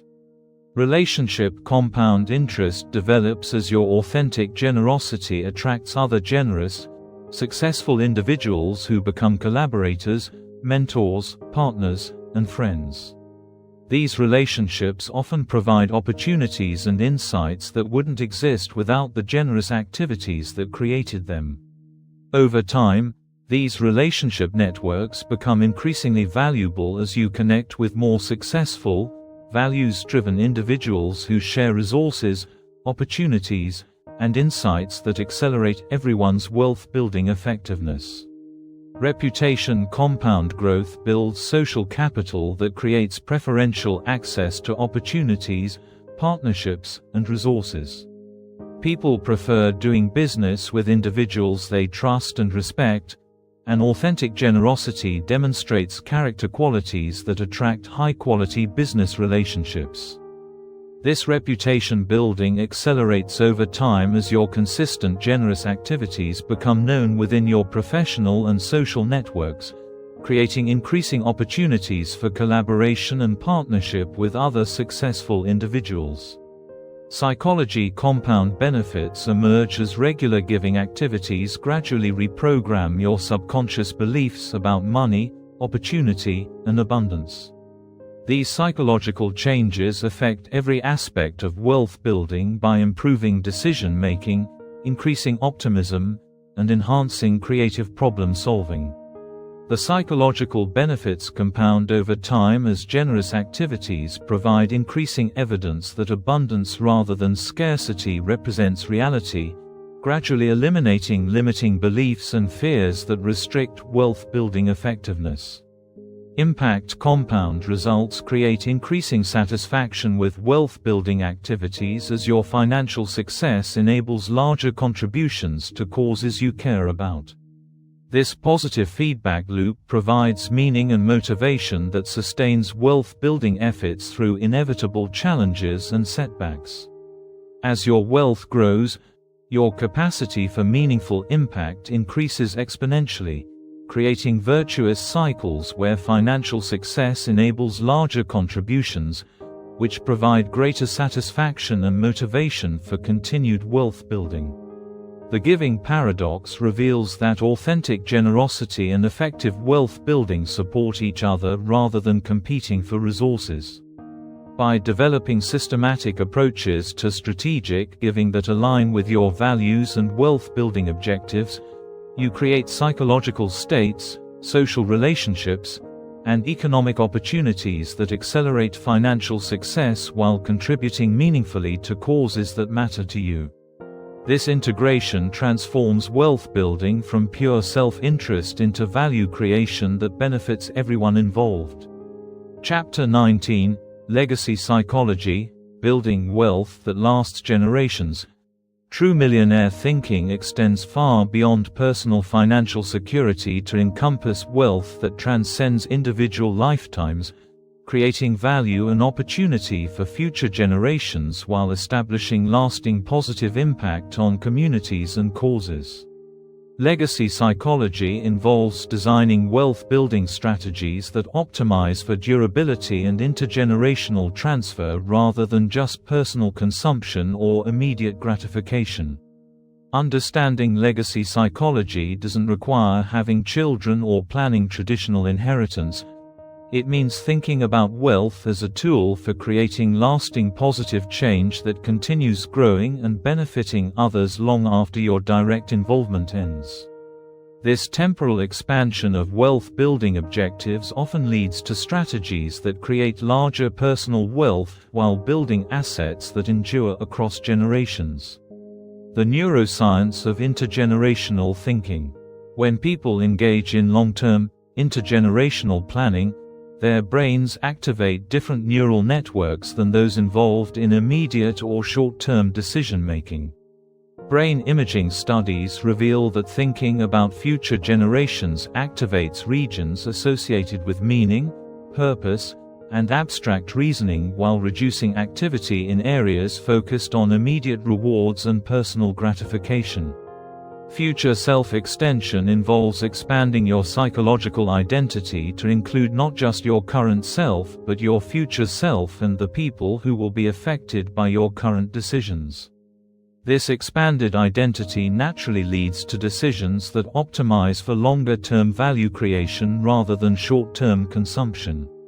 Research shows that people with stronger future self-connection and intergenerational orientation make financial decisions that produce better long-term outcomes, even when those decisions require short-term sacrifices.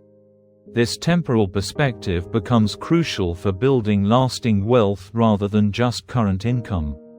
Meaning-making and purpose activation occurs when wealth-building activities connect to larger purposes beyond personal benefit. Brain scans reveal that purpose-driven activities activate reward processing systems while reducing stress responses, creating psychological states that sustain long-term effort and strategic thinking. Legacy-oriented wealth building provides intrinsic motivation that sustains effort through inevitable challenges and setbacks. This purpose-driven approach often produces better financial results because it maintains strategic focus and prevents emotional decision-making during difficult periods. Systems integration and pattern recognition strengthens when people think about intergenerational wealth transfer because this temporal perspective requires understanding complex interactions between financial, legal, tax, and social systems. This systems thinking often improves current wealth-building effectiveness while building capabilities for legacy planning. Stress reduction and cognitive enhancement results from legacy planning that creates psychological peace of mind about future security and meaning. Research shows that people with clear legacy plans experience lower anxiety about financial security while demonstrating improved decision-making and strategic thinking capabilities. The architecture of generational wealth. Building wealth that lasts generations requires understanding the structural, legal, and psychological frameworks that enable intergenerational wealth transfer while protecting assets from taxes, creditors, and poor decisions by future generations. Asset protection and structure involves organizing wealth in legal entities and structures that provide protection from various threats while enabling efficient transfer to future generations. This might include trusts, family-limited partnerships, corporations, or other vehicles that separate ownership from control while optimizing tax efficiency. Effective asset protection typically considers creditor protection from lawsuits or business liabilities, tax optimization for both current and future generations, control mechanisms that guide asset use and distribution, flexibility provisions that adapt to changing circumstances, and governance structures that prepare future generations for wealth stewardship. Tax optimization across generations requires understanding how different wealth transfer strategies affect total family wealth across multiple generations rather than just minimizing current year tax obligations. Strategic tax planning often involves paying some taxes currently to avoid larger future tax obligations while building wealth more effectively. Intergenerational tax planning might include gift tax strategies that transfer appreciating assets at reduced valuations, generation-skipping trusts that avoid estate taxes across multiple generations, charitable strategies that provide tax benefits while supporting causes you care about, and business structures that optimize tax efficiency for operating companies and investment portfolios. Governance and stewardship systems establish frameworks for future generations to manage inherited wealth responsibly while maintaining family values and objectives across time. These systems typically include education components, decision-making processes, and accountability mechanisms that prepare heirs for wealth stewardship. Effective governance systems often involve family mission statements that articulate values and objectives, educational programs that prepare family members for financial stewardship, decision-making processes that balance individual autonomy with family coordination, conflict resolution mechanisms that address disagreements constructively, and performance measurement systems that ensure wealth continues growing across generations. Business and investment continuity creates operating businesses and investment strategies designed to generate returns across multiple generations rather than just current performance optimization. This long-term orientation often leads to more conservative strategies that prioritize durability over maximum short-term returns. The psychology of wealth stewardship. Developing the psychological frameworks necessary for intergenerational wealth building requires shifting from ownership thinking to stewardship thinking, viewing yourself as a temporary caretaker of resources that will eventually transfer to others rather than permanent owner of assets for personal use. Stewardship versus ownership mindset involves psychological reframing from "my money" to "resources I'm responsible for managing effectively." This shift often leads to more strategic decision-making because it removes ego and personal attachment from financial choices while maintaining accountability for results. Stewardship thinking typically improves investment and business decisions because it focuses on long-term value creation rather than short-term personal gratification. Stewards often make more patient, strategic choices because they're optimizing for intergenerational results rather than immediate consumption. Responsibility and accountability integration develops through understanding that current financial decisions affect not just your own future, but the opportunities available to future generations. This expanded responsibility often motivates better decision-making while providing meaning that sustains effort through difficult periods. Values transmission and character development involves understanding that wealth without character often destroys rather than benefits future generations.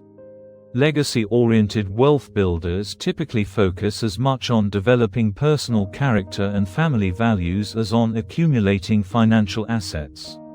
Research consistently shows that families who maintain wealth across multiple generations emphasize character development, work ethic, and values transmission alongside financial education and asset management.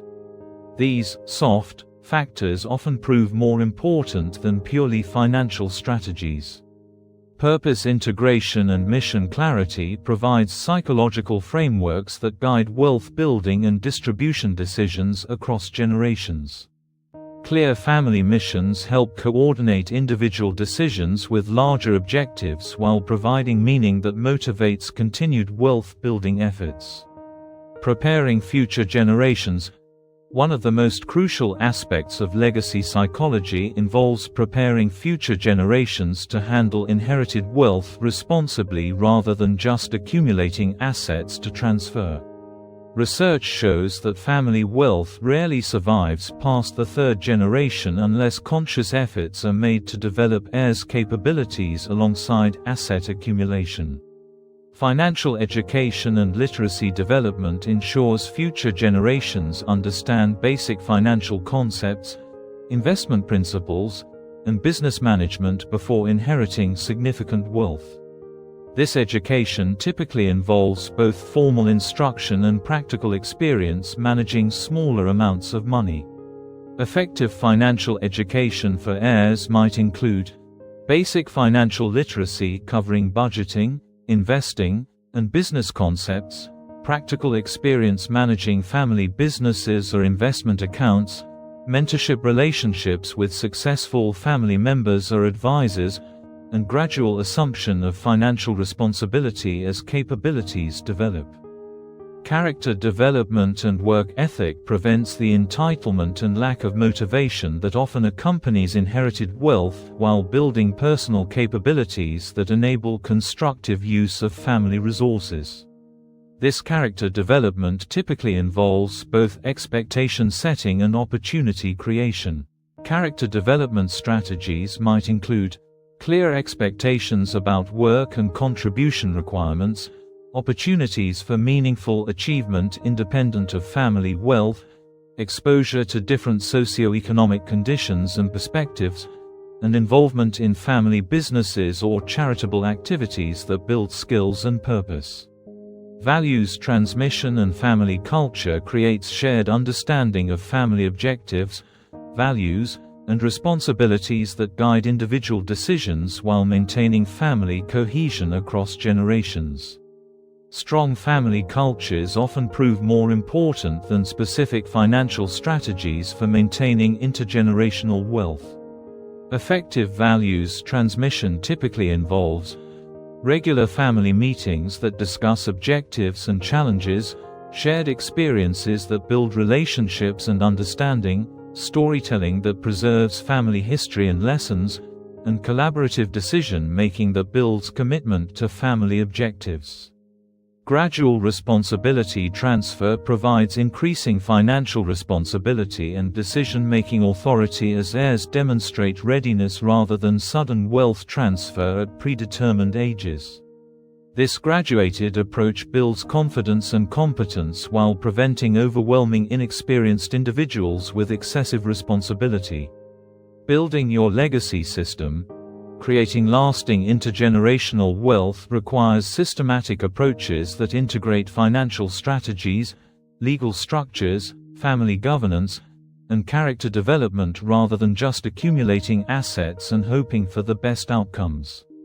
Vision development and mission creation establishes clear objectives for intergenerational wealth that guide current decision-making while providing frameworks for future generations.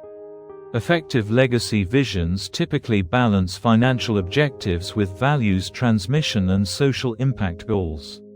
Legacy vision development might involve identifying core family values and principles, articulating objectives for future generations, defining success metrics beyond just financial accumulation, and creating mission statements that guide decision-making across generations. Professional advisory team assembly brings together legal, tax, financial, and family advisory specialists who understand intergenerational wealth planning rather than just current financial optimization. These professional relationships often prove crucial for navigating complex legal and tax requirements while building effective family governance systems.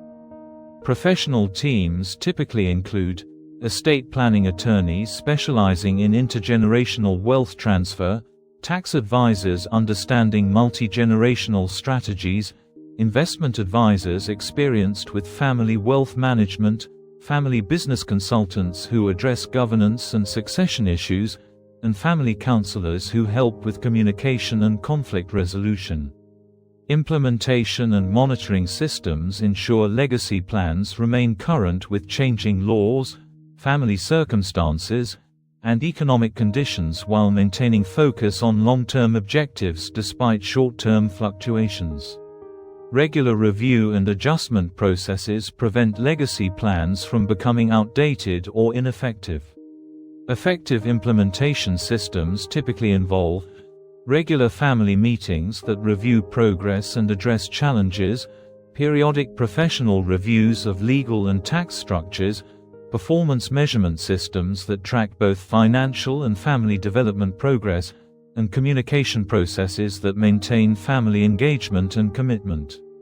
Integration with current wealth building coordinates legacy planning with ongoing business and investment activities to ensure current strategies support long-term objectives while legacy considerations enhance current decision-making effectiveness. This integration often improves both current and future outcomes.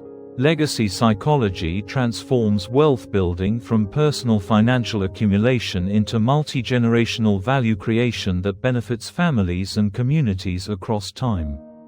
By developing systematic approaches to intergenerational wealth building that combine financial strategies with character development and values transmission, you create lasting positive impact that extends far beyond your individual lifetime while often building larger personal wealth through the strategic thinking that legacy planning requires.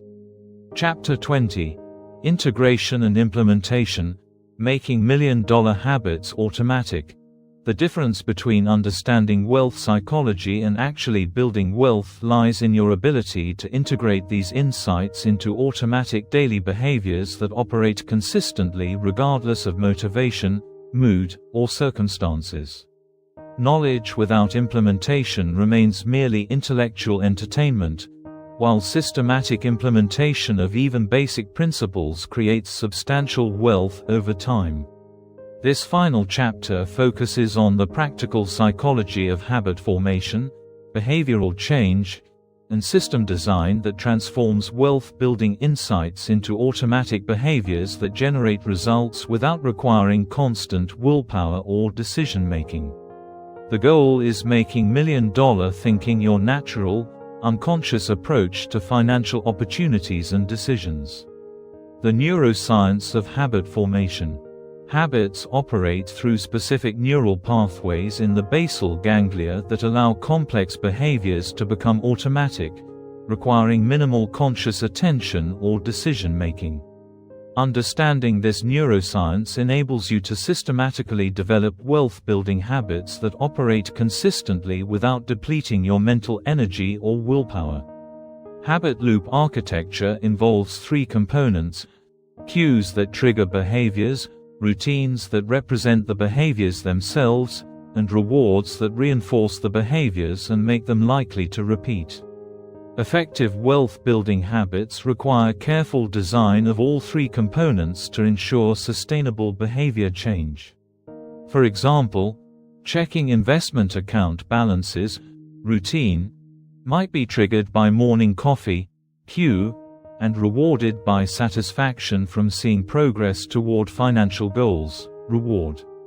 This habit loop gradually becomes automatic, requiring no willpower to maintain while keeping you connected to your wealth-building progress.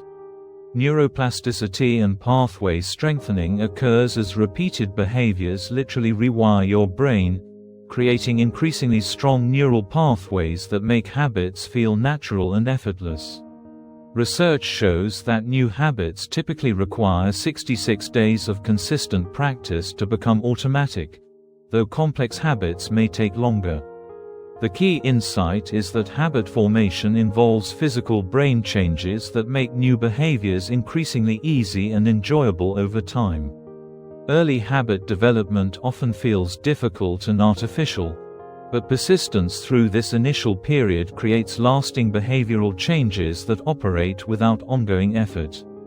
Dopamine and reward system optimization involves designing habit loops that trigger natural reward responses in your brain, making wealth-building behaviors intrinsically satisfying rather than requiring external motivation. Effective habit design creates immediate rewards for behaviors that produce long-term wealth-building benefits. This might involve celebrating small wins, tracking visible progress, or combining wealth-building activities with naturally enjoyable experiences. The goal is training your brain to crave wealth-building behaviors rather than just tolerating them as necessary obligations. The psychology of behavioral change. Sustainable wealth building requires changing not just what you do, but who you are, shifting your identity from someone who works for money to someone who systematically builds wealth through strategic habits and decisions. This identity transformation provides the psychological foundation for maintaining wealth-building behaviors long-term. Identity-based habit formation focuses on becoming the type of person who naturally engages in wealth-building behaviors rather than just trying to execute specific actions. When wealth building becomes part of your identity, these behaviors feel authentic and sustainable rather than forced and artificial. Instead of saying, "I want to be rich," identity-based thinking says, "I am someone who systematically builds wealth." This identity shift affects every financial decision because you automatically ask, "What would a wealth builder do in this situation?" rather than making decisions based on immediate impulses or social pressure. Progressive overload and capability building applies the principle of gradual challenge increase to wealth-building habit development. Just as physical training involves progressively increasing difficulty to build strength, effective habit formation involves gradually expanding your wealth-building capabilities and commitments. This might involve starting with small investment contributions that increase over time, beginning with simple wealth-building habits before adding more complex ones, or developing basic financial skills before attempting advanced strategies. Progressive development prevents overwhelm while building genuine competence. Environmental design and cue management shapes your physical and social environment to make wealth-building behaviors easier while making destructive behaviors more difficult. This environmental approach reduces the willpower required for good financial choices while supporting automatic wealth-building habits. Environmental design might involve automating investment contributions so they happen without decisions, removing spending temptations from your daily environment, surrounding yourself with wealth-building information and communities, or creating visual reminders of your financial goals and progress. Implementation strategy framework. Converting wealth psychology insights into practical results requires systematic implementation strategies that account for human psychology, behavioral challenges, and the complexity of changing multiple habits simultaneously while maintaining other life responsibilities.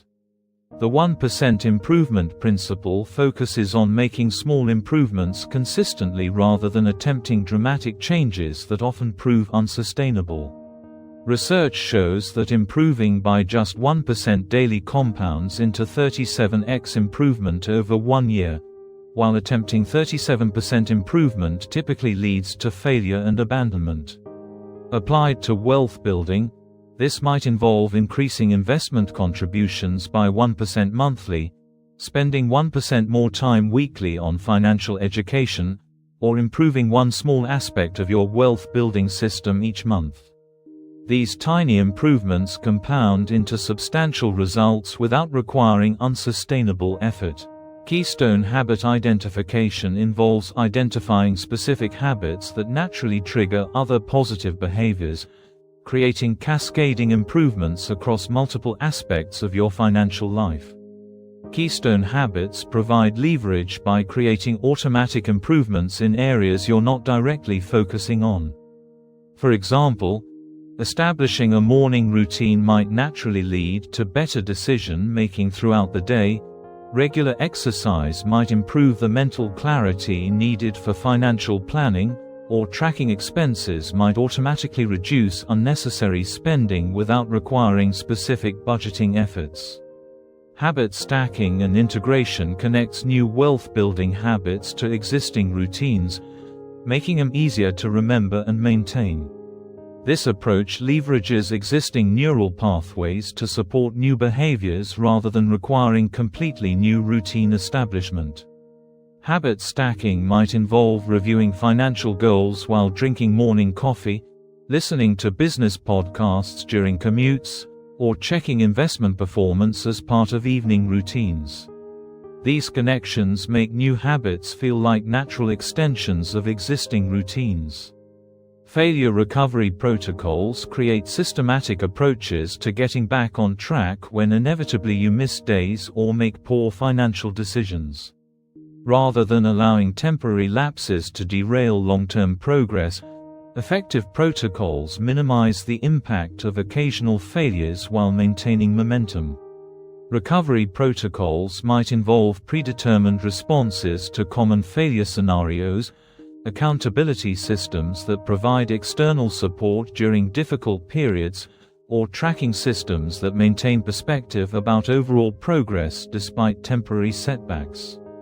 Building your wealth-building operating system.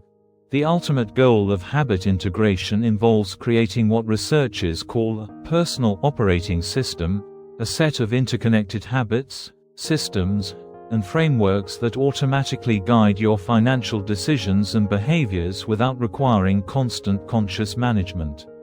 Core habit architecture establishes fundamental daily, weekly, and monthly habits that form the foundation of your wealth-building system. These core habits should be simple enough to maintain consistently while comprehensive enough to create meaningful progress toward financial goals. Daily habits might include brief financial planning or goal review, automatic saving or investment activities, educational reading or listening, and expense tracking or financial awareness practices. Weekly habits might include financial planning and goal adjustment, investment account review and analysis, educational activities like courses or workshops, and relationship building or networking activities. Monthly habits might include comprehensive financial review and optimization, investment rebalancing or strategy adjustment, skill development planning and progress assessment, and wealth-building system evaluation and improvement. Integration and synergy systems connect different wealth-building activities so they support each other rather than competing for time and attention. Effective integration creates network effects where combined habits produce better results than individual habits operating separately. This might involve learning systems that inform investment and business decisions, networking activities that support both education and opportunity development, or business activities that generate both income and investment capital. Measurement and optimization frameworks track the effectiveness of your wealth-building habits and systems in producing actual financial results rather than just measuring activity completion. This results-focused measurement enables continuous optimization while maintaining motivation through visible progress. Effective measurement typically includes financial progress tracking that shows wealth-building results, habit consistency measurement that ensures reliable execution, system effectiveness evaluation that identifies improvement opportunities, and goal achievement assessment that maintains strategic focus. Adaptation and evolution mechanisms ensure your wealth-building system continues improving and adapting to changing circumstances rather than becoming static routine. This evolutionary capability prevents system obsolescence while enabling increased effectiveness over time. Adaptation mechanisms might involve regular system reviews that identify improvement opportunities, experimentation protocols that test new approaches, feedback integration processes that incorporate lessons learned, and scalability planning that prepares for increased wealth and complexity. The compound effect of systematic implementation. The ultimate power of systematic wealth-building implementation lies not in any single habit or system but in the compound effects that emerge when multiple wealth-building behaviors operate consistently over extended periods. These compound effects create exponential results that far exceed what any individual activity could produce. Behavioral compound interest occurs as consistent wealth-building habits become increasingly automatic and effective, requiring less effort while producing better results. This behavioral efficiency creates more capacity for advanced strategies while ensuring basic wealth-building activities continue operating reliably. Capability compound growth emerges as systematic learning and skill development creates increasing expertise that enhances all other wealth-building activities.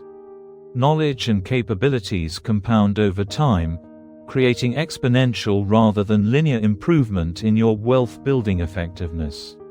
Network compound effects develop as consistent wealth-building behaviors attract relationships with other successful individuals who provide opportunities, insights, and collaborations that accelerate everyone's progress.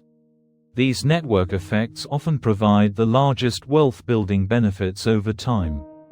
Psychological compound benefits result from consistent success in wealth-building activities that builds confidence, reduces financial anxiety, and creates optimistic expectation about future opportunities. This psychological state enhances decision-making while attracting better opportunities and relationships. Financial compound results represent the mathematical compounding of consistent wealth-building activities over time. Regular investing, systematic business development, continuous learning, and strategic networking combine to create wealth-building results that exceed what any single strategy could achieve.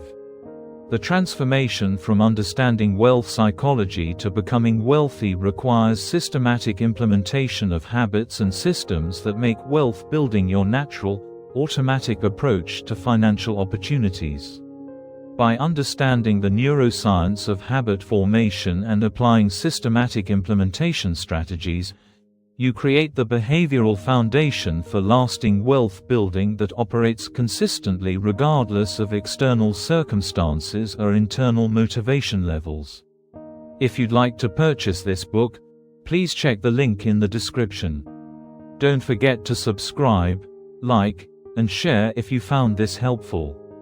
Book conclusion: The journey through the psychology of financial success reveals a fundamental truth that challenges conventional wisdom about wealth building. Your financial results are not primarily determined by market conditions, investment strategies, or business opportunities. They are determined by the psychological operating system running beneath your conscious awareness.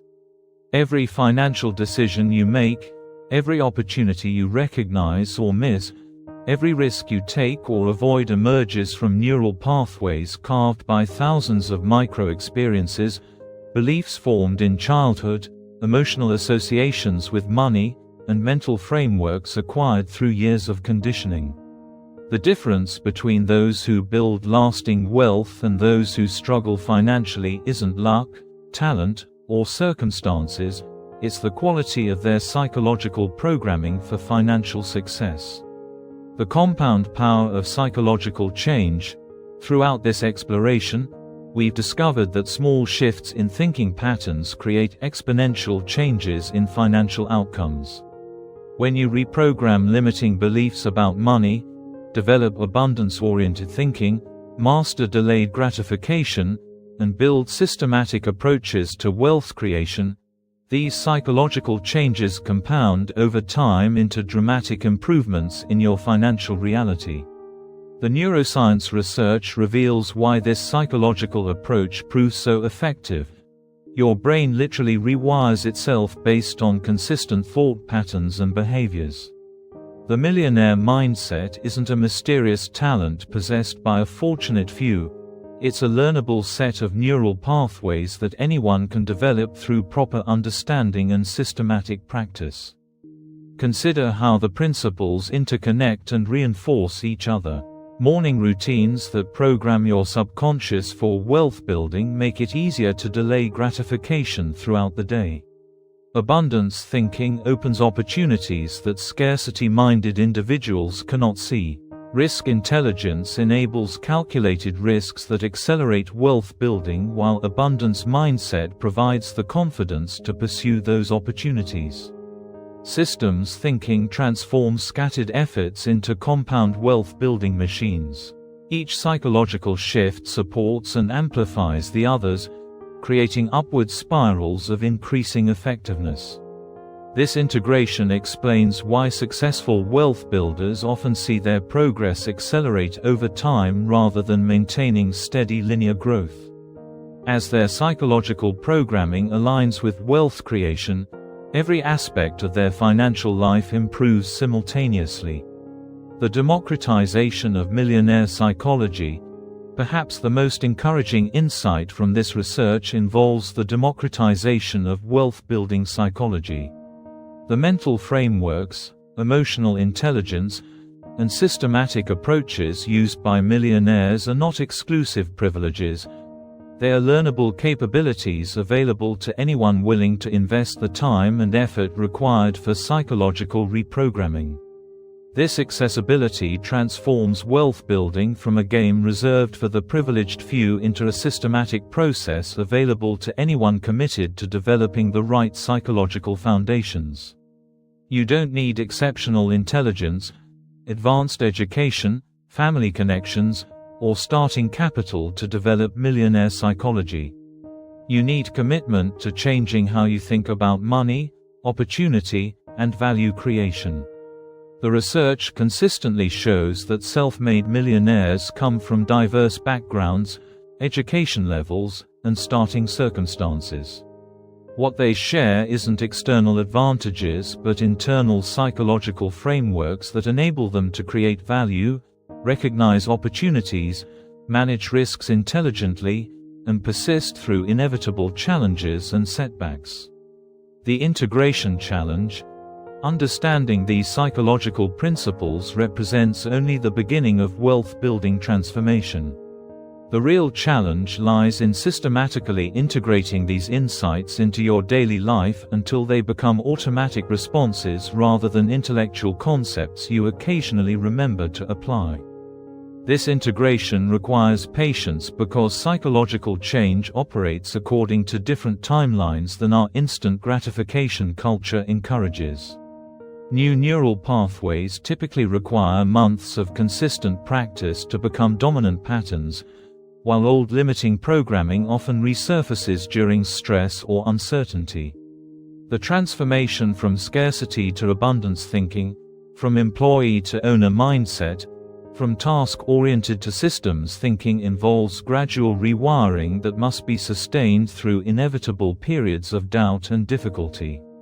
However, the compound effects of this integration create increasingly powerful wealth-building capabilities over time.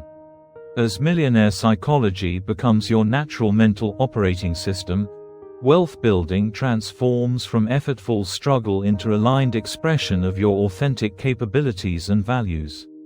The ripple effects of wealth psychology, the implications of developing genuine wealth psychology extend far beyond personal financial success.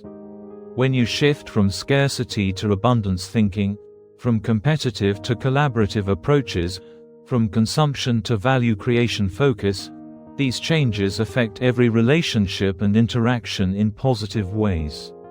Abundance-minded individuals naturally become more generous, collaborative, and solution-focused, creating positive impacts that ripple through their families, communities, and professional networks. Systems thinkers build businesses and make investments that create value for others while generating personal wealth.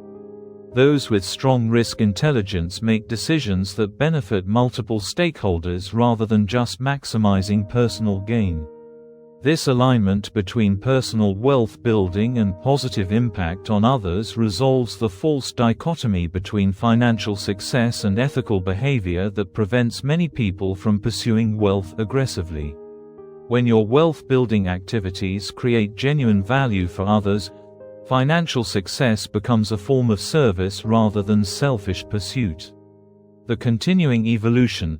The psychology of wealth building continues evolving as our understanding of neuroscience, behavioral economics, and human motivation advances. New research regularly reveals additional insights about how successful individuals think, make decisions, and create value in changing economic environments. This ongoing evolution means that developing wealth psychology represents a lifelong learning journey rather than a destination you eventually reach. The most successful wealth builders maintain curiosity about human psychology, market dynamics, and technological developments that create new opportunities while requiring evolved approaches to value creation. However, the fundamental principles explored in this book, the neuroscience of decision-making, the psychology of abundance, the compound effects of systematic habits, the importance of emotional intelligence, and the power of systems thinking, provide stable foundations that remain relevant regardless of changing external circumstances. Your next actions: knowledge without application remains academic entertainment. The true value of understanding wealth psychology emerges through systematic implementation of these insights into your daily financial decisions and long-term wealth-building strategies. Begin with self-assessment. Which psychological patterns currently govern your financial decisions? What limiting beliefs about money and opportunity might be constraining your wealth-building potential? Which aspects of millionaire psychology feel most foreign to your current thinking patterns? This honest evaluation provides the foundation for targeted psychological development. Choose one core area for focused development rather than attempting to change everything simultaneously. You might begin with morning routine establishment that programs abundance thinking, delayed gratification training that builds strategic patience, or systems thinking development that transforms scattered efforts into compound wealth-building machines. Create measurement systems that track both your psychological development and financial results. Monitor changes in your opportunity recognition, risk assessment, decision-making speed, and emotional regulation during financial activities. Connect these psychological improvements to measurable financial outcomes like increased income, improved investment returns, or accelerated business growth. Build support systems that reinforce your psychological development rather than undermining it. Surround yourself with abundance-minded individuals, information sources that reinforce wealth-building psychology, and communities that support systematic wealth creation rather than consumption-focused thinking. The invitation to transformation. The research presented in this book extends an invitation to fundamental transformation, not just in your financial circumstances but in how you think about money, opportunity, and your capacity to create value in the world. This transformation requires courage because it involves releasing familiar psychological patterns that feel safe even when they produce unsatisfying results. However, the alternative to this transformation involves accepting psychological and financial limitations that prevent you from expressing your full potential while contributing maximally to others' welfare. When you develop genuine wealth psychology, you create capabilities not just for personal financial success but for positive impact that extends far beyond your individual circumstances. The millionaire habits explored throughout this book represent invitations to become the type of person who naturally creates wealth while contributing value to others. These habits transform wealth building from selfish accumulation into generous value creation that benefits everyone involved while building lasting financial security and freedom. The compound future. As you implement these psychological principles consistently over months and years, you'll discover that wealth building becomes increasingly natural and enjoyable rather than stressful and overwhelming. The compound effects of proper psychological programming create upward spirals where success generates confidence that enables greater success, while abundance thinking attracts opportunities that reinforce abundance beliefs. This compound psychological development eventually reaches a tipping point where wealth-oriented thinking becomes your automatic response to financial situations. You begin recognizing opportunities automatically, evaluating risks intelligently without excessive fear, making decisions quickly with appropriate confidence, and creating value naturally through systematic approaches that serve others while building your own financial security.